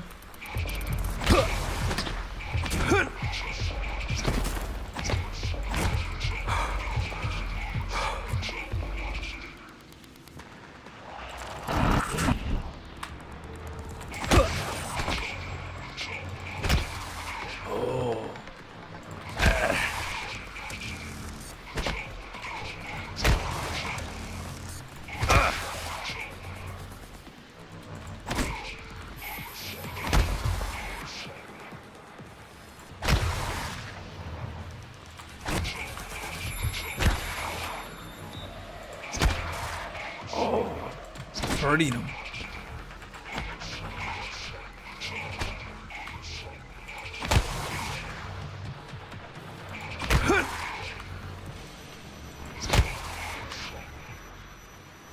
If you're a couple, I'd sleep you in. I'll snap you a big right now. What? Hell no. I'll dodge the slap. Ain't nobody catch me with a slap. See, I got reflex.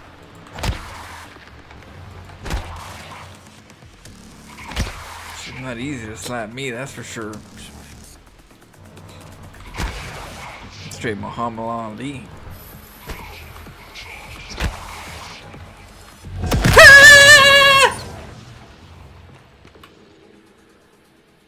I thought it died. How did I win?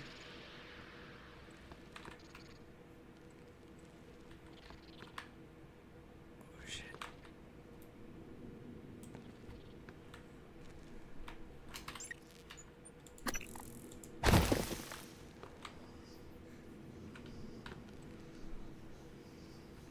I was gonna slap him. I did slap him. I screamed and slapped him. I slapped him and screamed. It was just one of those, you know, just I put all my energy into that slap with a little scream. You know, I did one of those where you just, bam, put the force. Think it's a scary scan? No, I don't scream. I don't get scared.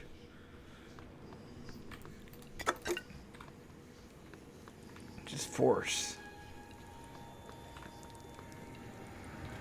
Definitely not. Felt like a Apache right there. Okay, we gotta get over there. Utility. Work. Wake up call. Helicopter arrival.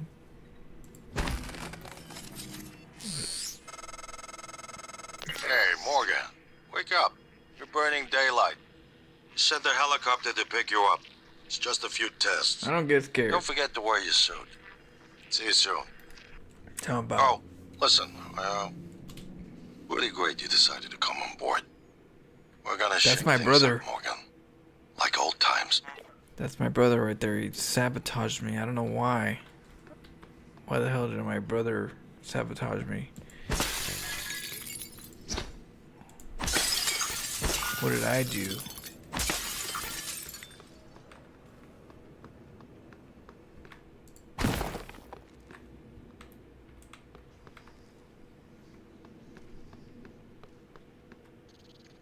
You won because of the female buffet.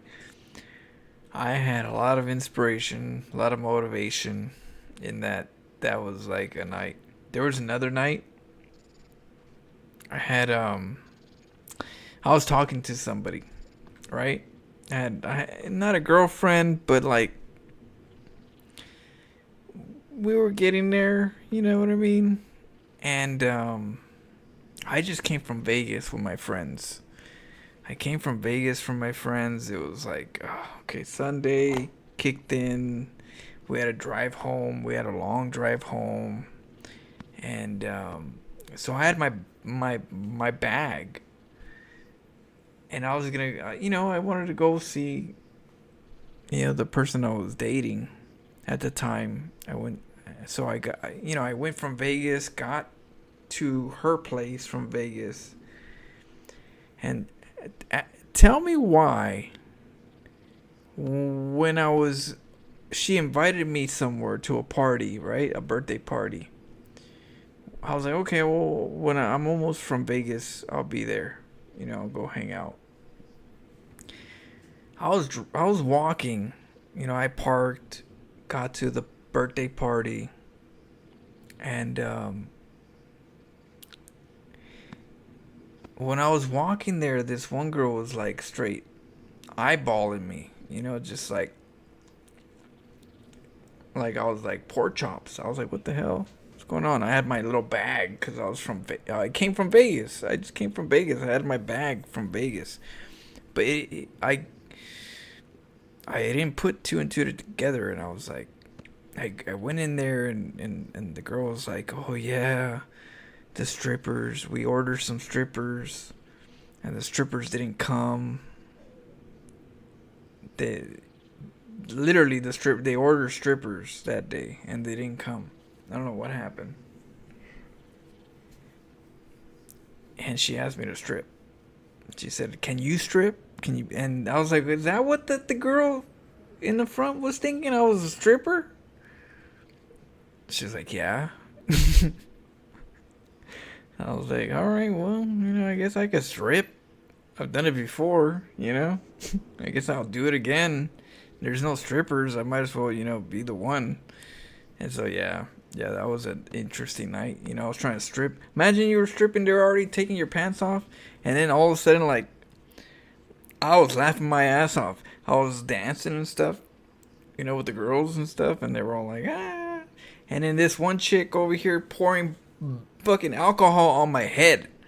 Literally, alcohol on top of my head. I'm like, oh damn, I'm getting drenched over here. And then she goes and trips over that damn alcohol. The alcohol hits the floor and she trips on it. I was laughing my ass off. But yeah, it was a fun night. Interesting night. I didn't expect that. I was like, who expects that? You come from Vegas, going to a birthday party, all of a sudden you're the stripper. That happened to me twice. I went to another party, a co-worker party. I went to a co-worker party. Hey, I was working at Blockbuster. One of my friends were like, oh yeah, we're having a party over here at the Holiday Inn. I went to the Holiday Inn, and I was like, why is there girls in here? Where's the guys? And next thing you know, 2 strippers come in. And I'm like, what's going on here? And then I guess I was the 3rd stripper. I became the 3rd stripper. I was like, what the hell is going on here? How the hell you guys turn me into a stripper? You guys bring 2 strippers. Trust me, I'll beat those strippers. And yeah, it was a competition up in there. They ain't gonna beat me in stripping. That's for sure. But ain't that some shit? Some crazy ass adventures. That's for sure. No, hell no. I'm adventurous. It was like, you tell me to strip in front of like a buffet of women? I'm like, okay, well, yeah, I guess I'll show what's up. But it was awkward because I'm not, but you know, I don't know. That just kind of like out of the blue. But I can tell you this much. I don't, you know, I don't get scared. I don't get scared in no situation.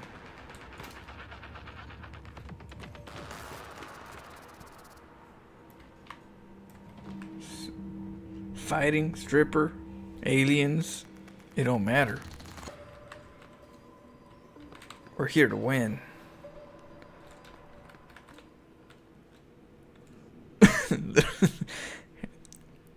You know what? I think every guy wouldn't mind being a stripper one day. You know what I mean? So when it hit me, I said, "Fuck it, we're gonna strip. We're gonna fucking, you know, magic up in here." You can call me freaking Harry Potter right here with the wondrous wand. I was shy though, you know. You ever like had like hyena women coming after you, taking off your pants, and I'm like keeping my legs forward so the pants don't fall down? You ever had that problem where like you never seen like hungry women after you? Like, I've never seen that before. Like, I was like prey up in there. I was like, no, my legs went like wide. I was like, no, you ain't, the pants ain't coming down that quick, girl. You better work for it. That was scary. We survived though.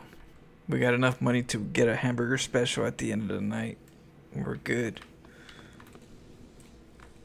A couple of dollars my way. I was like, I'm gonna eat tonight.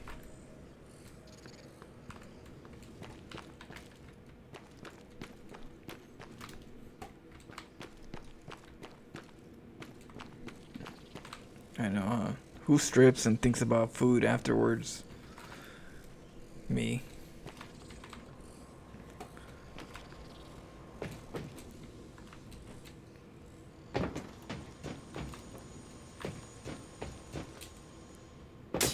Okay, we gotta go over here. How do we get over there?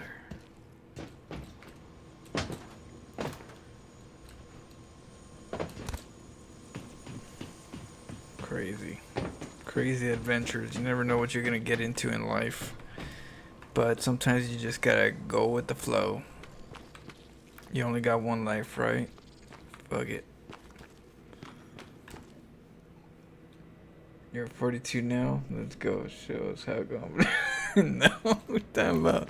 I know those days are ahead of are past me now. You know. I seen, I saw, I conquered.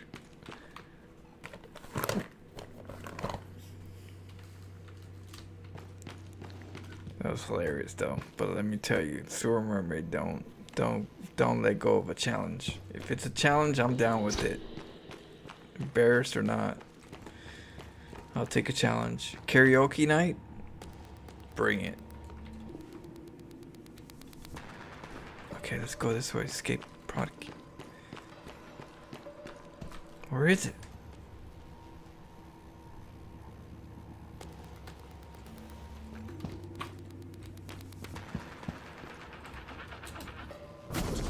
Is it this? What?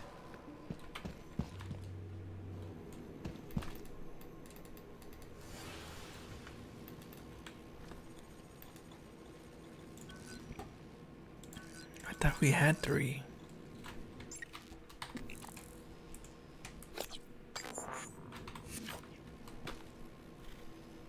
We have to go up.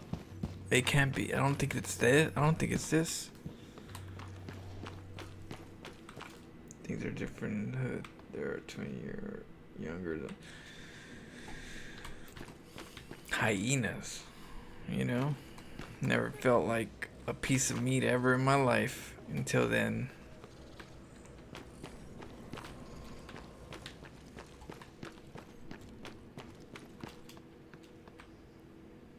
How do you get over there?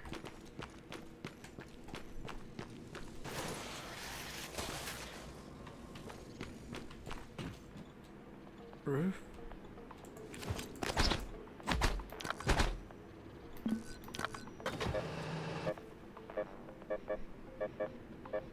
What? This what?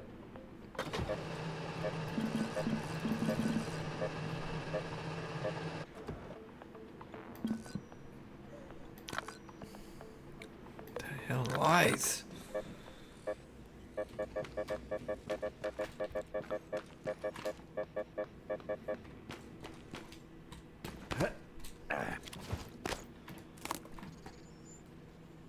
Okay.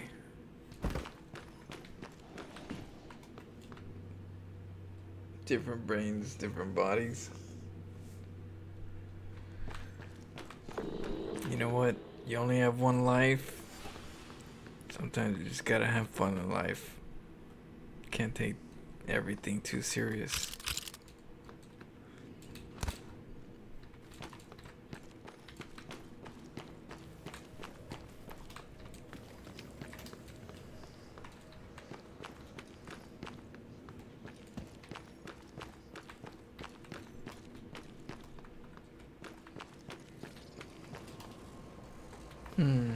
How do you get over there? Look at that guy.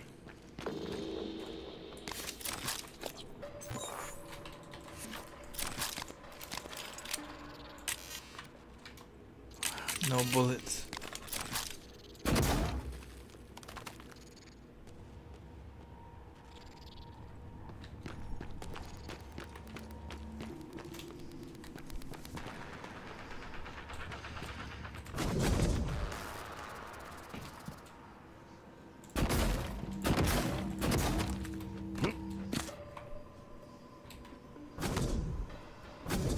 Almost.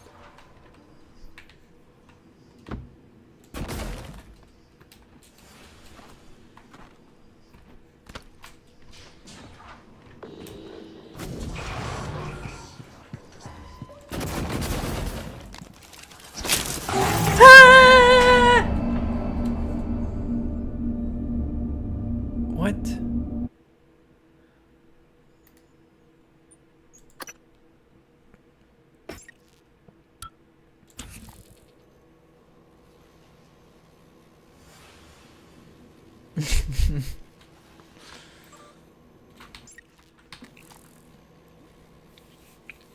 I was about to sneeze right now. It's a good thing I didn't. I almost lost a sneeze.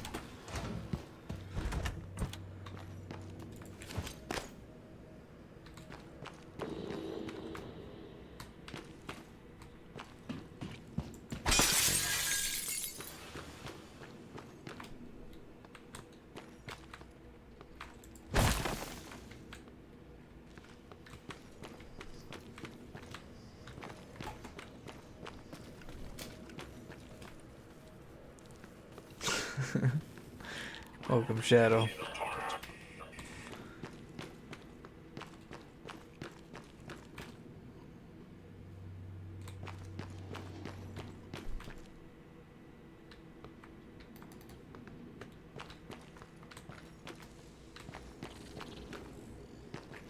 How do we get over there?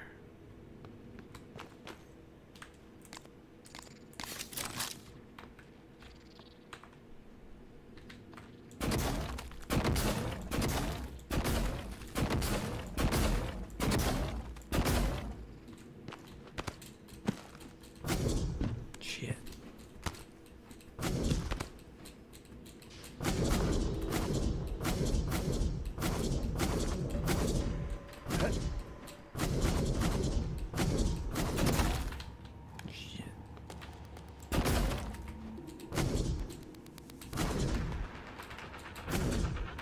Damn. How do you get up there?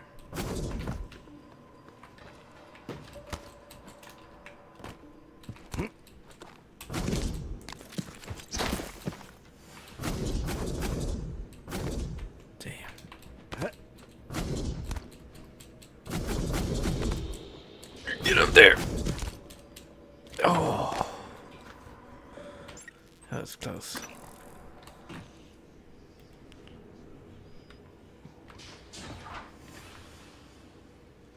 He's there. Now I'm hungry.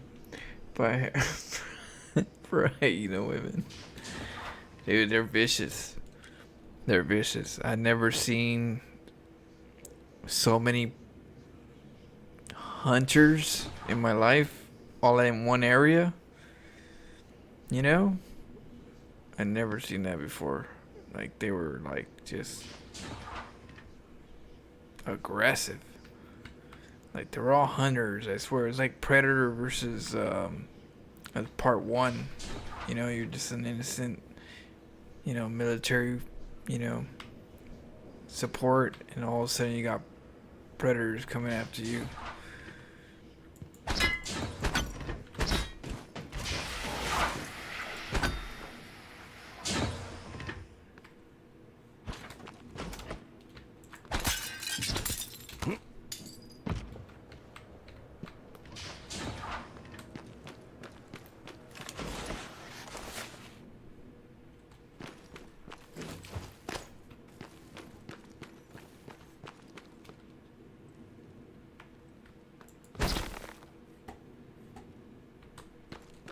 Escape pod.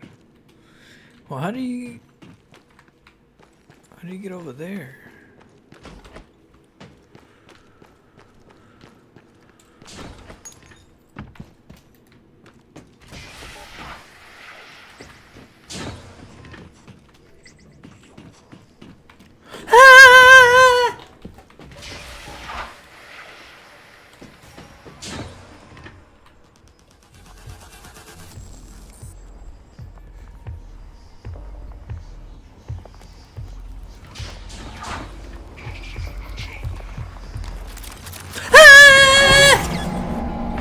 Damn.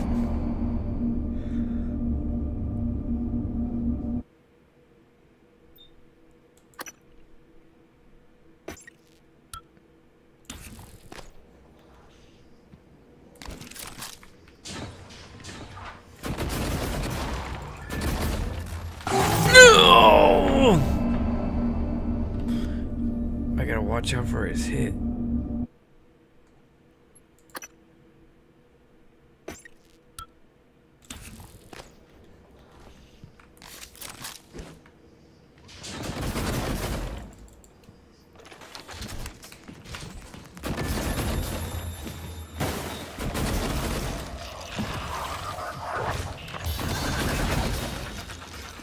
Get it.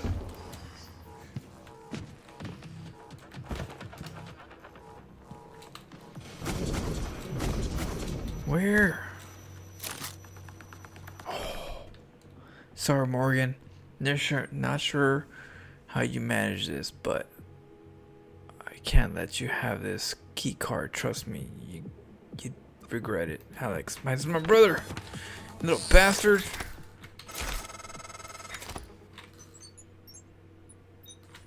That's unfortunate.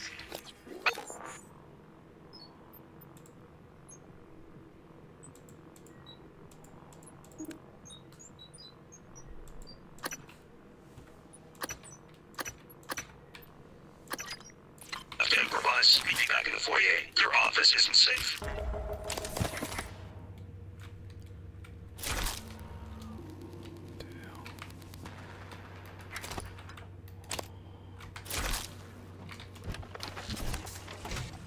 Can a girl used to being serenaded like that?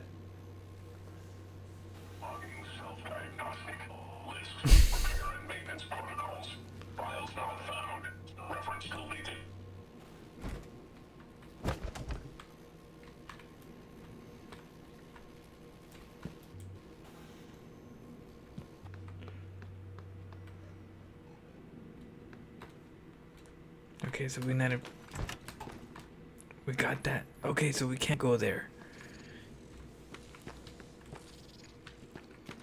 We'll have to get that way. You think it's up there?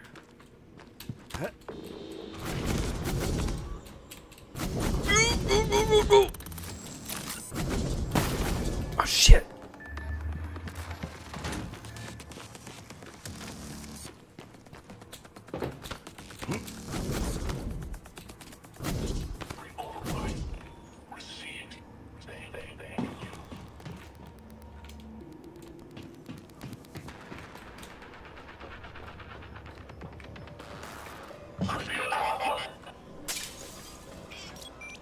Oh, they're down.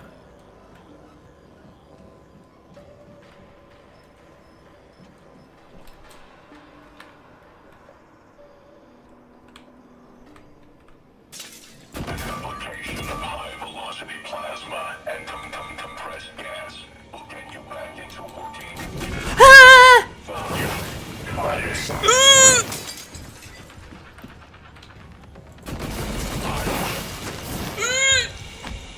Get out of there!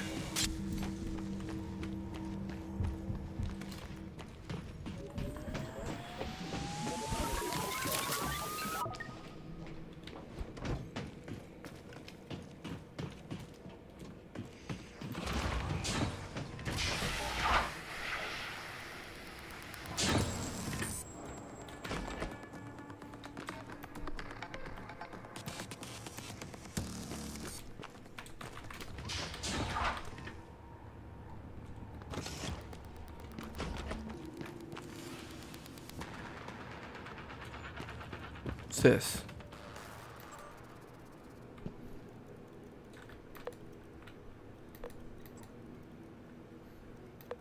Repair?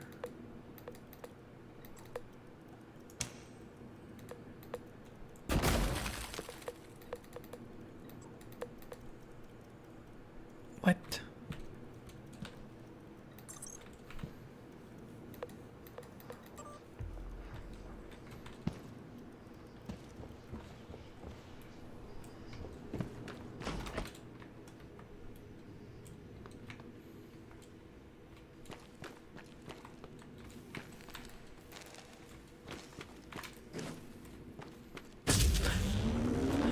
Ooh!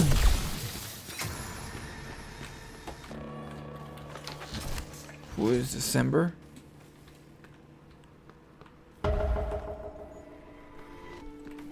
December. That's December?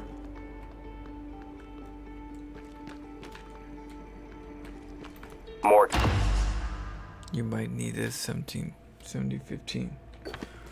That operator was an earlier defective model. Or something worse. Alex, the Typhon, they're all working against you. Trust yourself. Trust the video you made. We need to get the arming keys and destroy Talos 1 before it's too late. So what's up with this? Did you find something interesting? What's up with December? What do I do with... What?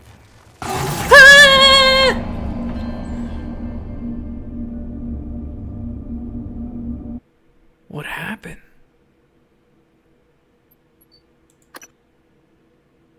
Morgan, that operator was an earlier defective model. Or something worse. Alex, the Typhon, they're all working against you. Trust yourself. Trust the video you made. We need to get the arming keys and destroy Talos 1 before it's too late. Did you find something interesting? How did I die?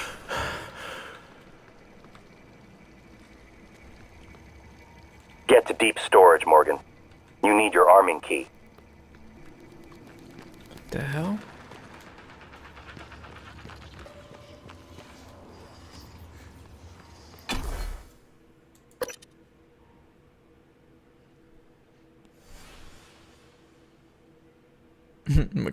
Macau wants some hyenas.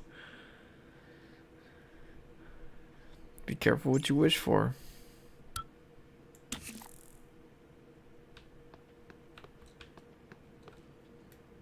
They're vicious.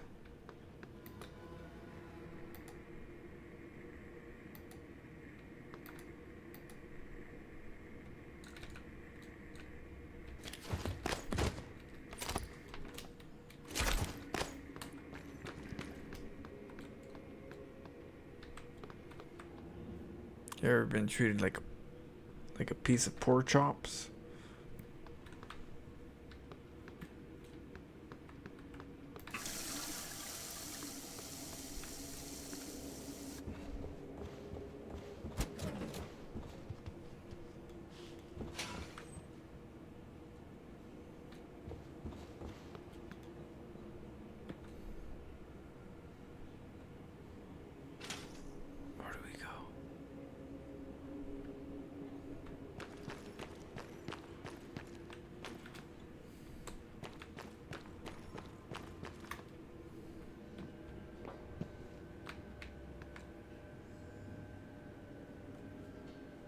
Yeah, that's right, Shadow. You don't want to mess with Flo.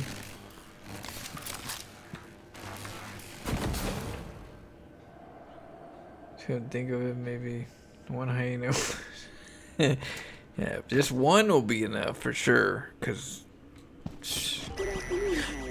Oh, get out of here! Talos 1 is everyone's responsibility. Gotta be careful, Send you all know. help requests or concerns to security@transstars.talos.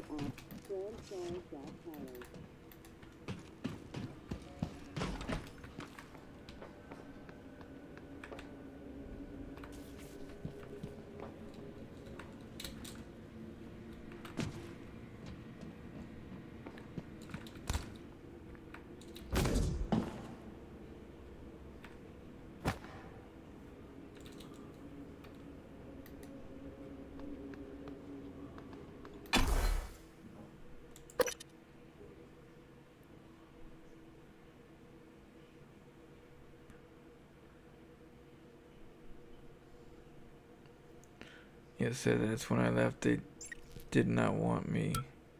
I was too skinny. What? We sneak in through an exit. Wait, hold on. Neil has a story. I worked overnights at a Waffle House. I ain't scared of nothing. I mean, if you work at a Waffle House, yeah, you got some tough skin. I would definitely say you got tough skin if you're at a Waffle House, especially over in LA. The Waffle House that I know of is in Hollywood, so it can get a bit crazy over there. Don't mess with anybody's chicken and waffles. There's always a fight in chicken and waffles place. Seen some horror the mind can barely comprehend. And that's before the club rush. Damn. At the Waffle House? Or is it like a separate club near the Waffle House? It's like a 2-in-1? I mean, that wouldn't be so bad, though. Bridget, 420 IQ. He's stuck. Sneak in through an exit, have a homie open a door, and then they try to hide from the bouncers for an hour. How the hell? For a whole hour? You're over there trying to hide from a bouncer? That's funny.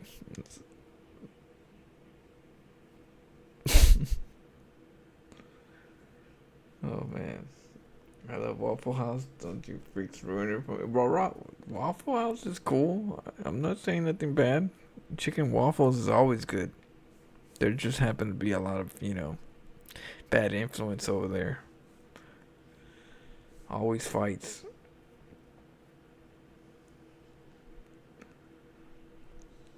So, let's see. I was there. I was there. I saw it. So when I left, it did not want me. I was too skinny. What? They're looking for that big boned. Who here likes grits? What are grits? I've heard of grits, but I don't know what grits are.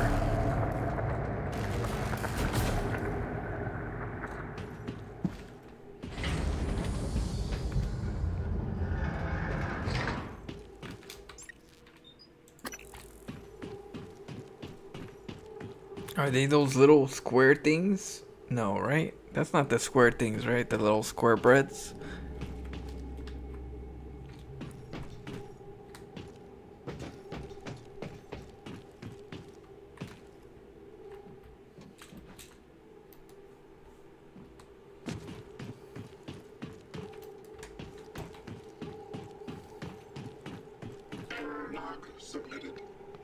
You should be ashamed of yourself for mentioning Waffle House and not knowing what grits are. I don't know what the hell grits are. When I went to Waffle House, my friends took me over there. So, Excuse me. I wasn't very popular in the Waffle House side. I was like, I don't know, like waffles and chicken? I was like, that's interesting. I'm used to pancakes, hash browns, some eggs. Some pancakes. I wasn't used to chicken and waffles. I was like, I was like, who eats chicken and waffles? That's breakfast and dinner. You know, in my eyes, but you know, I said, alright, we'll give it a shot. Scanning. I put ketchup in my corn, so you know. Is at or near peak level. Can't judge. You guys ever put ketchup in your corn? Bomb.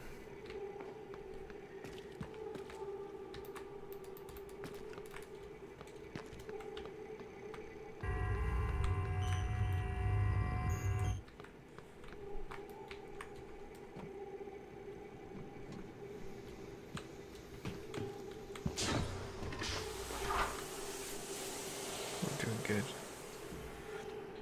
Hope someone chick comes in and knows about grits. What are grits? I don't know what the grits are. Are they like the little bread squares? Are those grits? I honestly don't know what grits are.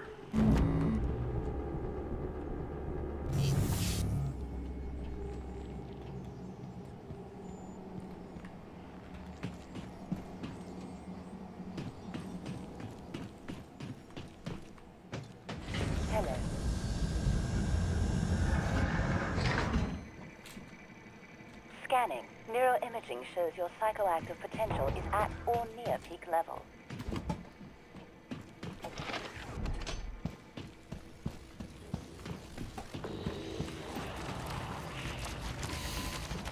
Shit.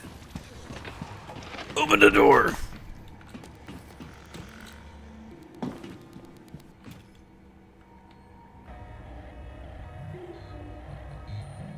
There's two of them.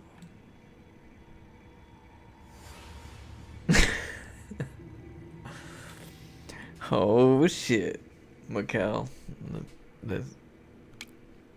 She didn't read that. She don't know. She will beat your ass.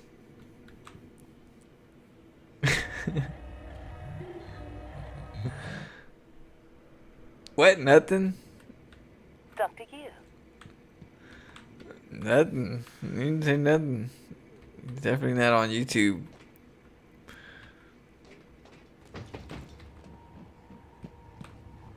I ain't gonna snitch.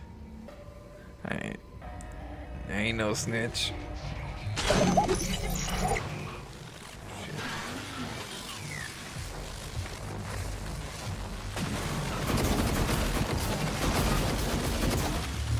Ah! Damn. I was almost out of that area. I ain't saying nothing. I got amnesia. You ever have amnesia?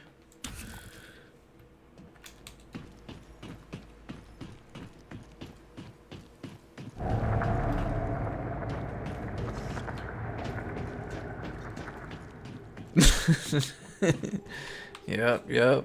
Yes, they do. Get a whole bunch of stitches. Scanning. Neuroimaging shows your psychoactive potential Should be on is YouTube. at or near peak level. If you're on YouTube, you would know. You'd be able to read chat.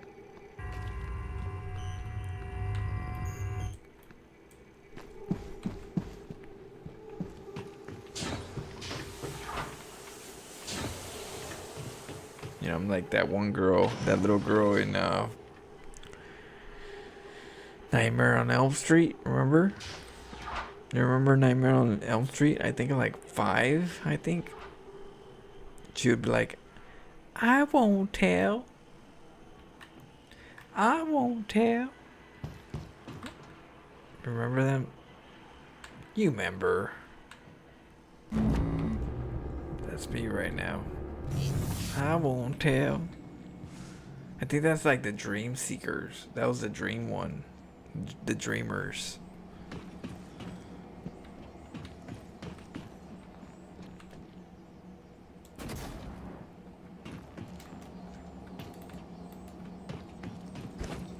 Hello, Dr.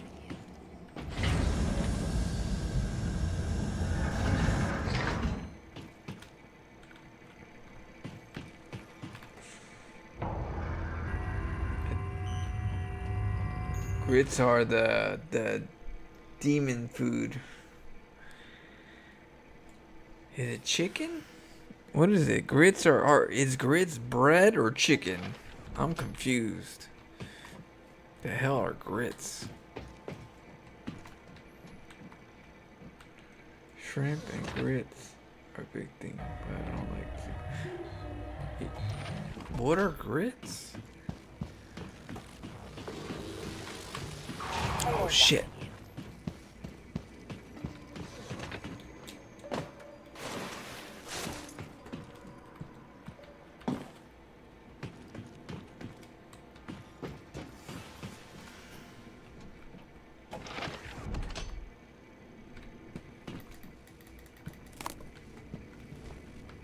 They're kind of like oatmeal, but like not.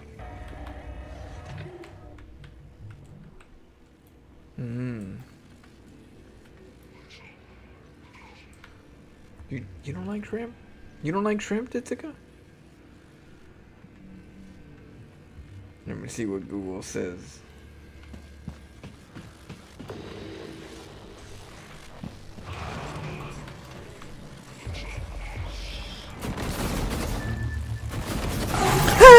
Damn, he did it again. I gotta watch out with him. I don't know how he hits you.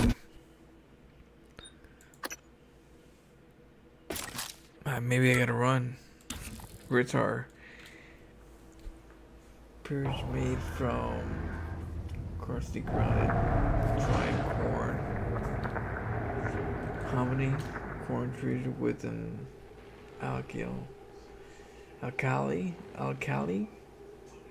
They're typically cooked in water or milk and often served as a breakfast dish, sometimes with added flavoring but butter, cheese. So it's like a cornbread?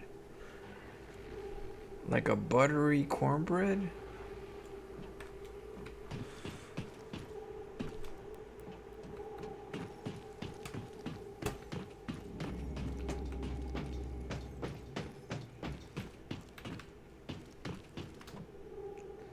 Not like a cornbread, but it's made out of corn.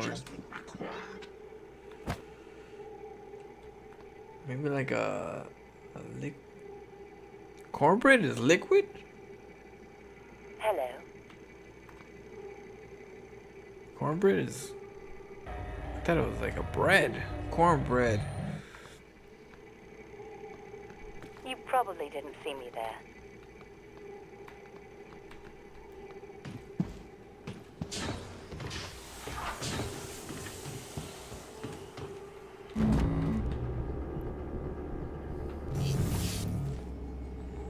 Gotta be careful here.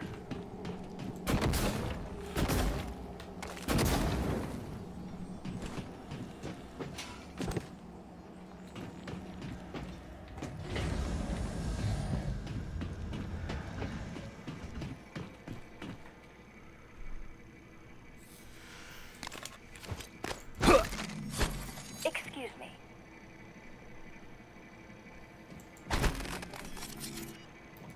Scanning. Neuroimaging shows your psychoactive potential is at or near peak levels. One shot, one screen. Dr. U profile indicates subject and researcher. Unusual.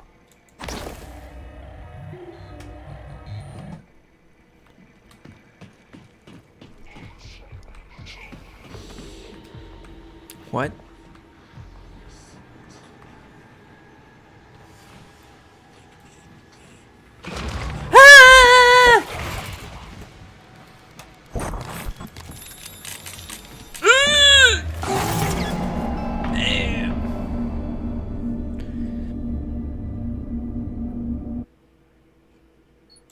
Got me.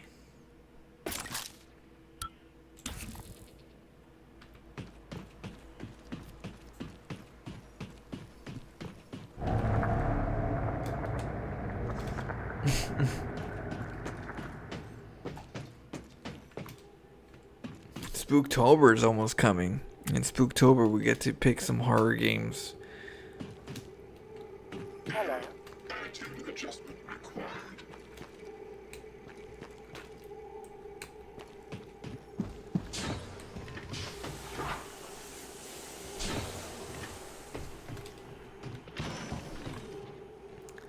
I am the bravest one of us all, you know? And of all of us together, I feel like I'm the bravest.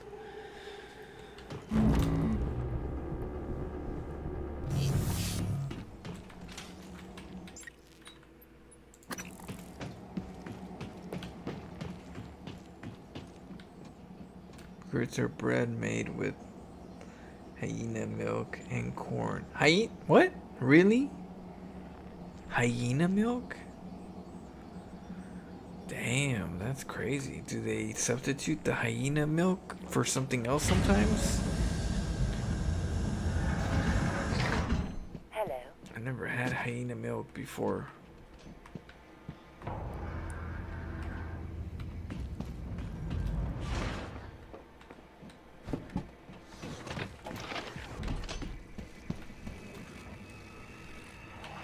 Who said? I can't say.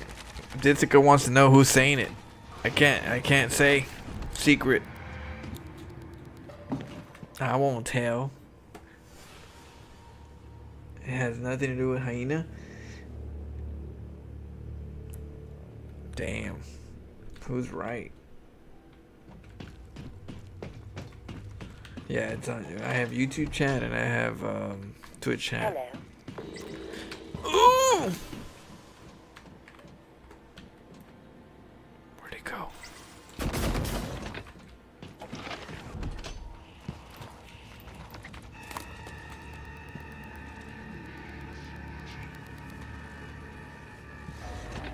Ooh, get out of here!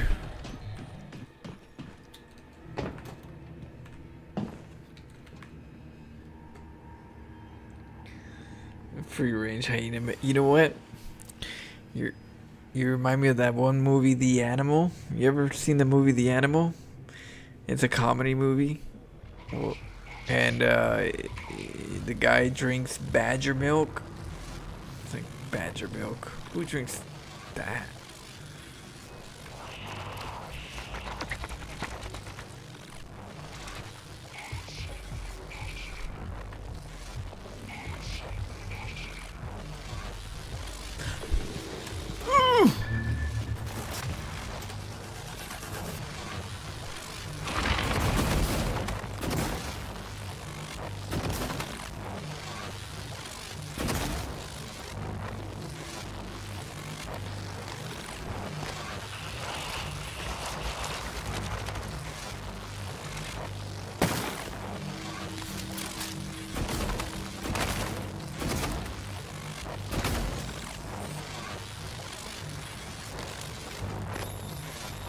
The Animal Rob Schneider. Yeah, that one. That movie. Remember that movie?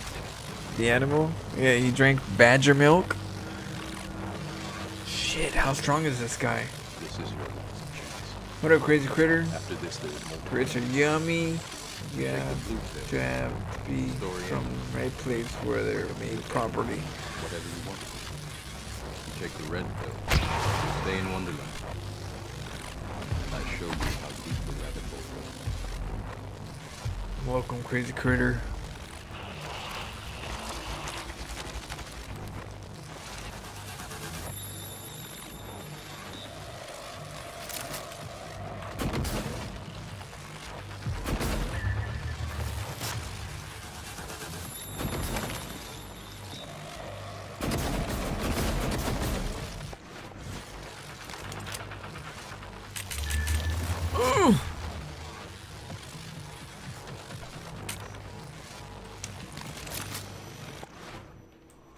Okay, how do I do this? Shit.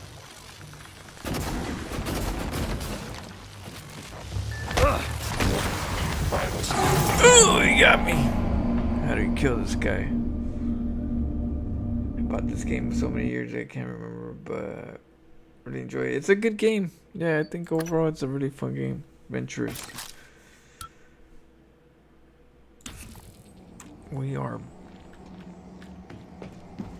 We're doing pretty good. We haven't died yet. Hello.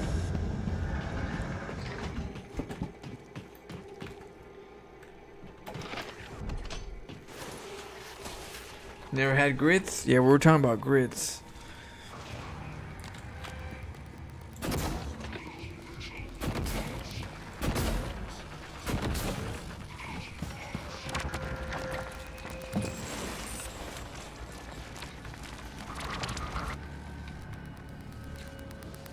Oh, she broke him.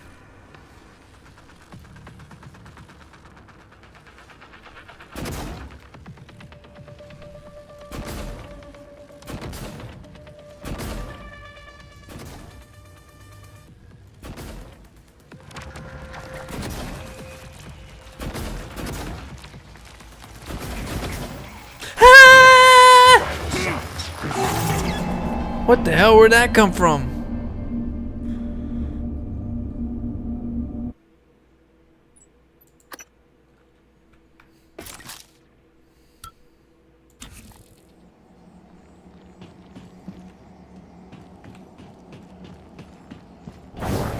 Vital signs critical.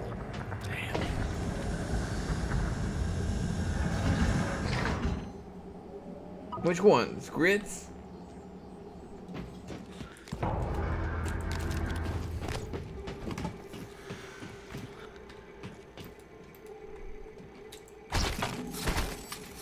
Can't break it.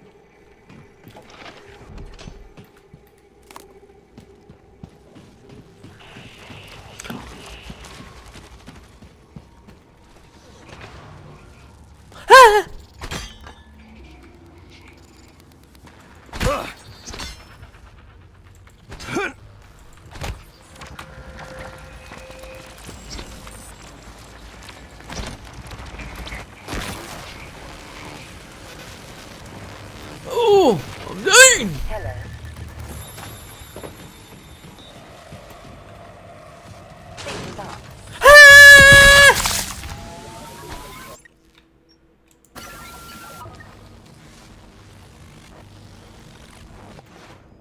Damn.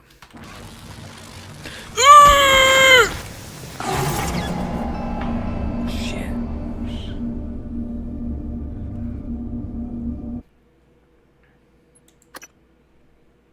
Gotta go upstairs.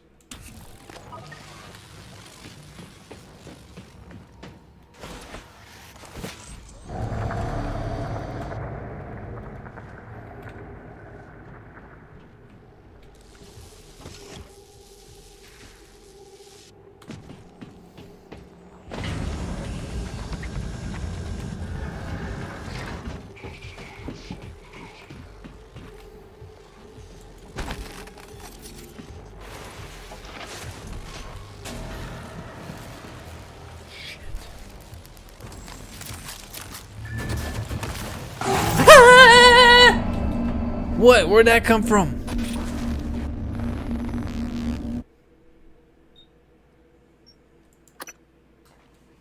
Damn. Tough out here.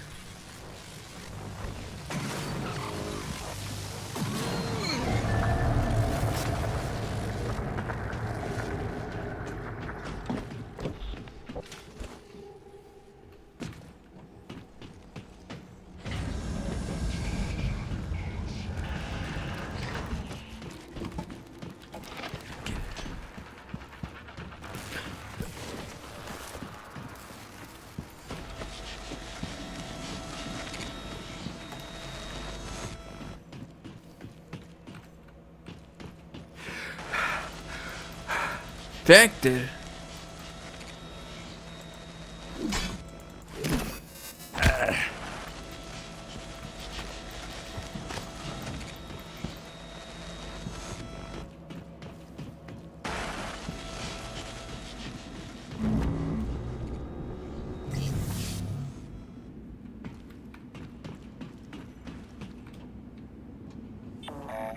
Pick up flow to use it. What?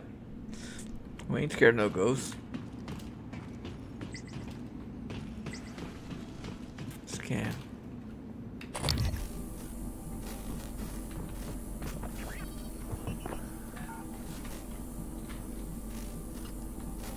No match found. What was that? Vital signs critical.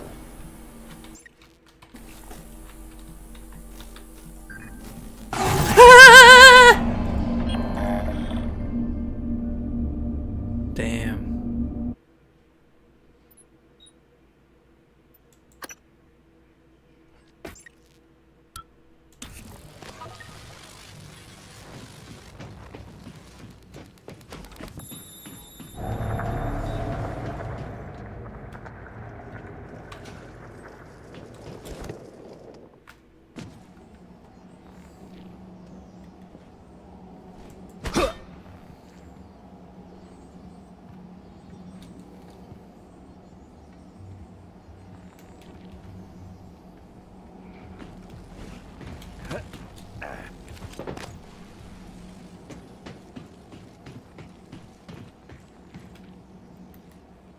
How do we get in here?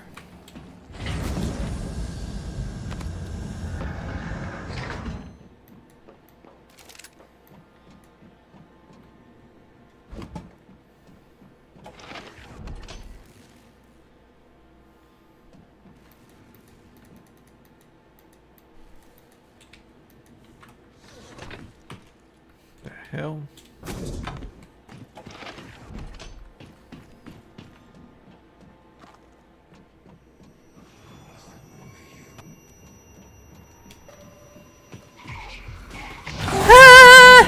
What the hell? Where'd you come from? This some bastard came out of nowhere.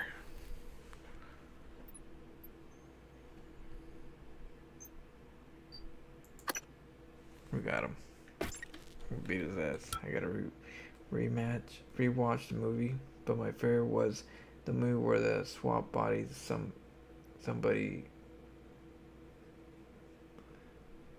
Macadam's. The only movie I saw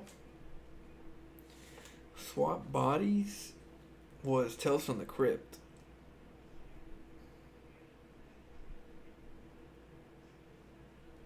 Yeah. In Tales from the Crypt, there was a couple of movies that I had where they swap bodies.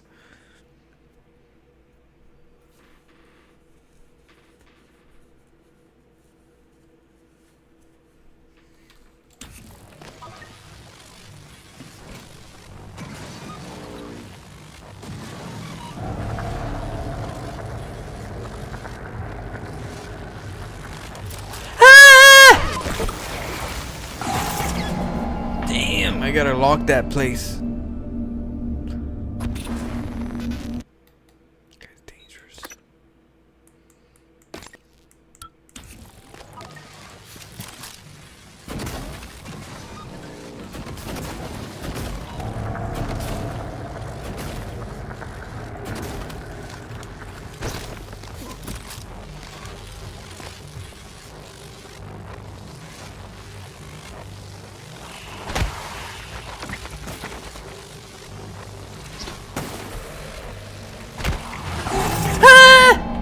Damn! How do you survive that?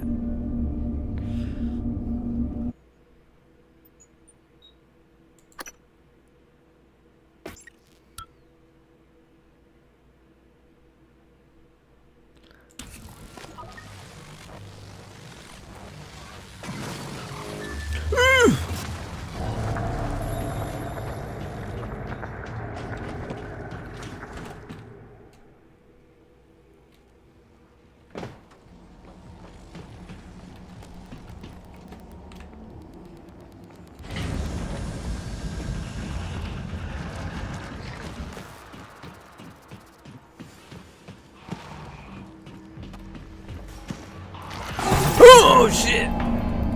Damn, were they coming out of nowhere? That's too dangerous.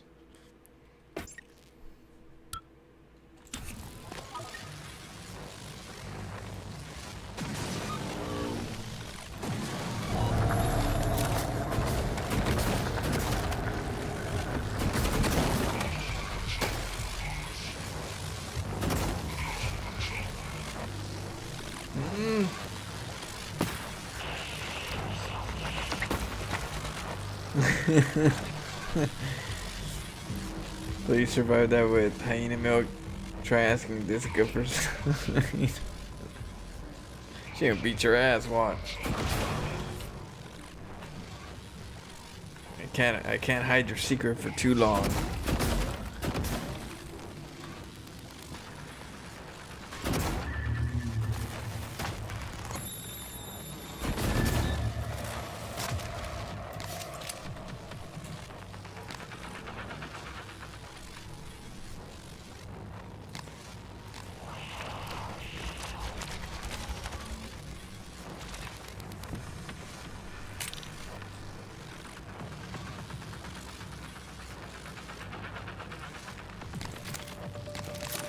Oh, we don't have any recycle charger. Shit.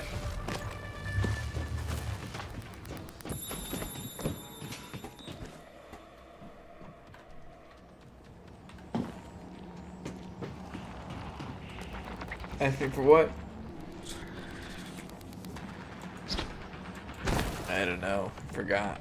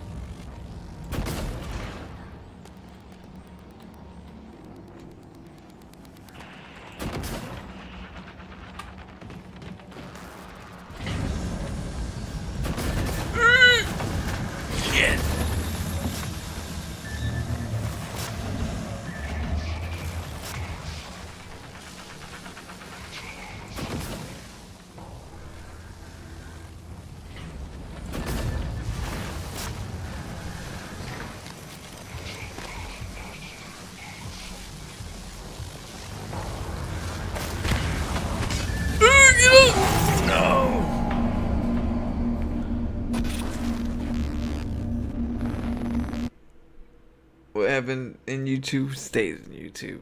That's true. It's staying right there. I ain't saying nothing.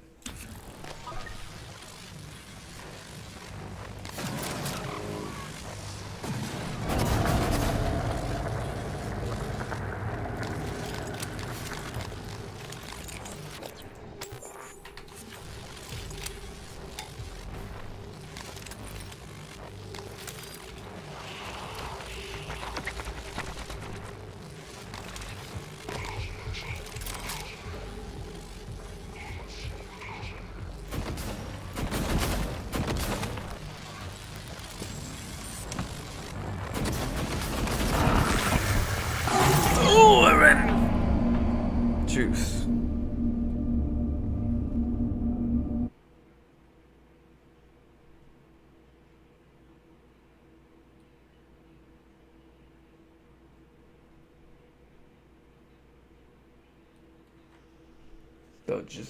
No, if you're not defending my honor, I will remember. What? I didn't say nothing.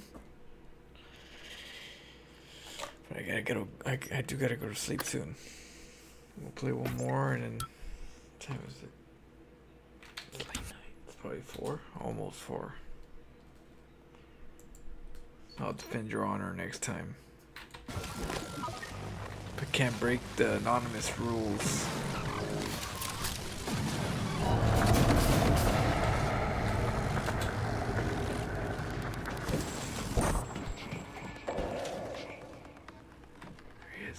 There he is. He's coming up.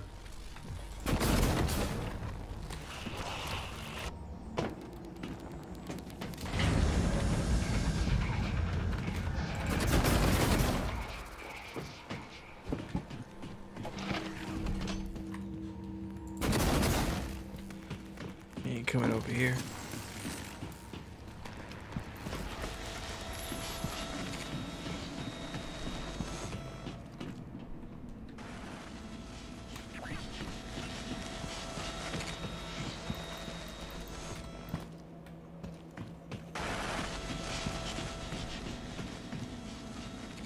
What? Guess.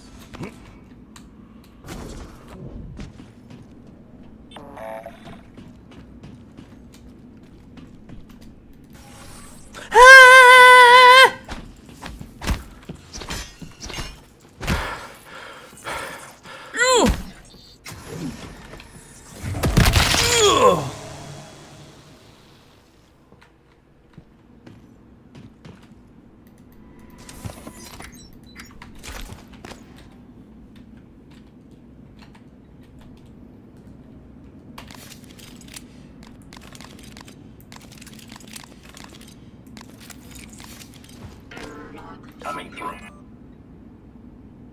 I'm an idiot. Indisposed. Medium. Construct wants to discuss some urgent matter. Science operator. That's itself. Demerge by the half hour and dot every day.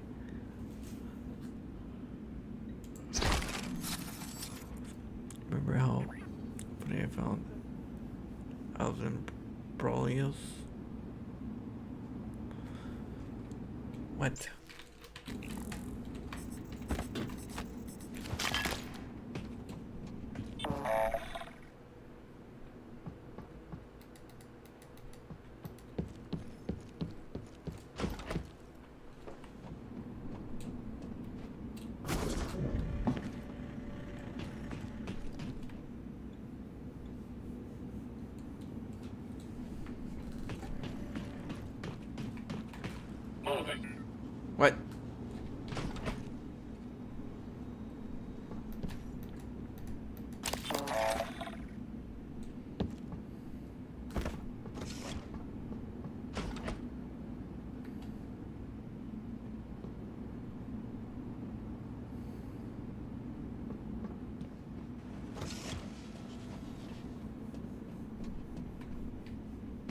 see here.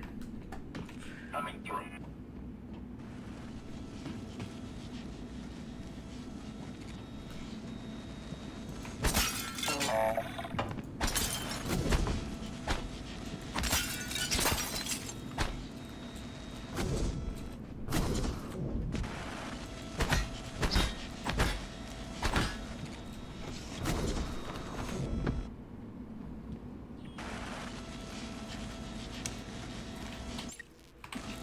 Oh man, I'm getting sleepy. As much as I want to play more, I gotta get a little bit of rest.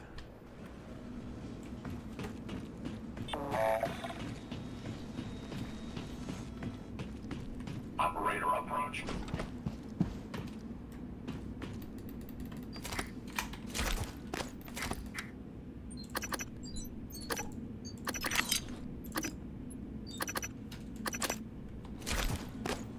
Did I scare you pretty good? I ain't scared of no ghost.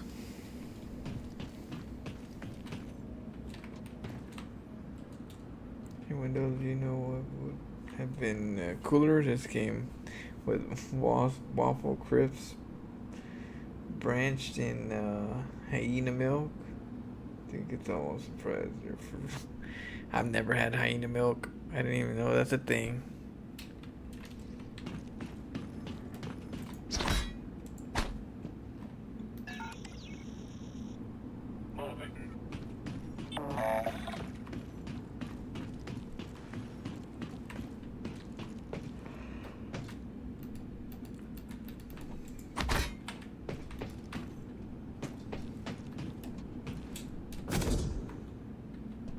Nobody's in here. Coming through.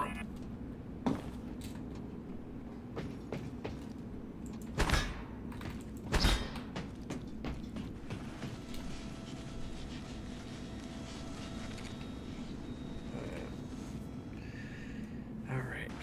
I gotta get some sleep as much as I want to keep playing. I am tired. Quick load, save game. Oh man. I gotta wake up in the morning for some StarCraft, so if I go to sleep now, I'll be able to see the sunrise. But we'll play this tomorrow, or tonight, tomorrow. Oh man. I'm gonna crash right now. Alright. I'll see you guys in a few hours. Jessica, you have a good night. Shadow. Macau. Windows. Yeah, this game's good. It's called Prey. We're getting into stealth mode now. We have to get stealthy.